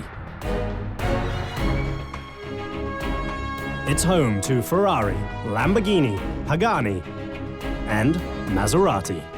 Just as the country has faced ups and downs, so too has its automotive industry. Maserati went through a lot of hard times in the 60s and 70s and 80s. And the cars are basically cobbled together. In 1993, after years of fits and starts and poorly produced machines, Italian auto conglomerate Fiat purchases the Maserati brand. They place the company under the direction of their most famous marque, Ferrari. Ferrari took over, basically gutted it, and changed the way that they put together cars. It's a luxury 1-2 punch for the wealthy. Ferrari for supercars and Maserati for super saloons. Maserati was the car you drive every day and then get in your Ferraris on the weekends. After decades of living in the shadows, Maserati is ready to call attention to itself. We started to think how to turn over the Maserati, and we went back to look how we took inspiration for doing the Maserati of the future. For years, the company has had success with their flagship model, a luxury saloon called the Quattroporte. But in order to expand, it's clear the brand needs to do something unexpected. The big problem is that Maserati just hasn't had the cars. I mean, they've had a really big sedan that was beautiful and stunning, but getting old. We have meeting, the project team gets together and lines up the future of the brand. What will be the car that we have to have in the portfolio? The challenge here for Maserati is simple. Maserati needs to sell more cars. For the past decade, Maserati has sold just over 6,000 cars per year. The company takes their flagship supercar and shrinks it into a smaller, more affordable package. Maserati needs a car that sells more, and a midsize sedan is the right place to be. It's never quite so easy as saying, you know, honey, I shrunk the Quattroporte. The smaller model is coined the Ghibli, tracing back to Maserati's glory days. Ghibli is an important historic name for Maserati. And the Ghibli was a coupe that was a competitor to such cars as the Miura from Lamborghini or the Daytona from Ferrari, and was one of the most performing and exclusive two-seater coupe of that period. Paired with the launch of a revamped Quattroporte, the Ghibli is a key element in the brand's expansion plans. The two projects were 6 months one from the other. We had the chance to think about the two cars as two ambassadors of the Maserati design. Starting at 52,000 euros, the Ghibli enters territory loaded with steep international competition. Any misstep will spell disaster for the brand. Once you move under $100,000, you start to compete with cars like the BMW 5 Series, the Mercedes-Benz E-Class, and the Audi A6. And those cars sell in serious numbers, and that's what Maserati's going for. The Ghibli's goal is to open up new markets and increase sales to 50,000 units. The Ghibli enters the brand in an area it has never been present before, with the ambition to raise the number of Maserati from less than 10,000 to more than 50,000. So it's a big bet. That big bet starts at the Fiat Design Center in Torino, Italy.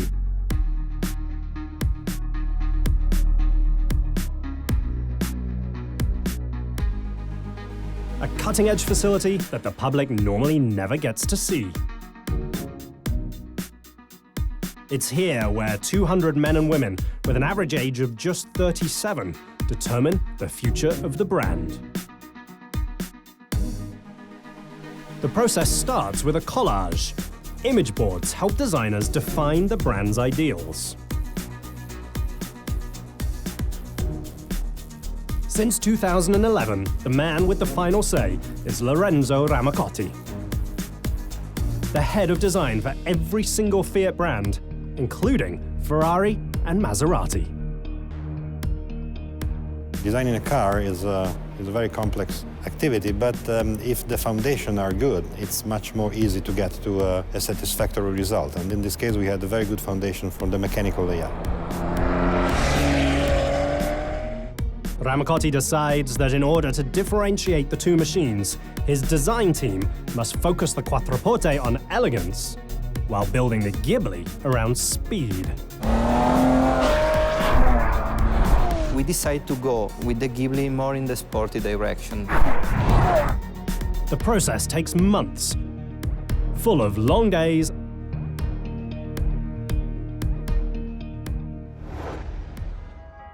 and long nights. As the pressure continues to mount for the brand to increase Maserati's sales, designers get to work shrinking their flagship. Cutting the saloon down begins inside the Fiat virtual reality room. Hi, good morning. Hi, guys, good morning. Ciao. How are you? Where the team literally goes over the machine point by point.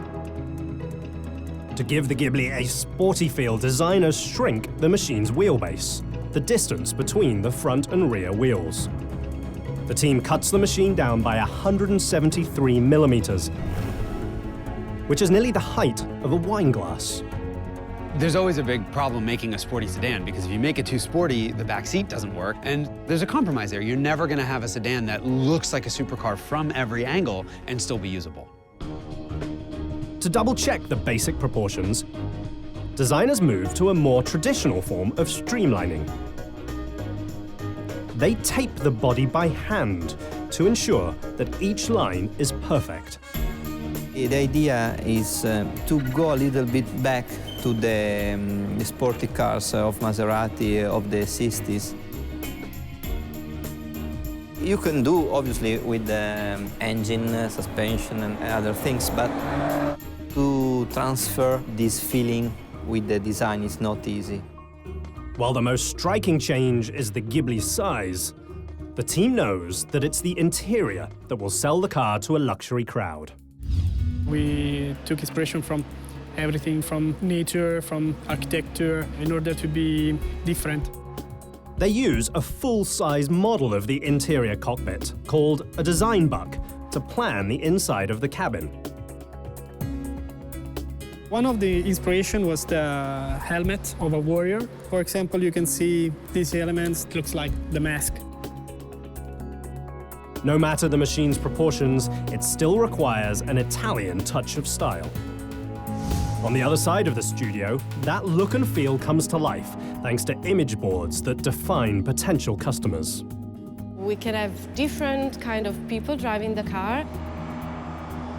This is, for instance, a person that's like doing lots of sport and that has a very outdoor lifestyle, sense of freedom and the challenge and all this. We try to look at the details of all the accessories that they could be wearing. We try then to find materials that could be matching and not just in the colors atmosphere, but also in the attitude. The result is an Italian interior tailored for a mass-market audience. Because it's very important to us to see the matching of the colors, if something could work together, because sometimes it works in your mind, but then when you see it, the reality doesn't. While shrinking the car is one challenge, achieving supercar performance on a mid-sized saloon budget is another. Engineers figure out how to do it inside of the Maserati Corsa facility, located just outside of Modena, Italy. There are demands both on the design you see and on the design you don't see for reaching supercar performance. Right away, engineers know outright efficiency is essential. The supercar have a super performance. They also have a super request in the sense that you have to have a very good aerodynamic performance in terms of drag resistance. To compete with supercars at a fraction of the price, designers work endlessly in the wind tunnel to find the lowest drag coefficient possible. Drag represents the amount of resistance an object faces as it travels through the air. The lower the drag, the easier it is for the car to cut through the wind. And the faster it goes.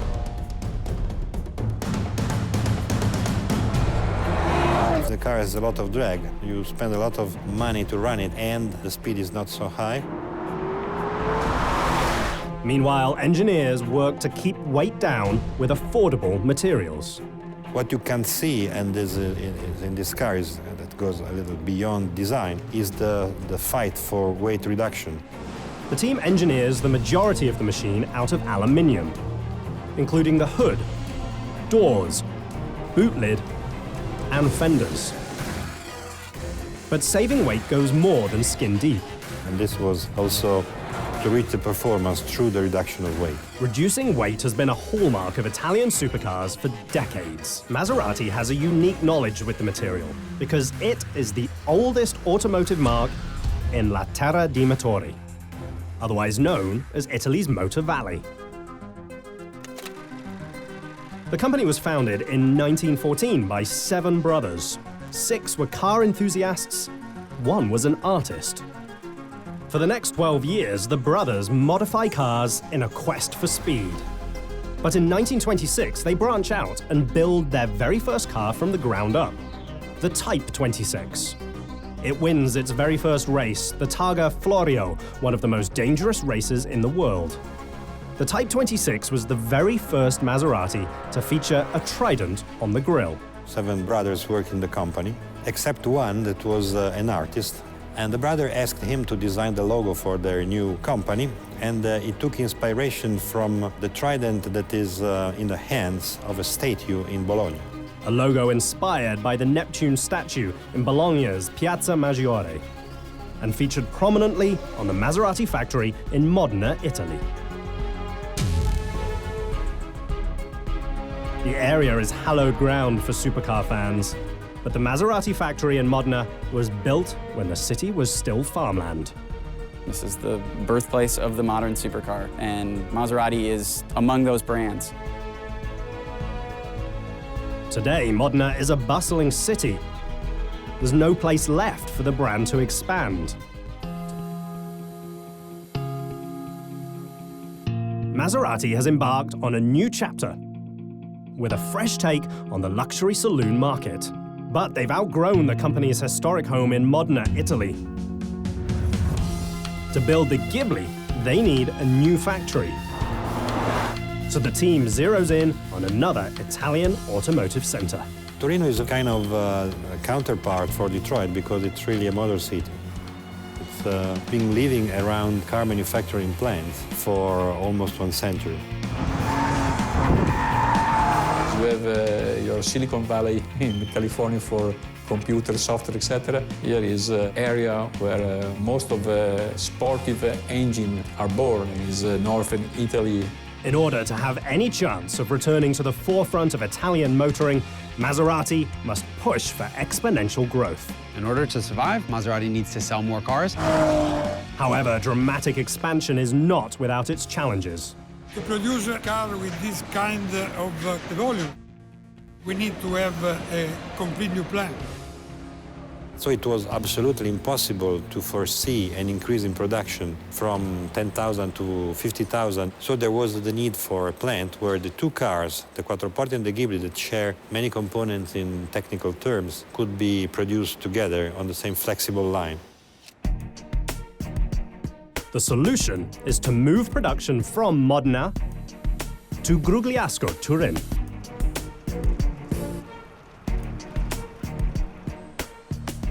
The facility had been shut for 3 years before Maserati's corporate parent, Fiat, spends €1 billion to bring it back to life. This was a plant that produced car starting from 1963. Then in 2006, they stopped to produce, and for 5 years, the plant was closed. And in 2011, we bought this plant, and now we are producing new Maserati. They had already a paint shop that was possible to convert, and finally, we took the decision to rehaul completely the plant. We removed all the equipment in less than 1 year. The new Grugliasco plant has the capacity to build up to 200 units per day using 3 shifts. Here we have body white, we have paint shop, we have assembly shop. All the plant is dedicated to produce Ghibli and Quattroporte. think that 2 years ago this was a closed plant with nothing, and now we are producing 140 cars per day with more than 2,000 people involved in the production. Is clearly a very, very good thing. The Grugliasco factory is a new home for an old brand. But they start building the Ghibli in a very traditional way. By manufacturing the frame inside of the state-of-the-art body shop, where the first step is building sub-assemblies for the front and rear portions of the chassis.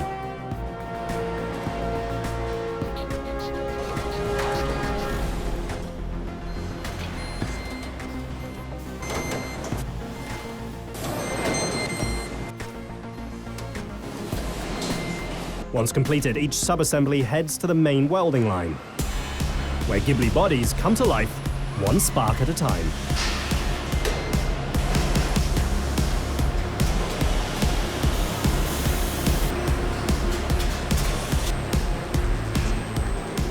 There are more than 1,000 welds in each machine, and each weld uses enough electricity to power a house for a week.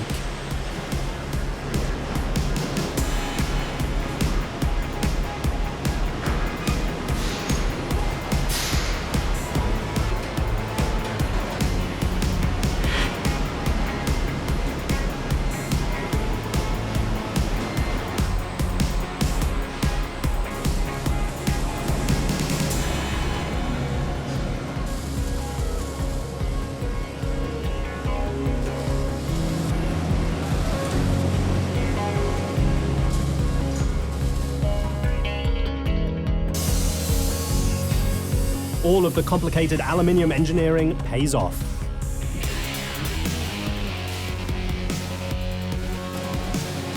The Ghibli weighs 50 kilograms less than its big brother, the Quattroporte.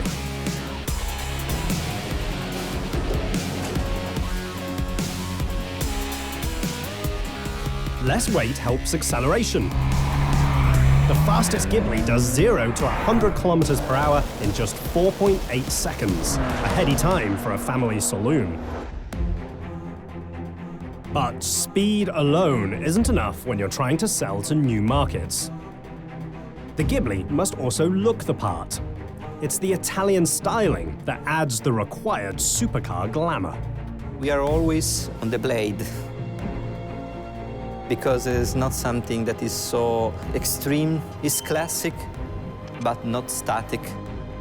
Maserati want to put this kind of dynamic proportion on the sedan, and this is the big difference. It's just a different kind of experience from the German stuff. There's a little bit more art in there than science. Bringing the look and feel of a sexy Italian supercar to the realm of everyday drivers is not as easy as it seems. It introduces the engineering team to a new kind of challenge. One of the challenges for Maserati in transitioning from supercar to a supercar sedan is that they have to think about more conventional things like putting a child seat in the back or keeping people safe. To be competitive in the mid-size luxury saloon market, engineers and designers need to focus just as much on safety as high performance. That safety is tested here, inside a crash test facility. To meet modern crash standards, the Ghibli chassis is built around a safety cell.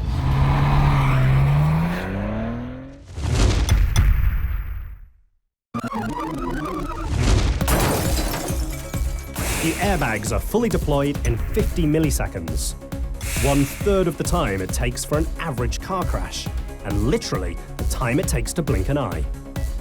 The safety cell is built with a combination of different steel and aluminium alloys in order to channel the energy most effectively during a crash. That's important because the forces acting on a car during a crash can exceed 550 kilonewtons. That's over 30 times the weight of the Ghibli itself, and 500 times the force of gravity. With the machine's safety requirements solved, the team turns its attention to more traditional Italian concerns. This car, there was not inside of the Maserati world. There is a combination of proportions and of design language.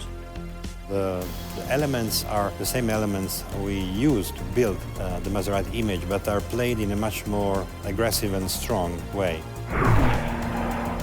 The Ghibli looks like a classic Italian supercar. Maserati has shrunken their supercar in order to design and engineer a new mid-sized saloon. To bring it to market, they've had to rebuild a factory. But the Ghibli still needs a cutting-edge power plant in order to compete on the world stage. Paolo Martinelli, a former Ferrari Formula One engine designer, is the man tasked with bringing not one, but two new Maserati power plants to life. Main goal is to realize an engine with absolutely top performances in a range of volume that was a step ahead. The brand builds two V6 engines, a fuel-efficient diesel and a petrol-based variant built with performance in mind. It's no surprise where that engine comes from. Maserati engine is manufactured 100% in Maranello. Maranello, Italy is the home of Ferrari and where all Maserati engines have been built since 2002. Martinelli decides it's the best place to build the new, naturally aspirated V6 engine. A 3-litre power plant that cranks out a potent 404 horsepower. It brings a lot of the racing heritage of Maserati, racing heritage of Ferrari into this car. Showcasing the brand's racing heritage was Maserati's most important goal. The new Ghibli, however, is entering a market where fuel economy is just as important as outright performance.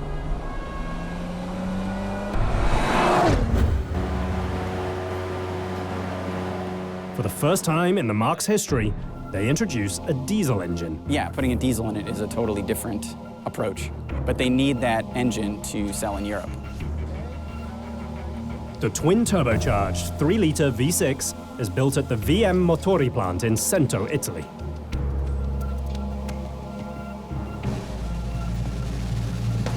I mean, they don't hand-build these cars the same way they built Maseratis in the 1960s, but it's the same people with the same kind of passion for the cars. And if you ever go to an Italian car factory, these people are passionate. Both engines have supercar sensibilities. The question is whether or not the brand can build enough for mass production. The challenge is to realize a project for a sportive engine, but in a bigger volume. They made it very public that within 5 years, they wanted to sell 50,000 cars worldwide. Now, Maserati is a company that struggled to sell 5,000 cars in a good year. 10 times their volume is a very ambitious goal. But a car like this, if it takes off, if it starts selling well, will be a crucial part of that. Engineers test both engines repeatedly in a climate-controlled environment that replicates the warmest and coldest places on the planet. Of course, there are data that we normally call it computational fluid dynamic.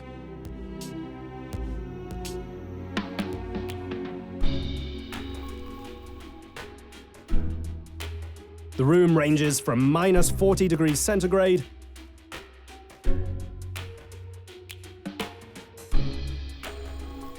all the way to 50 degrees centigrade.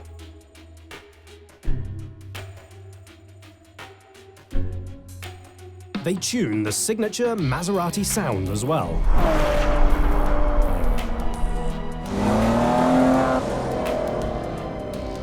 Maserati, I think, is a nice car in terms of styling and in terms of performances, and with the feeling and the sound, for instance, of a Maserati.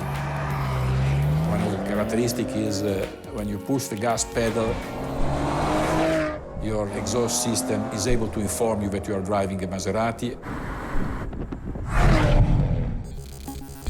While the team continues to refine the two engines, at the Grugliasco factory in a cutting-edge paint shop, bare Ghibli bodies get ready for some color. First, the aluminium body is prepped. body gaps are measured by hand to ensure perfect panel alignment.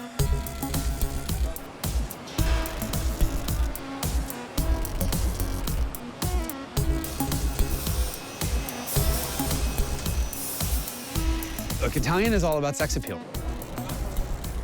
A lot of it doesn't really matter what is underneath the car. It's that appeal when you first look at it. And the Ghibli certainly looks different.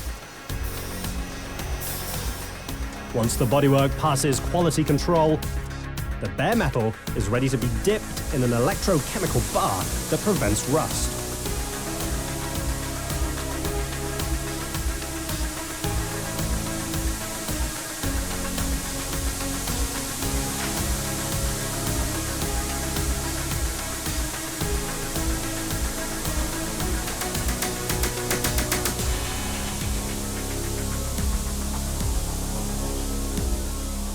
Here the car is coming from 7 different baths to prepare the body for the very first paint. We gave a negative charge to the body and a positive one to the bath. With this electric charge, the paint can stick very strong to the body.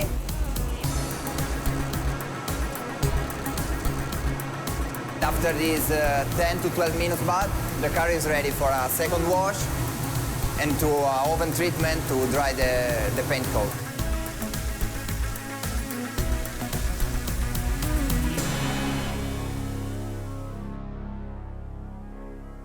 Now it's time for some paint.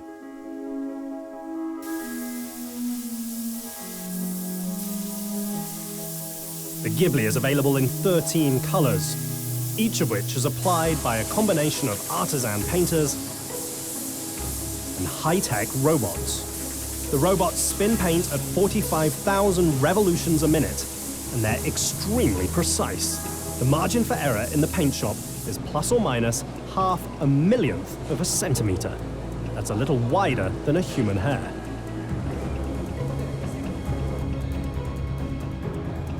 At the last station, each body gets a clear coat. Robots do make some things more efficient, but it's not a way that you would think of everything is being done by robots. And they're checking them, and they're really working on them, and then they're moving on to the next. It's a much slower process.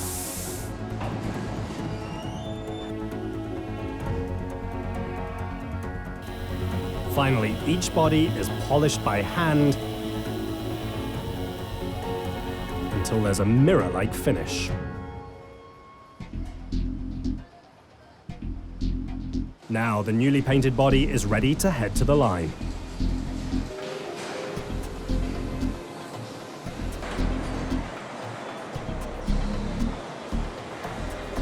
This is the first station of our assembly shop. We have Quattroporte and Ghibli. We produce both in the same line. There is a Ghibli that arrived from paint shop. Here the car dropped down from the chain.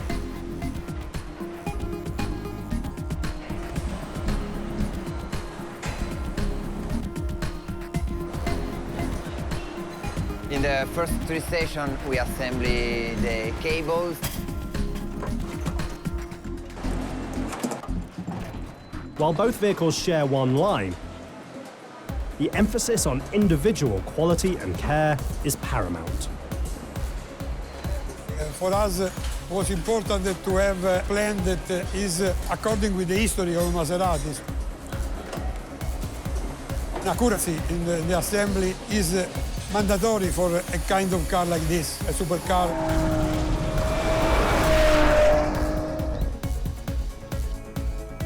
The most important thing that we use a lot of very skilled workers have the ability to assure the very good quality that we need. While building the factory took almost a year, it takes even longer to train a new workforce to operate it. 300,000 hours of training because we need to have people that know very well our production method. A production method that's based on the brand's historic roots.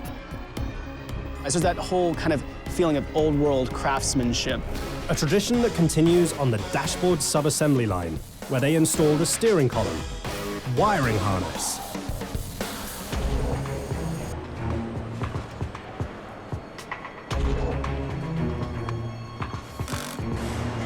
Then it's time for the instrument panel, which features a high-tech touch control screen and Bowers & Wilks audio system. Once complete, the dashboard is sent to the line. It's one of 3,000 parts that must be coordinated within the factory. Then it's time for the interior, which features an advanced Wi-Fi system intended to lure a much younger demographic. Each system is installed by hand. A historic Maserati building trait that's hard to continue as the brand tries to increase volume. They've never tried to build on this scale, so yet they also need to make sure the quality stays high. And that's a little bit hard to do when you've got to do so many cars and you've got to turn them over so much more quickly.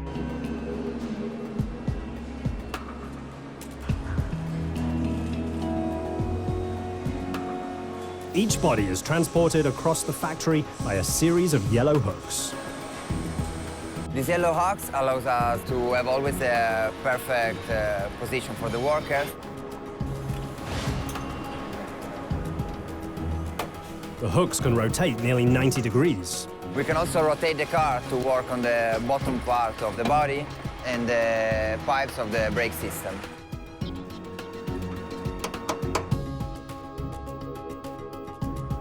With this chain, we can also transport all the bodies along the chassis line and also send the car to the last station of the final line.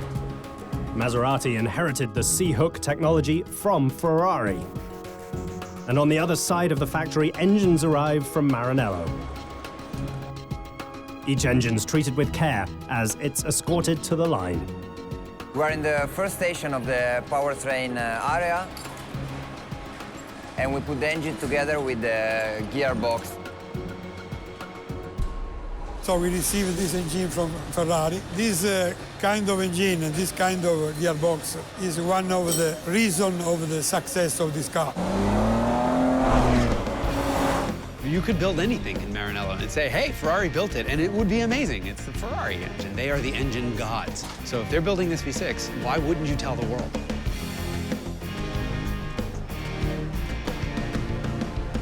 They connect it to a ZF 8-speed automatic transmission. Once pre-assembled, the engine is sent to the drivetrain line.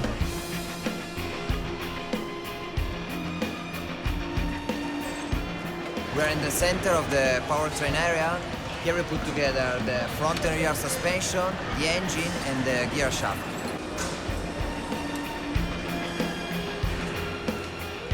Workers attach the exhaust pipes.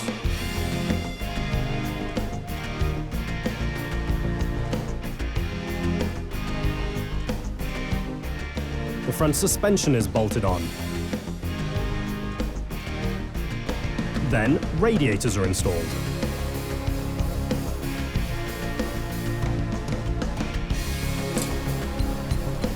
The half-built drivetrain is then transferred to another line,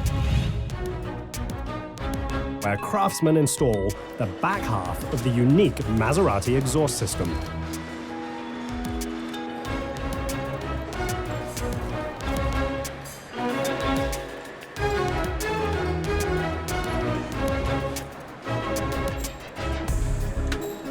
Workers install the drive shaft.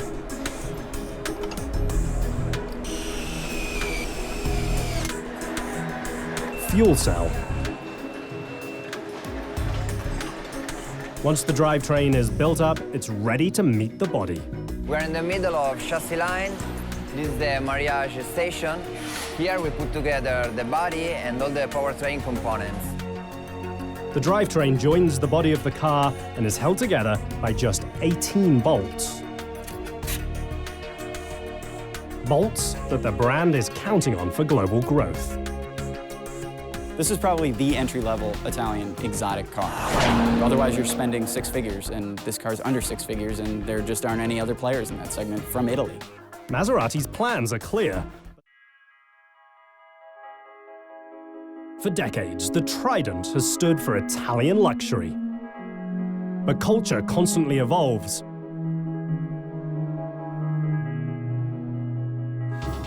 Symbols alone don't get the job done. Maserati's answer is to gamble on the Ghibli. And you want to do cars that can stand a long time without getting dated or getting old. You want to make kind of instant classic.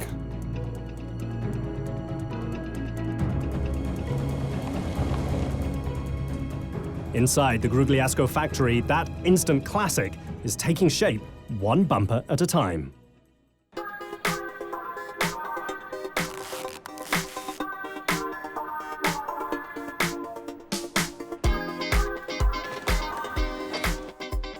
We will assemble the front and rear bumpers and the wheels.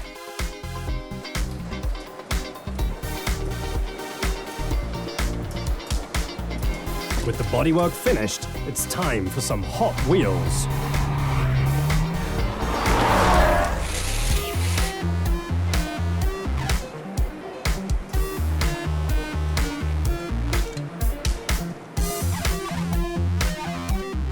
Then, the luxury seats.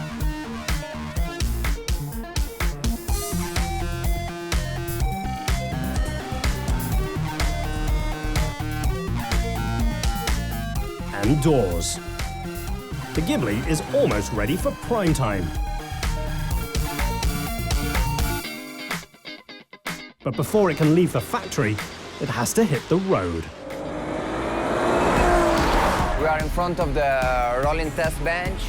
We test 100% of our car till a top speed of 140 kilometers per hour. This test is to verify the perfect adjustment of the engine shaft.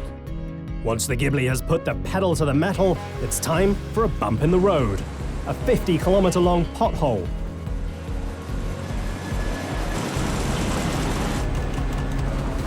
Followed by a lengthy shower to look for leaks.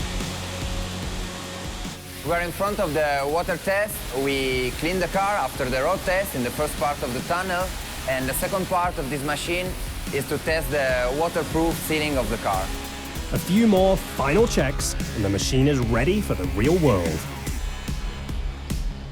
Where its first task will be to broaden the brand's appeal and lead their growth. Maserati is not super well known. You hear the name Maserati and it evokes something Italian, something expensive, but not necessarily a four-door sedan. Maserati exists in this strange kind of place where everyone associates it with Ferrari, and the biggest challenge for Maserati is getting people to realize that it's not a ridiculously expensive car. Starting at 52,000 euros, the machine thrusts the marque into new territory that's radically different than Ferrari, its corporate parent. BMWs and Mercedes and Audis are just kind of everywhere these days. If you want to stand out and have something different, you can have a Maserati. That's a big difference. That big difference has led to a very big bet, all in the hopes of growing tenfold. Maserati wants to sell a lot of cars because you need to sell a lot of cars to keep your profits up and run a successful business. Maserati hopes to go from 5,000 units a year to 50,000. They need to weigh the pros and cons of moving down market. There's definitely more of a con, especially if they're chasing 50,000 sales. To chase sales, the brand is banking on its Italian heritage. Cars have kind of picked up traits of their home countries. Italian cars have always had this idea of passionate and very beautiful and elegant to look at.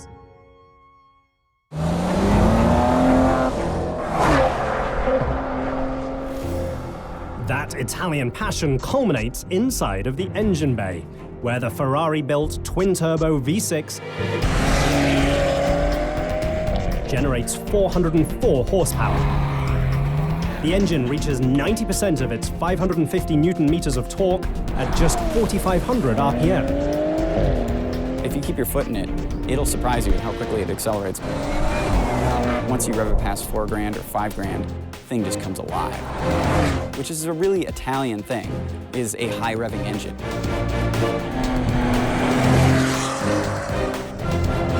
Put your foot down, and Ghibli screams from 0 to 60 in just under 4.8 seconds.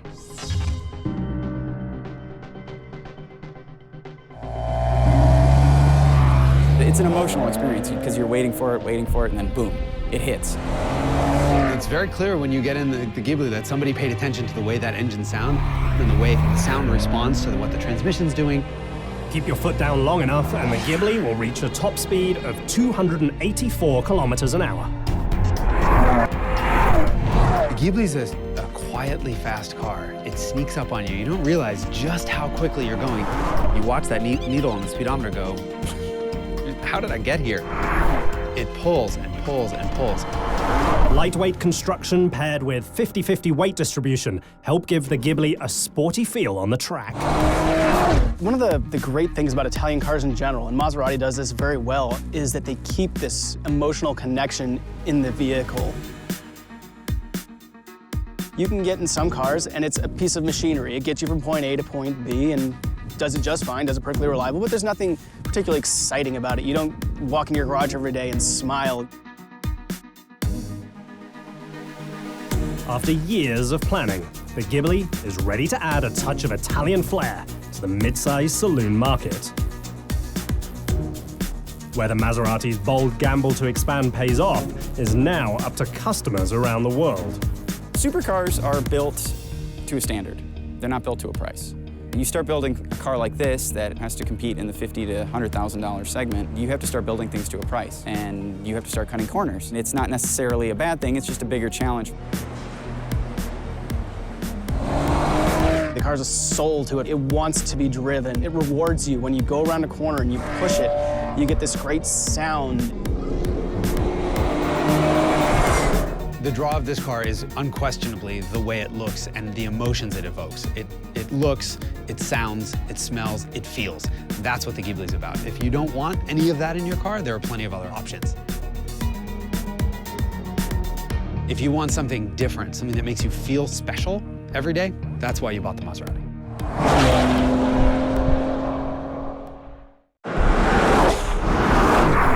It's a mechanical sculpture inspired by wind and built to echo flight. Pagani is definitely the jet fighter of the hypercar world. A hypercar that's equal parts high performance and artistic masterpiece. It's a one man's vision, and you see that in every single part of the car. Ultra exotic art that comes with an ultra hefty price tag. And there are expensive cars, and there are really expensive cars, and then there are cars that cost well over $1 million. Art and engineering that transcend the realm of the supercar. He's taking it to the next level where he's setting his supercar apart by trying to make it as perfect as possible.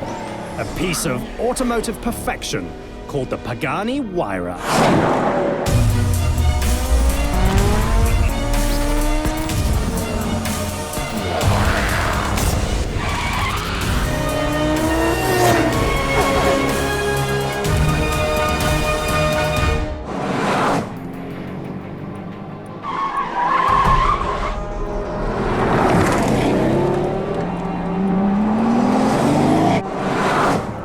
Nothing about this car is ordinary. Its engine cranks out 730 horsepower, almost double most sports cars. It has a top speed of 372 kilometers per hour, 1/3 the speed of sound. It costs 850,000 euros, nearly 34 times the price of an average car. The Pagani Huayra is one of the most exotic hypercars ever built, and it's all the dream of just one man. My name is Horatio Pagani. I'm chief designer at Pagani. In the small Italian town of San Cesario sul Panaro, Horatio Pagani is leading an automotive renaissance. For the last 125 years of the automobile, the most special cars have come from the visions of one man. Horatio Pagani really fancies himself an artist as much as an engineer. It's one guy, and it's his vision of a supercar, and it's a world crowded with supercars. This is the home of Pagani Automobili, where Horatio Pagani has set out to do the unthinkable, build his very own supercar company. Pagani kind of came out of nowhere, much like Lamborghini did many, many years ago. In 1999 at the Geneva Auto Show, Pagani takes the world by storm when he introduces his very first car, the Zonda. Arrivare al Salone di Ginevra, che I was at Geneva Motor Show, the quintessential automotive show amongst all the car exhibitions, with a car designed, built, and planned by me. The machine wows critics and car fans alike. All of a sudden, here's this car that's so great to look at and to listen to and observe and touch and feel that it captured the imagination of car people all over the world. The Zonda is an ultra-lightweight, mid-engine exotic, featuring a hand-built Mercedes-Benz AMG V12. The machine becomes a poster child for a new automotive term, the hypercar. I'm very pleased that because of the Zonda, a new category has been created, the hypercar.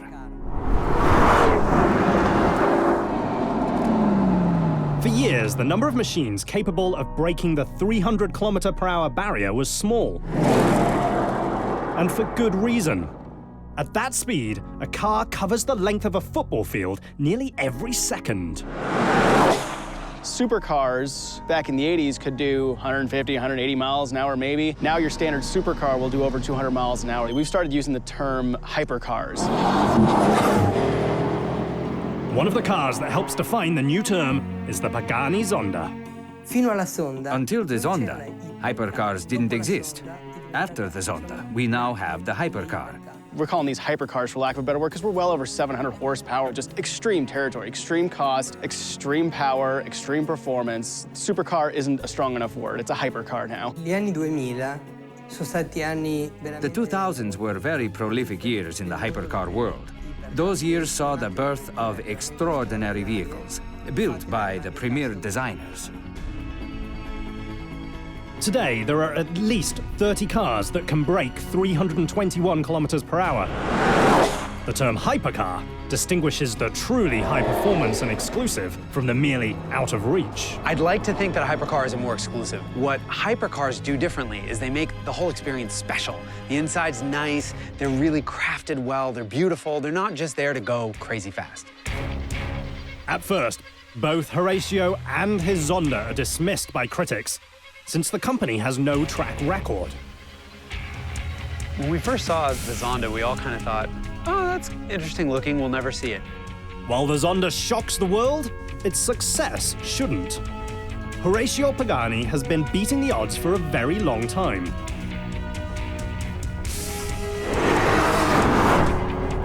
Born on the 10th of November 1955 in Argentina, Horatio builds his first race car at the age of 20.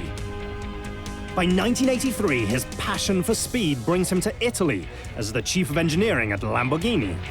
His crowning achievement is the Countach Evoluzione, the world's first car with a carbon fiber frame. Horatio sees lightweight carbon fiber as the future of the supercar genre.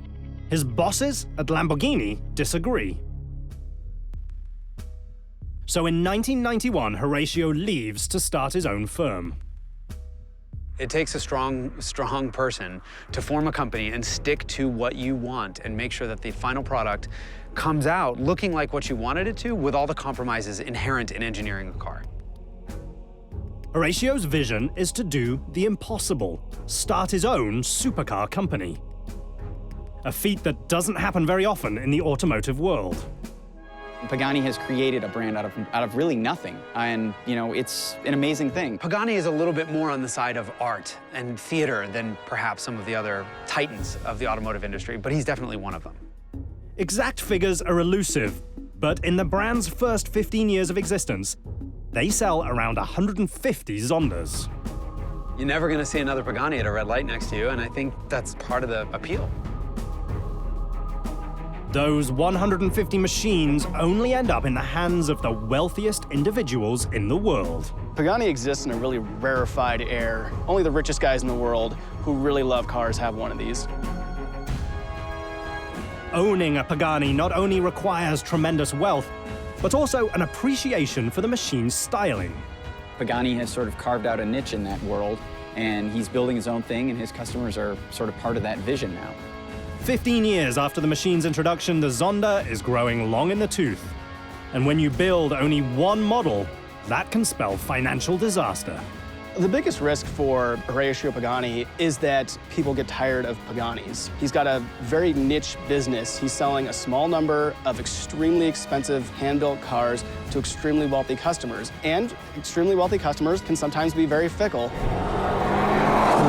With the Zonda aging, Pagani's ultra-exclusive customers clamor for a new machine. I mean, you've got to have a follow-up act. Horacio Pagani has spent 15 years basking in the glory of a universally revered hypercar. Now he needs a follow-up. His answer is to start from scratch, focusing not just on higher performance figures, but also a greater artistic expression. Entrare proprio in tutti I dettagli. To be immersed in all of the details, even the most hidden, to try to convey the art behind it. It takes 5 arduous years to perfect the Huayra's styling. E questa macchina doveva esprimere tutta la creatività, tutta la fantasia mia e This car needs to express all the creativity, my imagination and that of my team, and all of the highly skilled labor and artistry of all the artisans who work at Pagani and at our partners. The Pagani design team creates 8 scale models, as well as 2 full-size models. Each evolves the machine's look until Horacio is finally satisfied. Quando invece pensai alla Huayra, pensai a una cosa diversa. When I thought up the Huayra, I thought of something different. A different engine, inspired by the idea of the wind. Different weight distribution, measurements, suspension, frame, all completely different.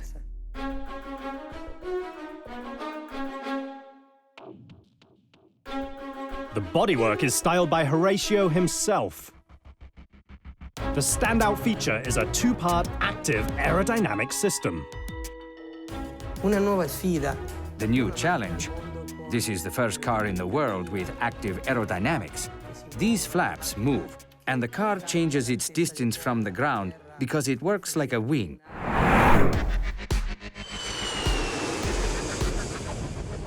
The machine features airplane-inspired flaps at each corner. The flaps move independently and alter the amount of downforce the Huayra experiences. Downforce is similar to the principle of lift that helps airplanes take off, only it's turned upside down. Instead of taking off, downforce pushes a car into the ground. The people working on my team, they can perceive the laws of physics, geometry, math, science, technology, all through an artistic lens. The second part of the aerodynamic system is harder to see, but perhaps even more important. The suspension automatically lowers the front of the machine to increase the Huayra's angle of attack. Together, the 2 parts of the active aerodynamic system reduce drag. Drag is the amount of resistance an object faces as it travels through the air. The lower the drag, the easier it is to slice through the wind, and the faster it can go. The Huayra's 2-pronged approach reduces the coefficient of drag from 0.37 to 0.31, effectively shrinking the machine in size by 1/6.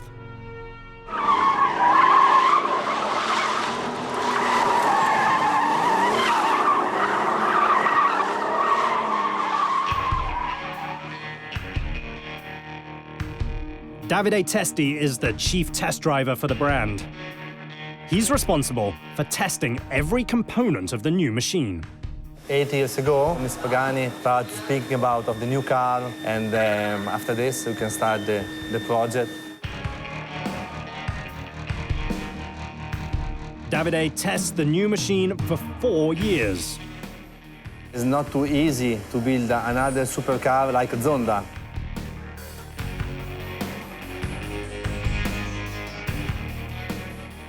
He drives over 1 million kilometers in one of 5 Huayra prototypes. That's 46 times the average distance an American travels per year in a car. It's very strange because it's like the first meeting with a new goal, you know?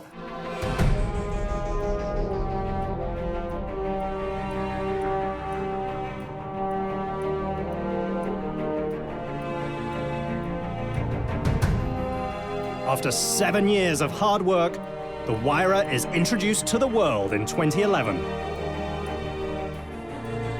It immediately puts other exotic car manufacturers on notice, raising the bar in every measurable automotive category. When it debuted in Geneva, it was, you know, the star of the show.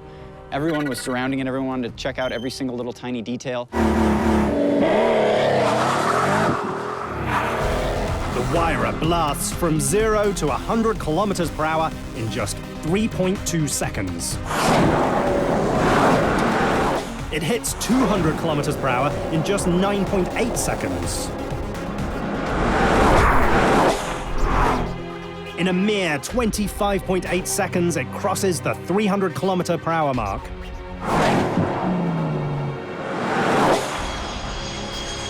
That's faster than a jumbo jet at takeoff. To power the Huayra, Pagani once again turns to one of the most legendary automotive brands in the world. So the engine comes from Mercedes-Benz. It comes from their performance subsidiary, AMG. We have many things to offer for him because love for details is what we like too.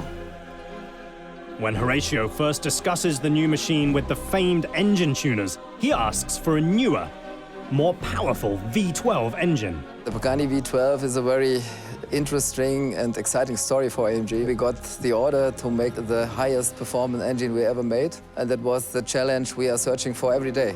The team spends over 1,000 days exploring possibilities. Their response is simply called the M158. AMG is special because they've always concentrated on insanity. AMG stuff has always been about lunacy. This company exists to make insane cars, insane engines, and, you know, the proof is that it wound up in an insane Pagani.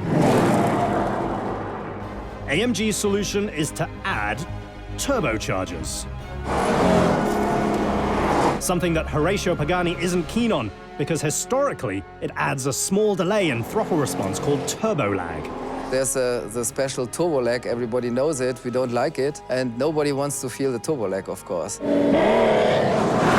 The turbochargers also offer tremendous efficiency. The Huayra uses around 20 liters per 100 kilometers, unheard of fuel economy for a hypercar. Normally, it's not so easy in the life of engineers to have two advantages, but in this case, we have more power and less consumption. We don't have much time to do it. That was a little bit pressure. It takes the AMG team 3 years to perfect the power plant. It's Mercedes' most powerful modern engine, and in the Pagani, it makes even more horsepower. Pagani's V12 produces almost twice as much torque as a Ferrari 458, and 2.5 times the grunt in a base Porsche 911. All that power is built in a very artisanal way by one man on one assembly line. It's not a regular production line engine. It's one guy who builds this engine, and that's something really special. Building the Huayra's engine is the responsibility of Michael Kubler, one of just 2 men who are allowed to put Pagani engines together. It's really an honor to be one of the 2 who are able and allowed to build it. Even when you're a talented engine builder handcrafting one of the rarest V12s in the world, you still get starstruck. I've met him once when he has showed us his Pagani Huayra.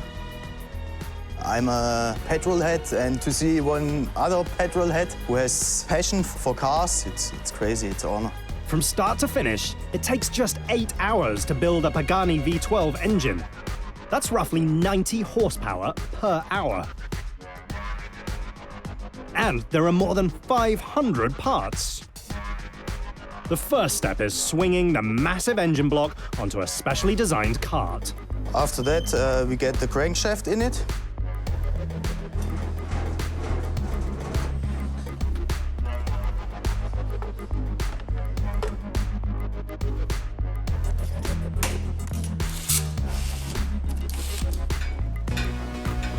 Then it's time for 12 very special pistons, each one installed by hand. After the crankshaft, we made pistons. The timing chain is added, oil pan, and cylinder heads. Michael installs the steering case and engine covers. Finally, the brightest piece on the engine, and it's most important, the turbochargers. The turbocharger takes the air that normally comes into the engine, compresses the air, and brings it compressed into the engine. The turbochargers force 2 times as much air into the engine as a normally aspirated power plant. During a top-speed run, the engine will consume 400 liters of oxygen per hour. That's 70% of the amount of oxygen a human being breathes in a single day. After the turbo, the air intake, which is very special for the Pagani Huayra, has a bigger one than the other V12 engines from AMG. After the air intake, we have the gold cover, like this, what is a symbol of art, would I say. Engines are run at full speed for 30 minutes. Then, the massive engine heads to Italy.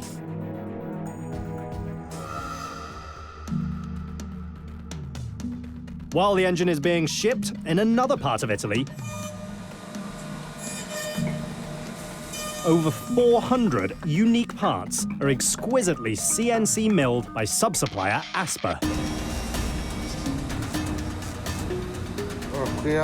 Here at Aspa, we manufacture many parts for Pagani automobiles. What lies within these walls is a candy store of the choicest automotive bits. You might say the pieces are artisanal, but achieved by industrial means, because these are very small batches produced with great precision, a precision that even transcends industrial standards.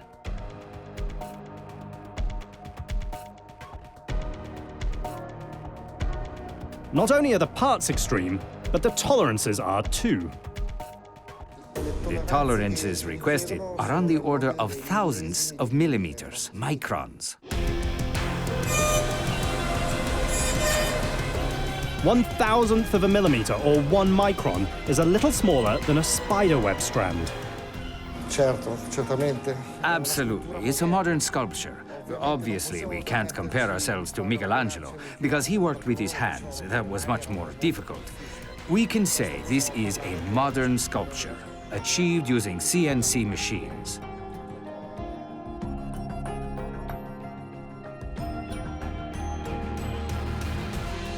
Aspa applies that level of precision to over 400 parts for the Huayra.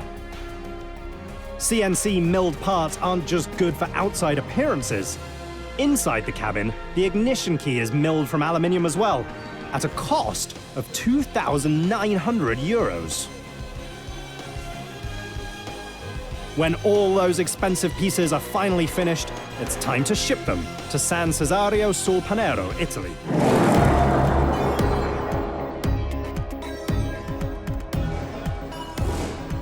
Automotive visionary Horacio Pagani has spent 7 years trying once again to push the boundaries of the hypercar envelope. We're at a point in the history of the automobile where everything is fast. When you have a family sedan that can keep up with a 10-year-old supercar, what are you going to call the stuff that's one step ahead of that? Pagani stays ahead of the competition 1 cut, 1 bolt, and 1 car at a time. Inside of a facility located on a tiny side street in a small industrial park, where 53 craftspeople endeavor to be perfect. While the building might be small, the ambition is grand. The Huayra brings together so many new technologies, particularly in the realm of composite materials. Technologies that have been studied for years. I've worked with them for 30 years. Horacio Pagani's passion for carbon fiber starts as a young man. For the next 30 years, he masters his craft. His speciality is creating a carbon fiber monocoque. A monocoque is a carbon fiber tub. It's basically the passenger compartment and the safety cell. Monocoques are first developed for Formula One race cars. Eventually, they find their way into exotic hypercars. It's basically how race cars are built. Inside the Pagani factory, craftspeople build the Huayra's carbon fiber tub by hand.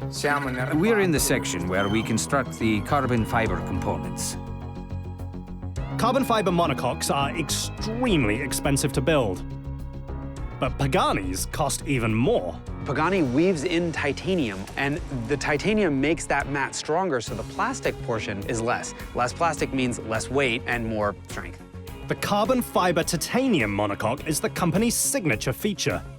Every single one is made in-house. Pagani doing all their carbon fiber work in-house is an incredibly unique thing today.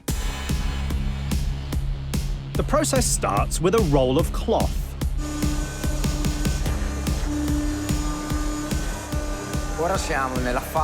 Now we're looking at the area where the material is cut, which takes place in a separate room from the regular production process. Our material, our carbon fiber, comes to us in rolls. It's basically a bolt of cloth and glue, and you put those two things together and you get an incredibly lightweight and strong structure.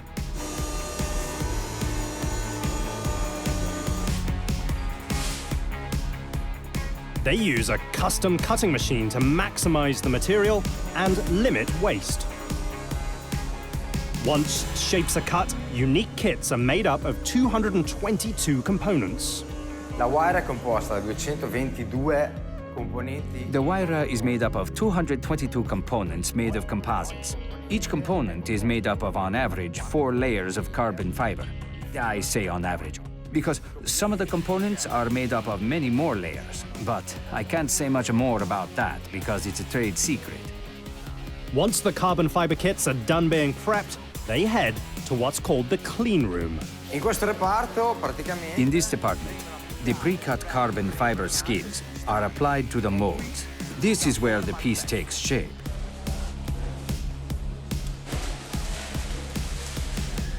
The pre-cut shapes are applied to a mold and resin is added before pressure is applied. Once we finish the process we call lamination, that is the multi-layer phase. All of these layers are pressed together. Why? To create a vacuum. It takes 5 sheets of carbon titanium to make one Pagani Huayra tub. The sheets of carbon titanium used in the Huayra make posh wallpaper look inexpensive. Just one sheet of this carbon titanium weave is $500 per square meter, and it's only 1 millimeter thick. After the molds are vacuum sealed, they're ready for the autoclave, a large oven where heat and pressure combine to bake the Huayra's carbon fiber parts. Now we're in the section where the components are placed inside the autoclave.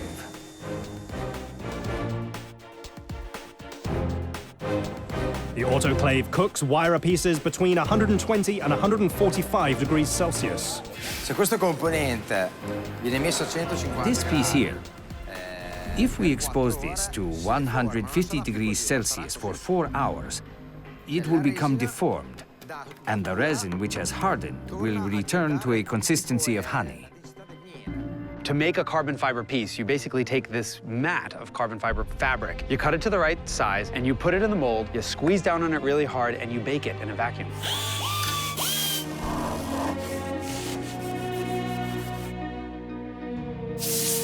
Each carbon fiber body part is hand-fitted and expertly shaped in a quality control department that's more high-tech laboratory than factory. Carbon fiber as a fabric isn't beautiful, but to get the pieces to match up when you have this 3-dimensional weave is not easy. And the seams on this car are invisible. Their pieces are matched up against each other, and that's what you're paying for. If you're the type of person to understand that, you'll really appreciate it. I mean, you see the way the carbon fiber weave is all fitted together, how it all works together. It's just impeccable, impeccable detail. The importance of the carbon fiber can't be understated. This brick, you see, represents what we're doing with our vehicle.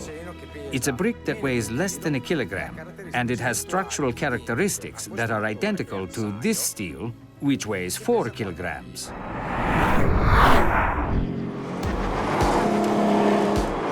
The 4-to-1 weight savings helps the Huayra reach incredible speeds. Once the pieces are perfectly fit together, the bodywork heads to paint, while the monocoque heads to the final assembly area.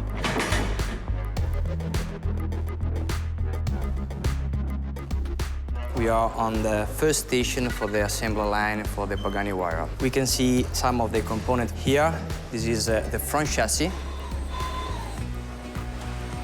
Well, it's an amazing thing to put together a car. A car has more parts than you can probably imagine. Ordinary automobiles are made up of around 3,000 parts. The Huayra has over 4,700. When they say there's 50% more parts in a Pagani than there is in a typical car, it's really not that surprising because there's parts on top of parts on top of parts. Each part speaks to one man's obsessive vision to create automotive art. I'm not going to diagnose the guy, but he certainly seems to be on the OCD spectrum. The car is just that detailed and perfect. It's just crazy. I mean, it's obsessive. The attention to detail is expressed by the handwork done by expert craftspeople. It's hand assembled. Everything about this car is meticulously thought out. The attention to detail in the Pagani is off the charts, and that's what you would expect for a car that costs so much money and takes so long to build.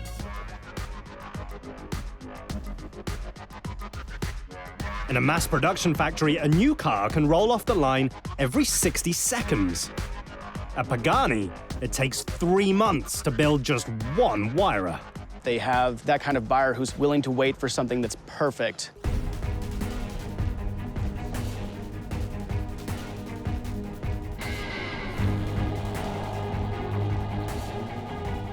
Behind every Pagani component, there is the thinking that is art and science can work together. Every build starts the same way, with the carbon fiber monocoque. One feature that I believe that is very interesting that the fuel tank, it is installed inside the monocoque.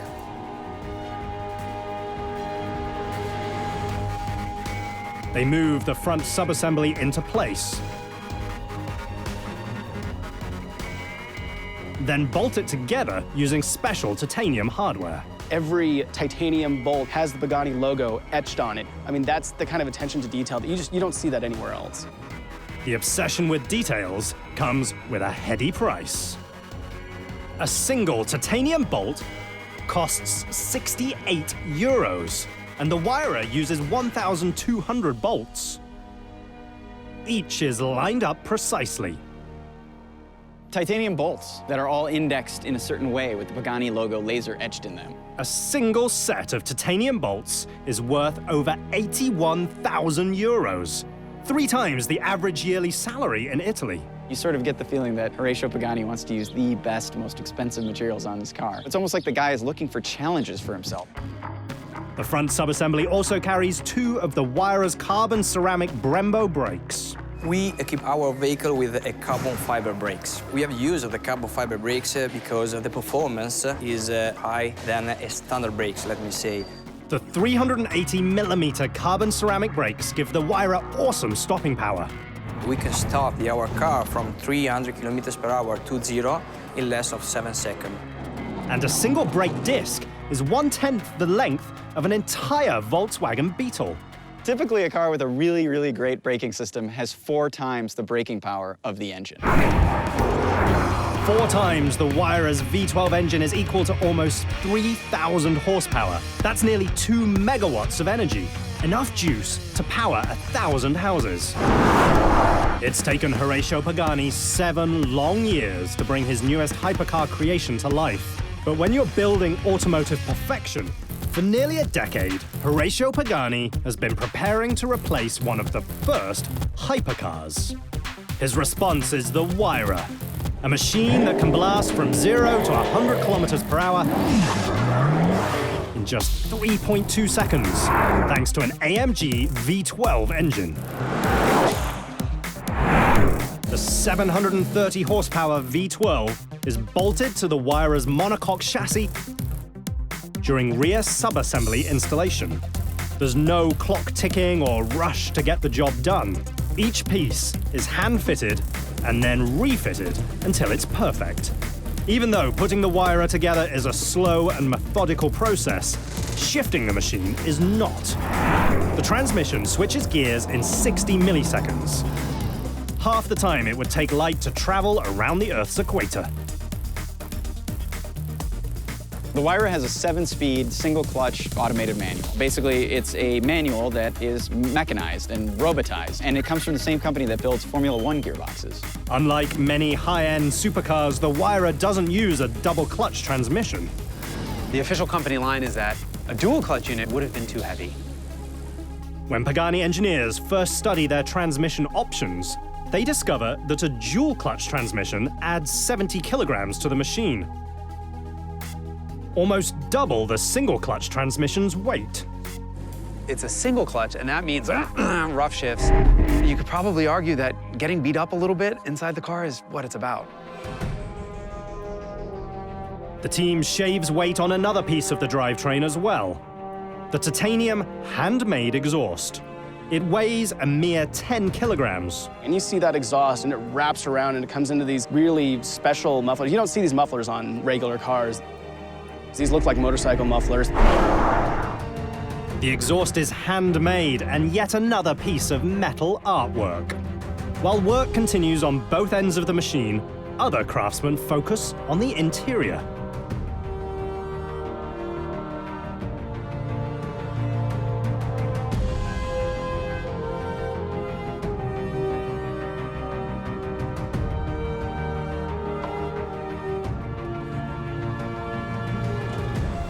Where the Huayra's aeronautical inspiration is immediately apparent. When you're inside the car, all the switches are big toggle switches, and you feel like you're in the cockpit of a jet flipping some missile defense or something.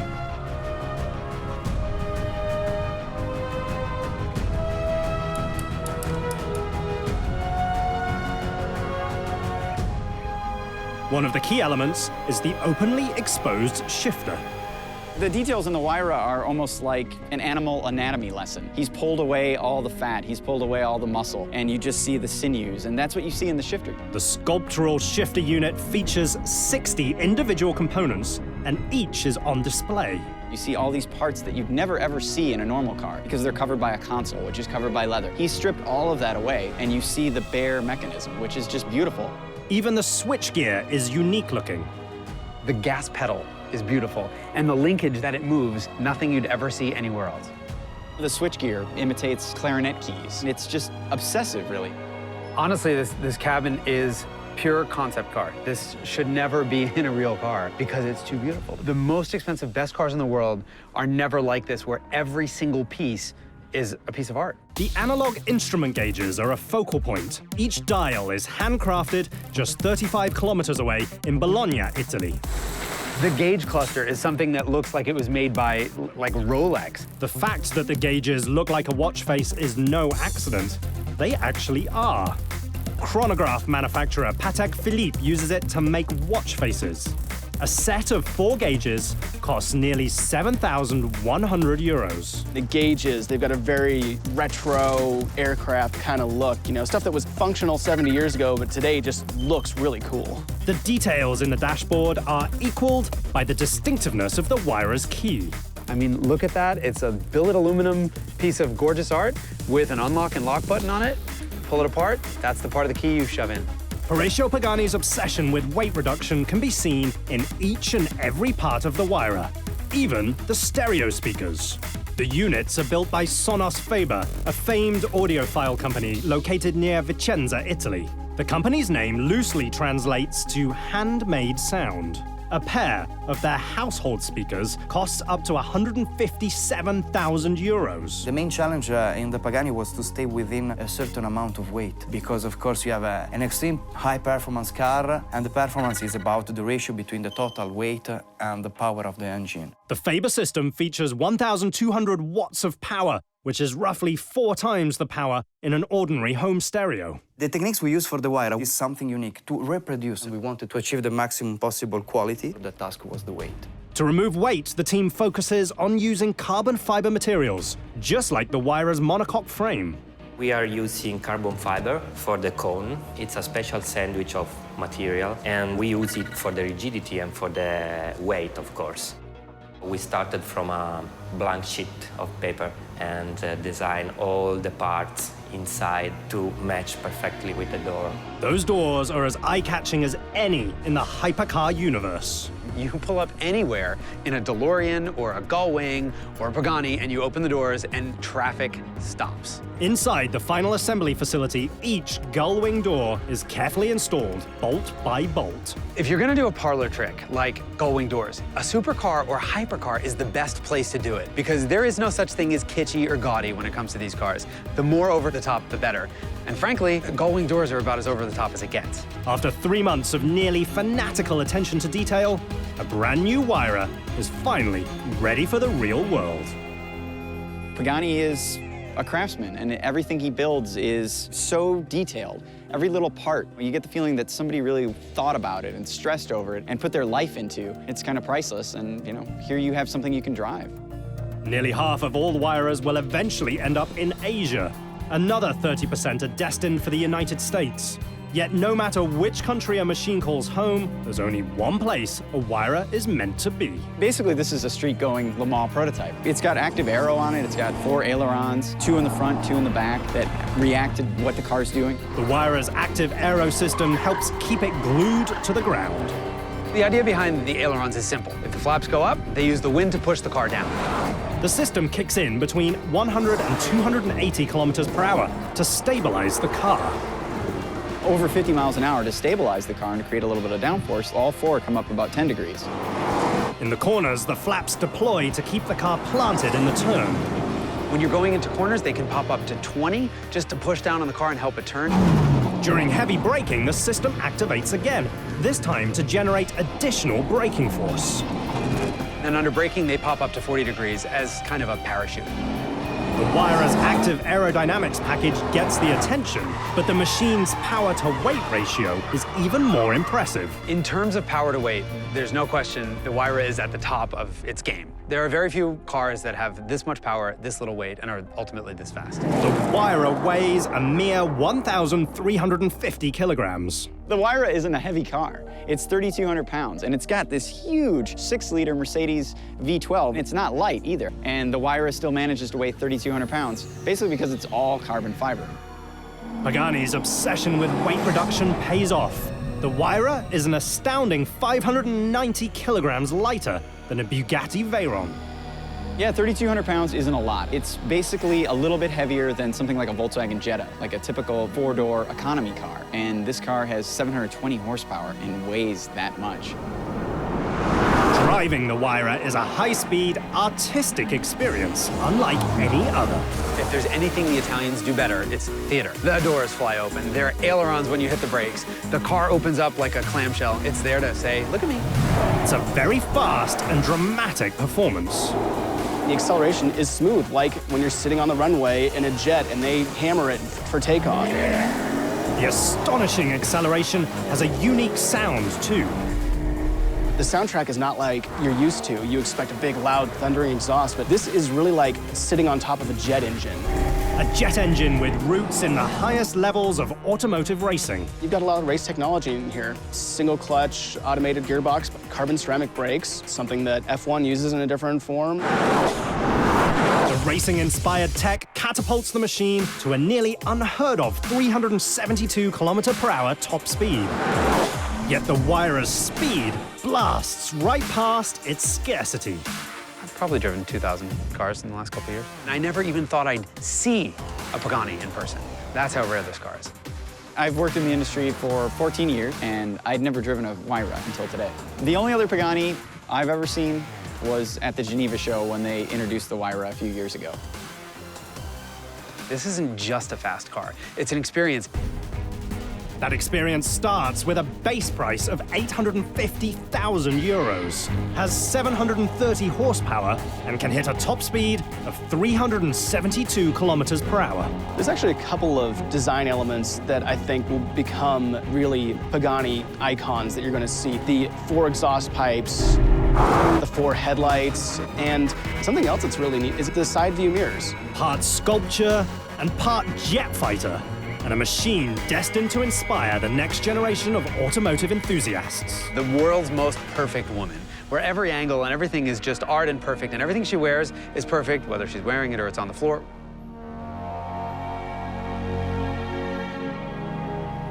It's a machine that is a testament to one man's vision for automotive perfection. There's definitely some ego to it, but you know what? The guy started his own supercar company. That's not something that happens every day. Pagani not only built a supercar, he built a hypercar, one of the most expensive in the world, one of the most finely detailed in the world, and he made a successful business out of it. When you pull off that kind of success, you've kind of earned it.